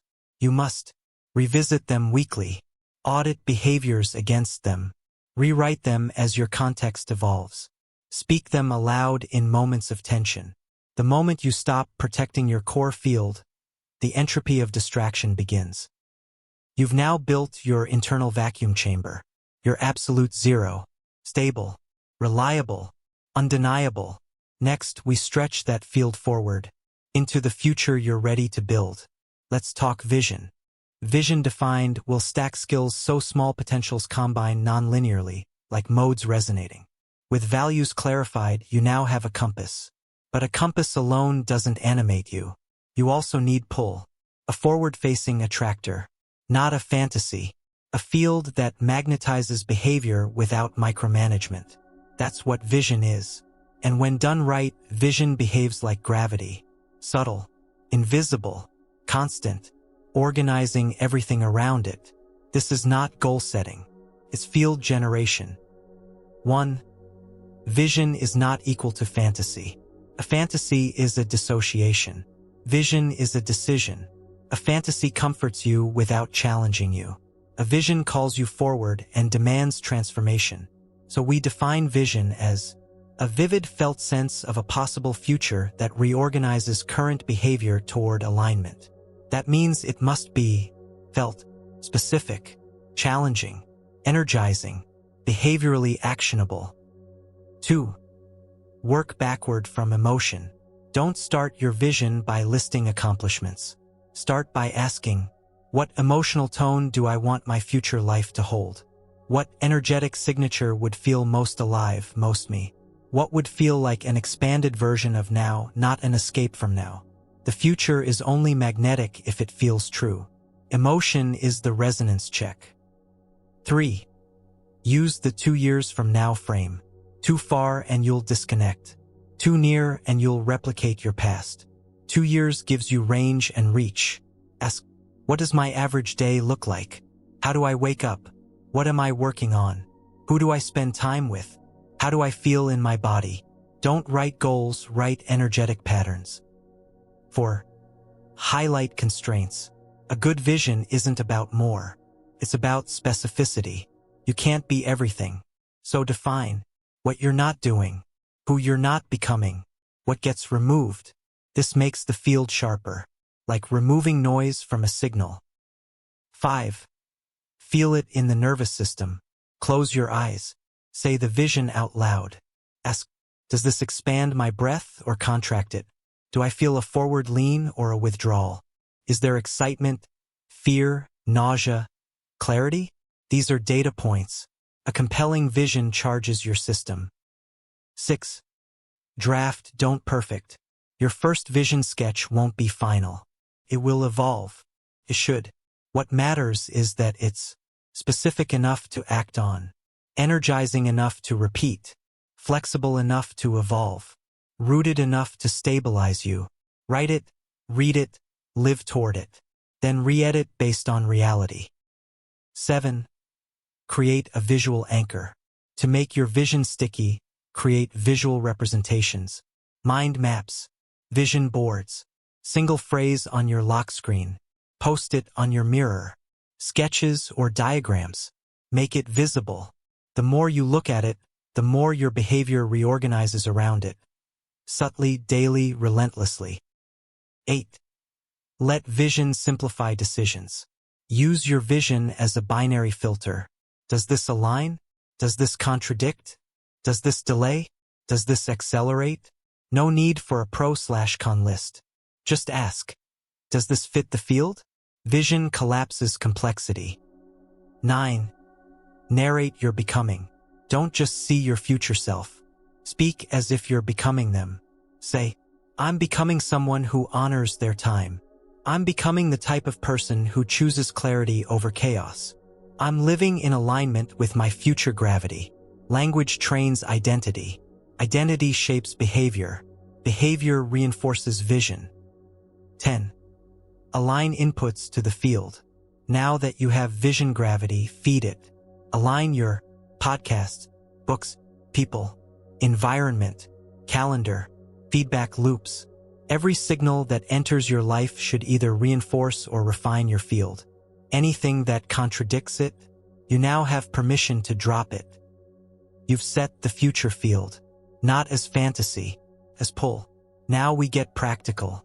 Let's make small forces compound by stacking simple, potent, leverageable skills. Stacks built, you're ready for volatility. Instead of resisting it, we'll feed on it. Skills aren't just abilities. They are energy converters, mechanisms that take potential and turn it into momentum. And when you combine the right ones, you get nonlinear lift, just like frequencies can reinforce each other in physics. Skills can resonate. The result, multipliers, not additives. 1. From tools to systems. Most people treat skills like tools. Pick one up, use it for a task, drop it when done. But tools don't transform, systems do. So the goal here is not to collect more skills. It's to stack the ones you already have intelligently. Skill stacking turns scattered effort into aligned thrust. 2. The power of mediocrity. You don't need to be world-class at any single skill. But if you're above average at multiple synergistic skills, you create asymmetric value. Example, public speaking plus storytelling plus research equals powerful educator. Coding plus design plus user empathy equals unstoppable product builder. Writing plus psychology plus positioning equals high conversion strategist. It's not about mastery in isolation. It's about harmony. 3. Identify your primary mode. Start with your core modality. Are you more visual or verbal, analytical or intuitive, solo-driven or collaborative? This isn't a box. It's a base frequency. Your primary mode will shape how you learn, communicate, and structure other skills. 4. Map your current stack. List out your active skill set. Group them as creative, writing, coding, painting, communicative, speaking, listening, storytelling, analytical, data, strategy, modeling, interpersonal, negotiation, leadership, empathy, operational, project management, tools, execution. You'll start to see patterns, themes, clusters, gaps. 5. Look for friction zones. Where does your workflow stall? That's a signal. Maybe you can't visualize ideas, stack visual thinking. Maybe your great concepts don't land, stack persuasion. Maybe your systems are messy, stack organization. Friction reveals the missing piece that unlocks speed. 6. The 80-20 stack filter. Don't pursue skills randomly. Use this filter. Which skill, if improved by just 20%, would give me 80% more momentum? Target that one next. And once it's integrated, repeat. Stack, align, repeat. 7. Compound with repetition. Skill stacking compounds through overlap. If you're learning persuasive writing, teach it. If you're building a system, document it. If you're refining your focus, coach others on it. Each repetition tightens the stack. Skills reinforce each other when applied across contexts. 8. Stack opposites for creativity. Some of the most powerful stacks come from contrast. Logic plus emotion. structure plus spontaneity, precision plus play, focus plus range. Juxtaposing opposites creates novel tension, the birthplace of innovation. If your stack feels too smooth, add something strange. 9. Build transferability. A true skill stack adapts. Don't silo your abilities into roles or titles. Instead, ask, how does this apply to communication? How can this show up in leadership? What version of this skill works in crisis? How do I remix this for creative challenges? Transferability multiplies leverage. 10. Use the ZPE model. Let's anchor this in our metaphor. Each skill is like a constraint plate in the vacuum. Alone, it's a boundary, but when two or more come close enough in structure and resonance, something unexpected happens. The force emerges. ZPE style. You're no longer just doing things, you're generating pull. Not because of raw talent, but because of smart stacking. You've got the stack. Now it's time to stress test it, because reality isn't static. And to grow, you need to encounter disruption and learn to eat it. With volatility reframed, let's practice obstacle surfing so friction becomes forward motion. Some systems break under stress, some survive it, and some, they gain from it. Nassim Taleb gave that third category a name, anti-fragile. Not resilient, not durable, volatility-seeking. And if you're going to run your life like a zero-point laboratory, this concept is central. Because the vacuum is always fluctuating. You can't stabilize the field, but you can train your response. 1. Define fragile, robust, and anti-fragile. Fragile, cracks under pressure, avoids randomness. Robust, tolerates stress, absorbs randomness. Anti-fragile, grows stronger from variability, thrives on randomness. You're building a life system that grows from instability. That means instead of protecting comfort, you engineer tension. 2. Micro-volatility as training. You don't need to seek chaos. Just start with intentional instability, cold showers, difficult conversations, complex puzzles, learning from criticism, public iteration. These are tiny stressors that strengthen adaptive bandwidth. 3. Barbell strategy. Taleb's concept applies directly here. On one side, play it safe. On the other, take asymmetric bets. You protect your base, sleep, values, financial minimums, and you place small high-risk, high-reward experiments in play. The barbell keeps you grounded and exposed. 4. Decouple pain from meaning. Pain isn't proof of failure. It's feedback. Anti-fragile systems listen to failure without collapsing from it. You reframe pain as data.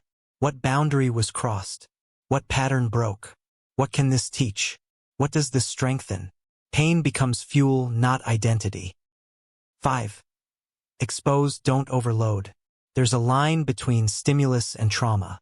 Anti-fragility grows through dosage. Small doses of fear build courage. Small doses of risk build resilience. Small doses of chaos build clarity. But overdose leads to shutdown. Track your threshold. Train at the edge, not beyond it. 6. Seek useful disruption.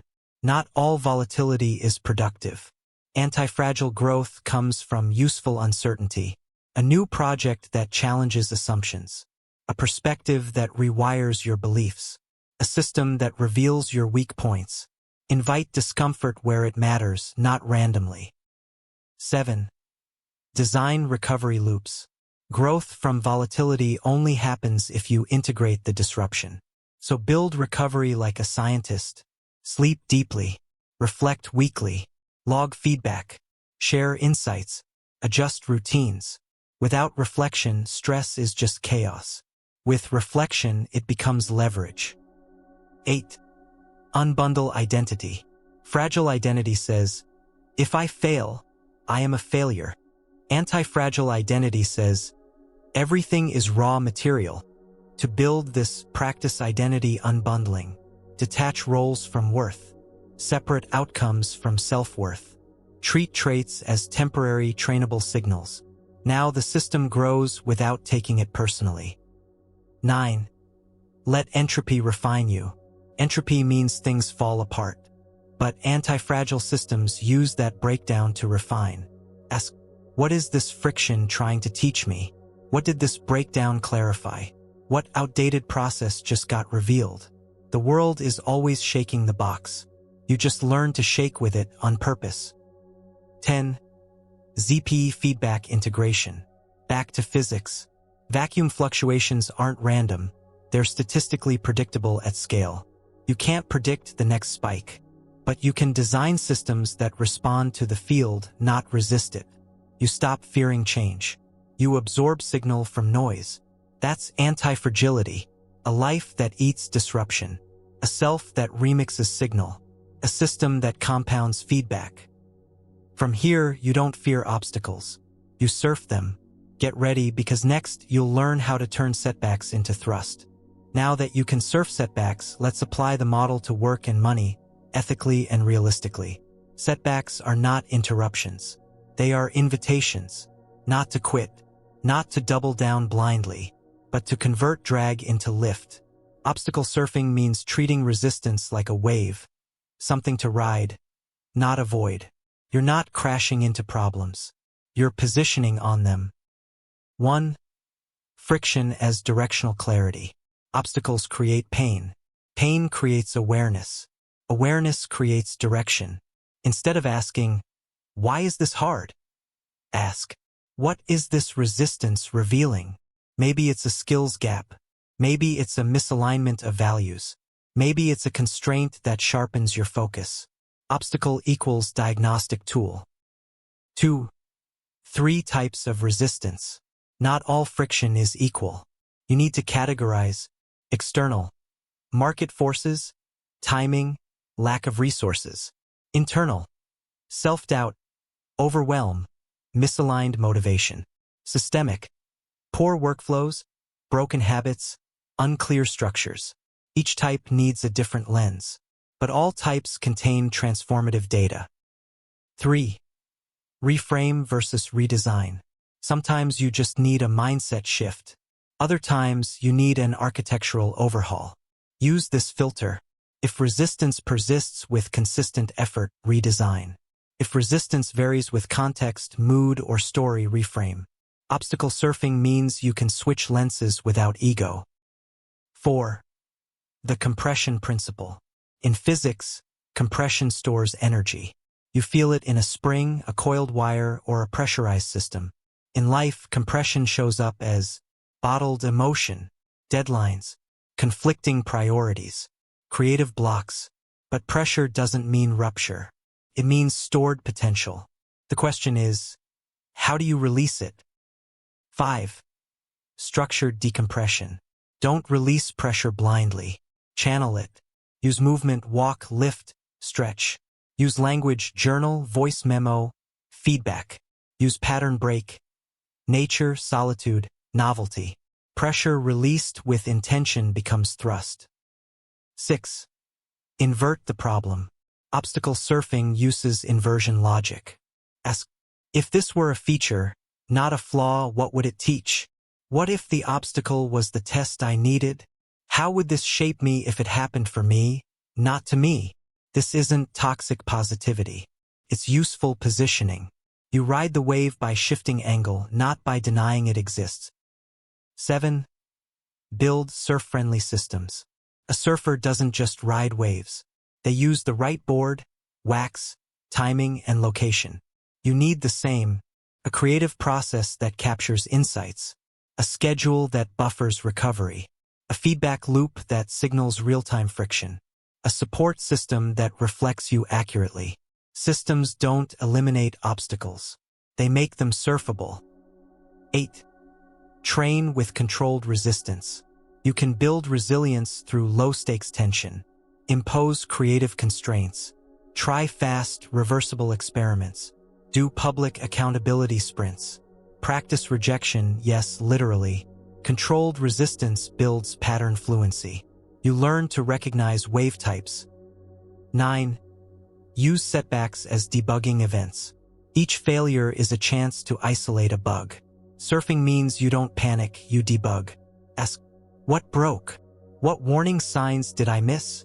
What version of me created this outcome? What new protocol will prevent repeat? This is not moralizing. It's technical introspection. 10. ZP surfing. Think back to the vacuum. Even the stillest state contains fluctuation. Obstacle surfing is the conscious use of fluctuation. It's where friction becomes formation, pressure becomes propulsion, chaos becomes choreography. You stop fighting the field. You enter sync with it. With that skill, you're ready to move from effort to outcome. We now turn to the tangible, value creation in work and wealth. Having grounded the model in work, we'll bring it home to relationships, where presence multiplies everything. Energy moves through systems, so does value. But while energy obeys physical laws, value flows through perception, need, timing, trust, and skill. Today, we'll use the ZP framework to illuminate ethical, leveraged, meaningful work and a relationship with money that supports, not distorts, your momentum. 1. Define your value layer. Value is not a single number. It's a stack. Core skill, what you can do. Application zone, where it solves a problem. Perception wrapper, how others interpret it.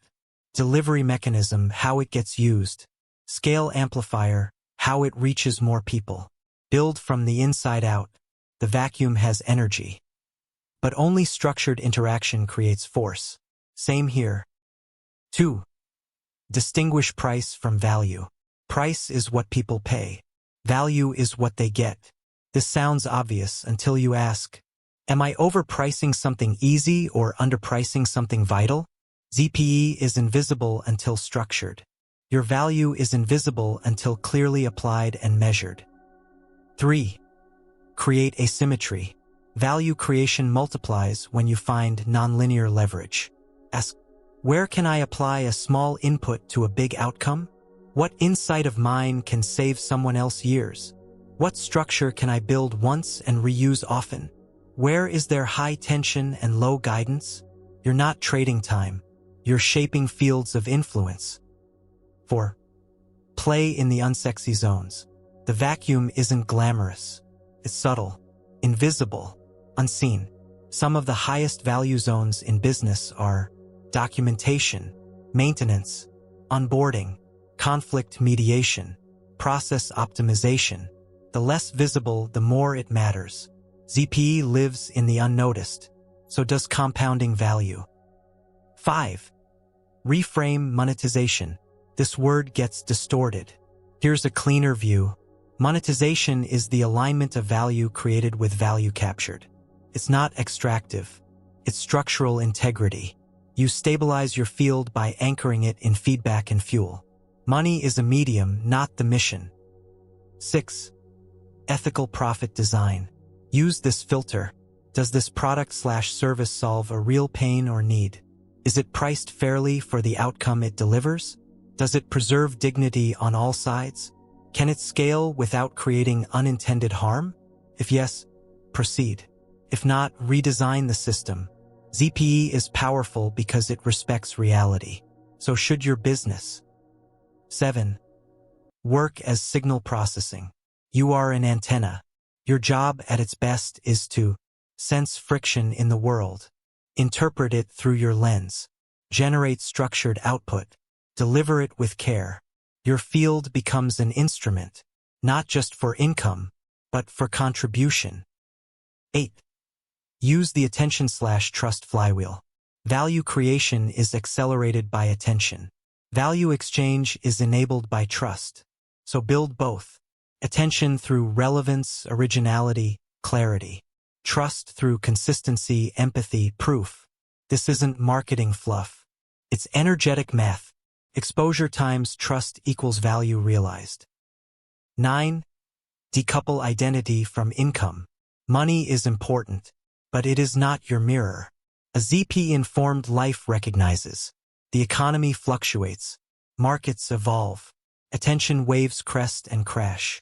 Revenue follows cycles. Your worth is not your quarterly statement. Build structure. Provide value. Track signals. But don't tie your self-state to the dollar graph. 10. Design your value lab. Here's the model. Find tension in the world. Apply your skill stack. Create structured solutions. Distribute through aligned channels. Measure resonance. Iterate with precision. Capture feedback loops ethically. That's a ZPE business. You are no longer trading time. You are tuning reality. Next, we bring this model home, into the place where energy gets amplified most profoundly. Human connection. With relationships aligned, you're primed to systematize creativity so ideas don't leak away. Relationships are not static containers. They are dynamic fields, interference patterns where two nervous systems collide, cohere, or clash. Just like zero-point energy reveals that even emptiness contains motion, relational space, silent glances, pauses between words, shared rhythms, can hold massive unseen forces. The quality of your connections determines the amplitude of your momentum. 1. Presence is the carrier wave. No tool, insight, or tactic matters if your presence is off. Presence is the baseline coherence you bring to a relational field. Communicates safety, attunement, awareness, availability. This is not performance. It's resonance. You are the instrument. Presence is your tuning fork. 2. Relationship as co-regulated oscillation. Two people are not just exchanging information, they are syncing oscillators. Like pendulums on a shared wall, or neurons mirroring rhythm, relationships entrain. Calmness calms. Tension amplifies tension. Enthusiasm transmits. So before you try to change a relationship, ask, what field am I broadcasting? 3. Energy leaks versus energy loops. Some interactions drain. Others multiply. The difference? Loop integrity. Ask, do both parties feel seen, heard, and respected? Are assumptions cleared or allowed to metastasize? Is conflict metabolized or stored? Healthy loops recirculate energy. Leaky loops dissipate it. 4. Boundary clarity equals field clarity. Boundaries are not walls. They are field definitions. They clarify what's welcome, what's off limits, what's negotiable, what's sacred. In physics, boundary conditions define system behavior. In human relationships, the same rule applies. 5. The feedback protocol. Without feedback, coherence fades. Relational ZPE requires real-time adjustment. Build these protocols. Check-in rhythm. Daily, weekly, situational. Signal vocabulary. Hand gestures, pause cues, check phrases. Debrief habits. After events, conflicts, decisions. Feedback is not criticism. It's field calibration. 6. Silence as signal. Silence isn't absence. It's a carrier state. In the quantum vacuum, fluctuations emerge from apparent stillness. In relationship, attuned silence can be more honest than words. Use it for emotional buffering, thought integration, energetic syncing. Not all voids are empty. Some hum with care. 7. Avoid entrainment drift. If you spend time in misaligned fields, you detune. Beware of chronic gossip loops, echo chambers, unchecked passive aggression, invisible resentment layers. Protect your resonance by sharpening discernment. Relational ZPE doesn't mean harmony at all costs. It means precision in connection. 8. The resonance resilience spectrum. Healthy relationships move between states. High resonance, joy, flow, creation. High resilience, support during rupture, disagreement, pain. You don't want just one. ZPE shows us that energy is stored and released through transitions. So build relationships that can flex, not just shine. 9. Communication as oscillator alignment. Words are not just content. They're frequency regulators.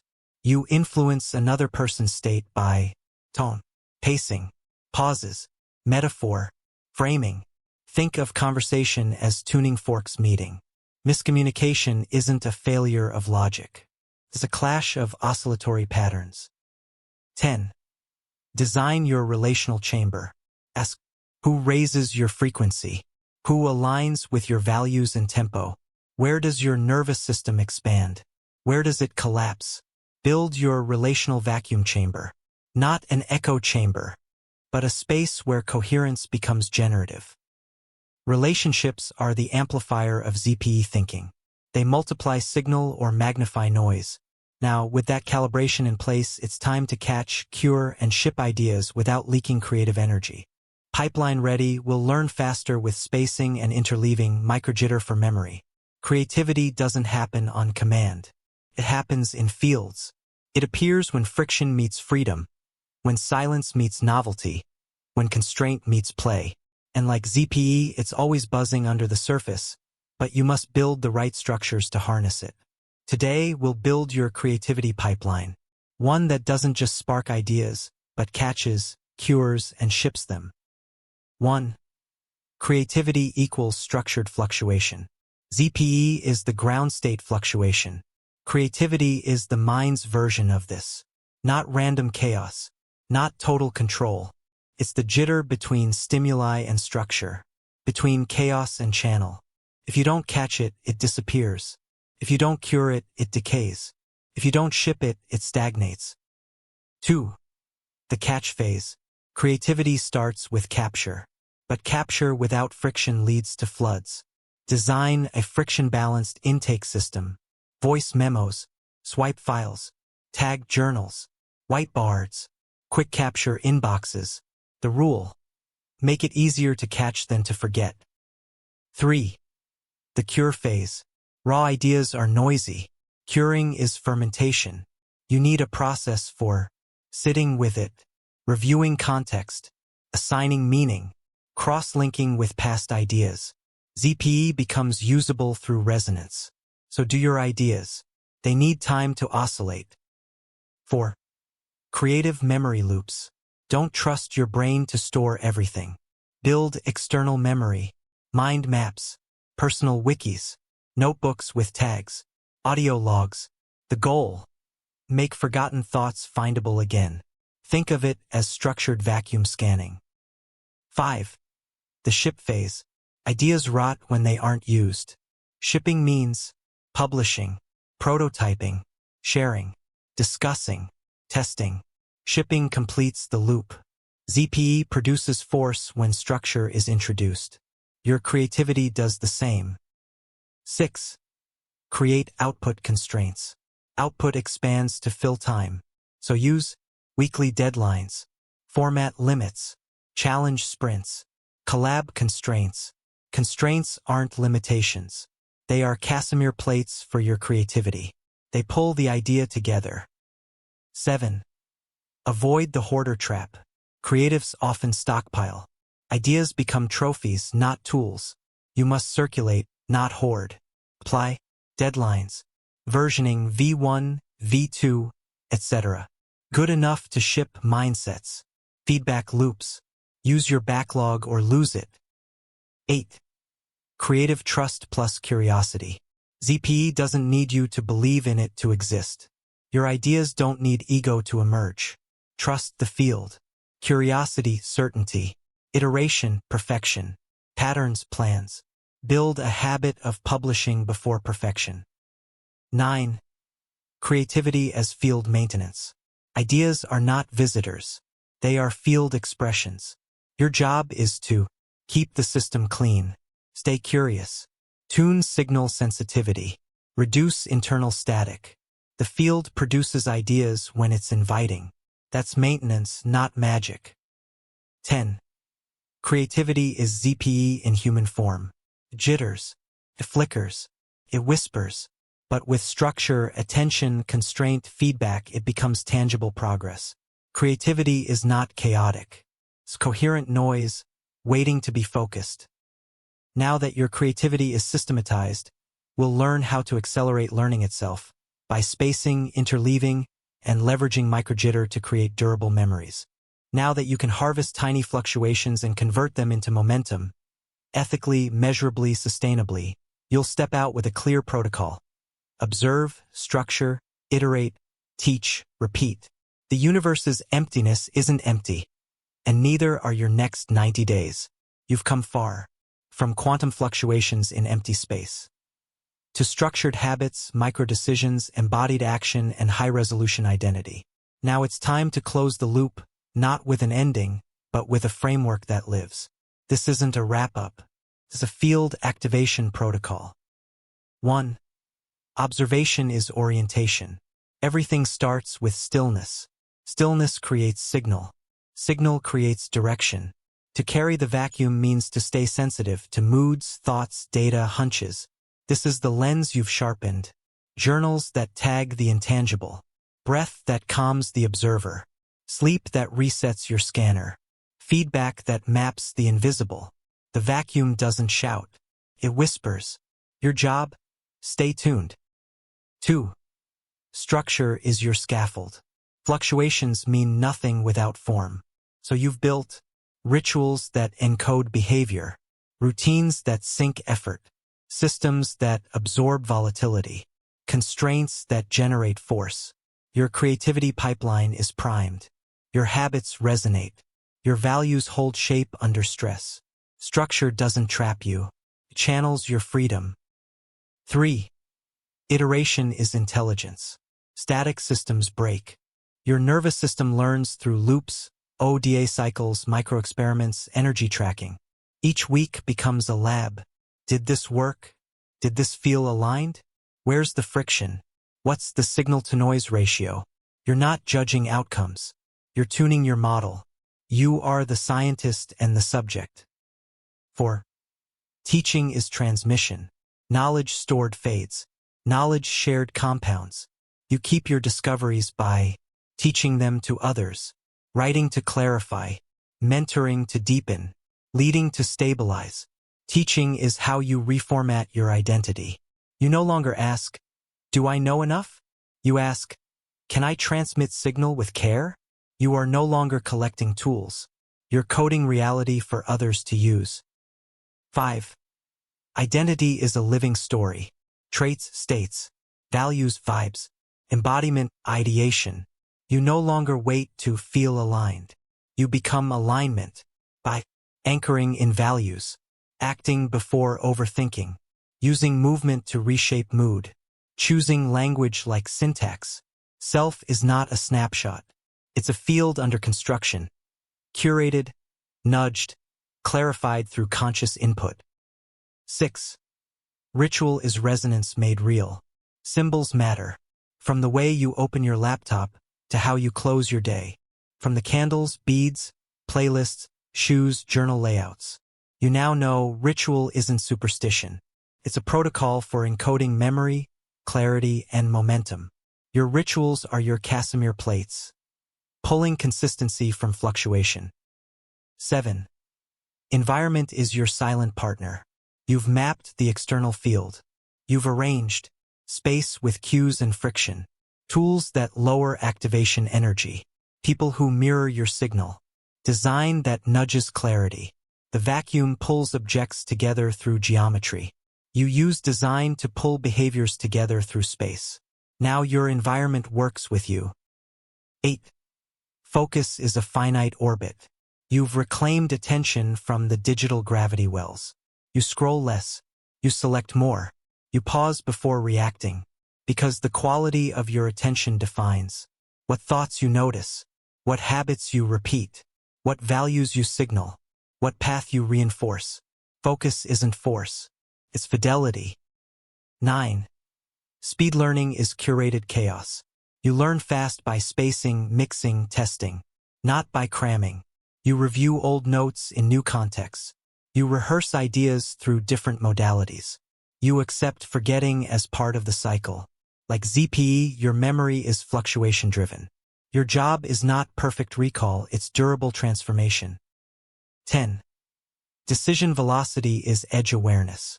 ODA, observe, orient, decide. Not endlessly, not randomly, but rhythmically. You now trust your judgment without rushing it.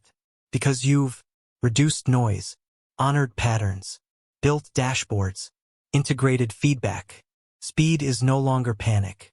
It's precision under pressure. 11. Energy calendaring is self-engineering. You don't just schedule tasks. You schedule vitality, ultradian blocks, sleep-protected slots, high/low bandwidth pairing, recovery as priority. Because your performance is not just mental, it's electrochemical. You budget effort like fuel. And now, you spend it wisely. 12. Shadow is power unseen. You've entered the quiet places, where habits form in hiding, where anger masks fear, where withdrawal is unspoken grief. You met the parts you used to avoid, and instead of banishing them, you mined them. That's real integration. That's energy reinvested. 13. Void days are part of the pattern. Some days are noise. Some days are fog. Some days are neutral drift. Now you don't panic. You track them, rest into them, listen underneath them, because even voids hum with potential. You don't resist emptiness anymore. You carry the vacuum. 14. Your 90-day field. You're ready to stack, not sprint. 1% microshifts, weekly identity reviews, creative sprints and rest cycles, habit syncing and constraint refinement. You don't need to do everything. You need to tune your system bit by bit like a resonator. 15. The real frontier, ethics plus wonder. You've held speculation and science side by side. You've used ZPE as metaphor without turning it into myth. You've grounded ideas in repeatable practice. That's integrity. That's epistemic humility. That's how you earn your own signal. You now live between curiosity and calibration. 16. Your operating protocol. Take this with you. Observe, structure, iterate, teach, repeat. That's how momentum is made. That's how identity shifts. That's how tiny fluctuations become meaningful change. That's how you carry the vacuum.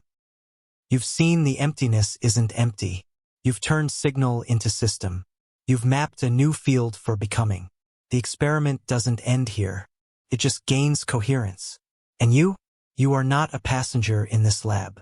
You are the field engineer of your own becoming. The vacuum hums. So do you.